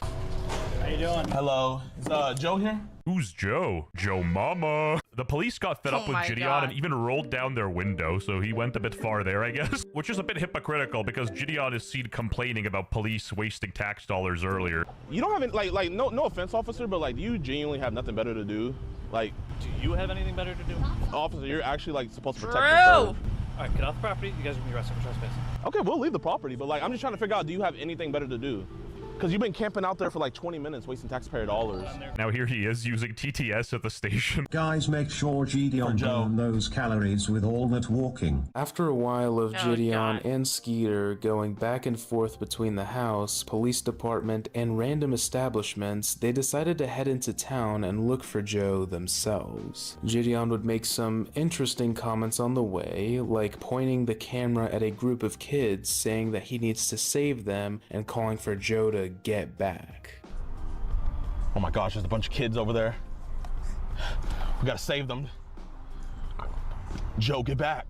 I feel like we're grasping at straws here because the guy literally just flicked sideways for a second and this is clearly a joke, but moving on. Shortly after, Gideon sees a group of kids on their e-bikes who appeared to be fans of his. This is when he told them to look for Joe. No, I mean, like, he's like so content brain and trying so hard to be entertaining, it's cringe to watch. Absolute max 8th graders. Why did Gideon tell them to search for a violent criminal? Yeah, he probably shouldn't be doing that. I just think he's a bit content-brained, you know what I mean? But it would be a stretch to say that he's intentionally putting kids in harm's way.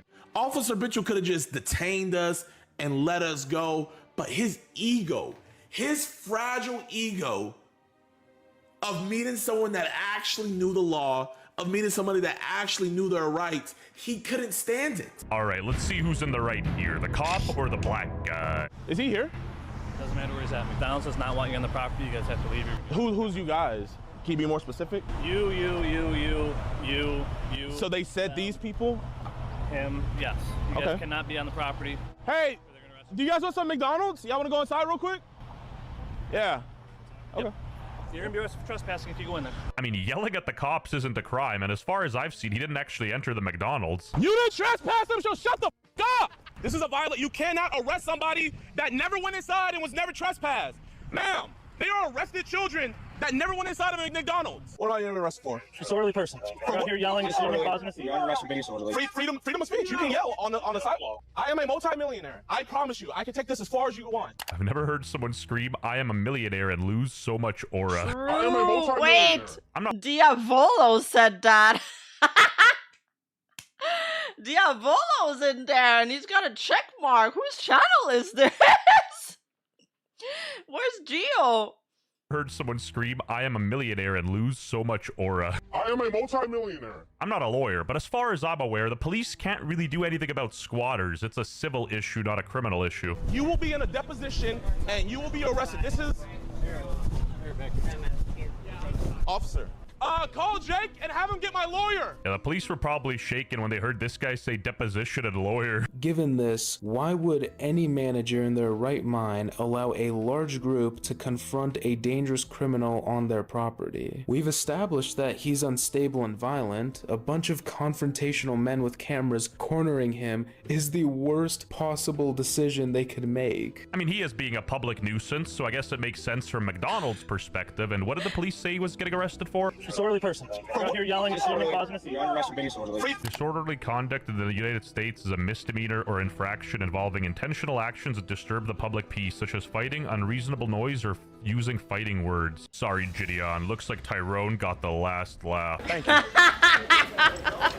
Thank you. Thank you. I'm under arrest for being disorderly. On the sidewalk. Sitting here causing a scene. On the sidewalk. Causing a scene. So you can't yell? So Being he arrested Karen.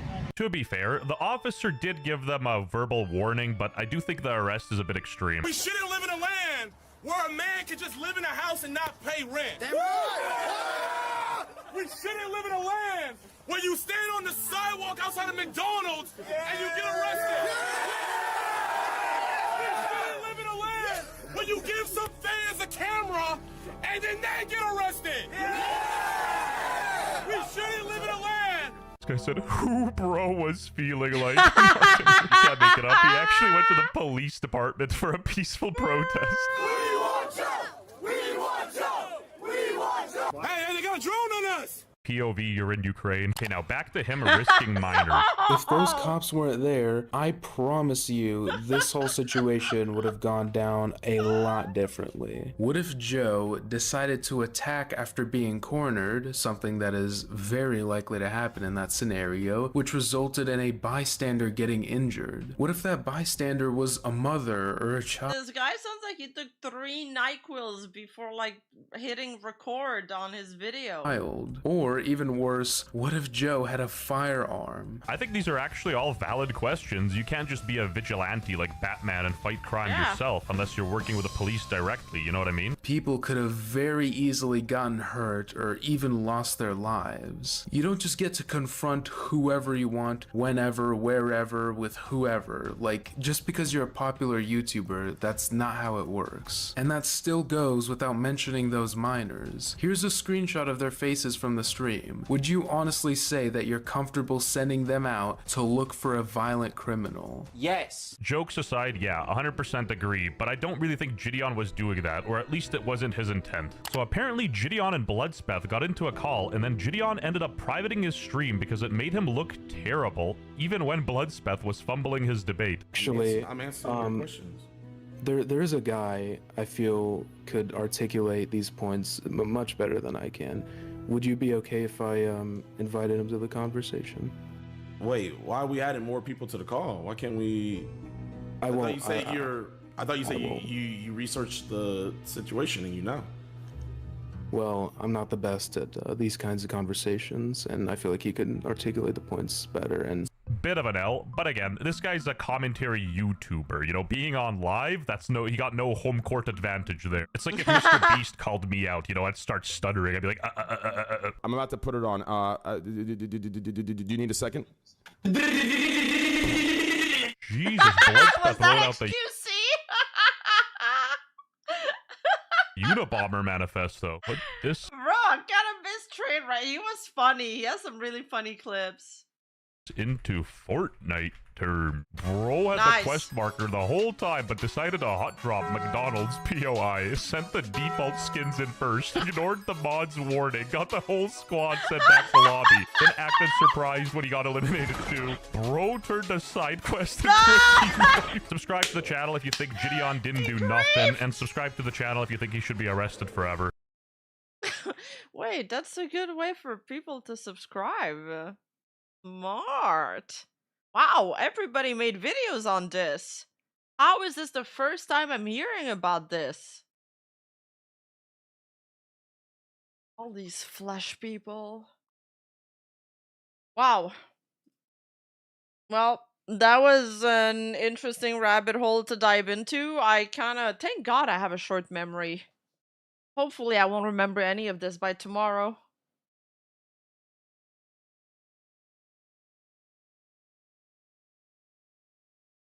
Yeah, all these people in 3D, you wouldn't know them. EDP is worse than VTuber drama, a faux show.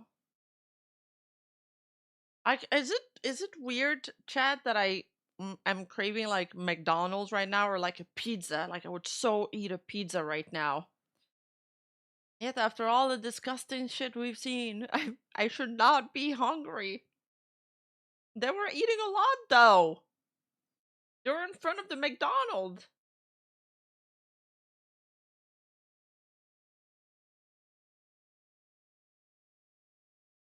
I do want to make a McCreely like challenge a hand cam stream. That'll be funny. I eat it like a savage now. Like I don't even like stop. I'm like like I eat as fast as I can. I like take some pause, put the burger down from time to time, Rima. Like, breathe in between bites.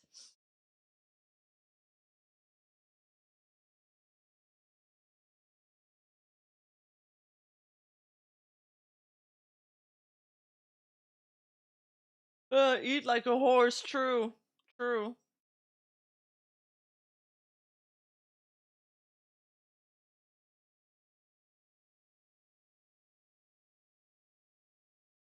That was such a crazy documentary. Wow. Wow. Wow. I understand why so many people recommended it and said that it was really good.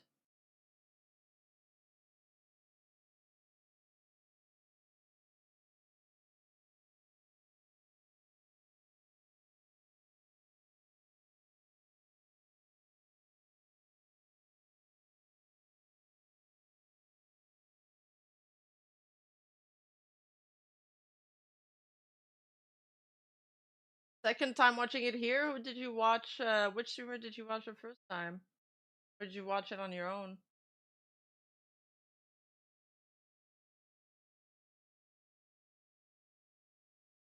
I mean, that was like morbidly fascinating. Imagine the guy who filmed the documentary, the Mike Cum dude. Like he had to stay with him for how long did he say? For like 2 years? Receiving his poop pics? That's crazy, chat.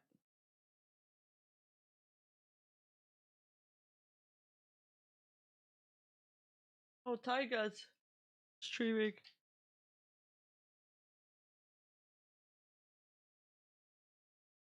He was in chat earlier, so I'll rate him.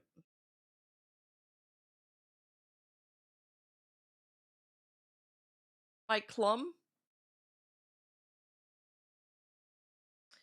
Okay, so I'm gonna go find something to eat. I might drive out to a McDonald's, I'm not gonna lie. I'm tempted. Yeah, I'm ending stream. It's been a good 5-hour stream. It was fun. It was very fun. It was fun, but like fun like when you get torture kind of fun. Like you feel like pain kind of fun, but you know, it was different than what we usually do. Take care, chat. Love y'all. Bye-bye.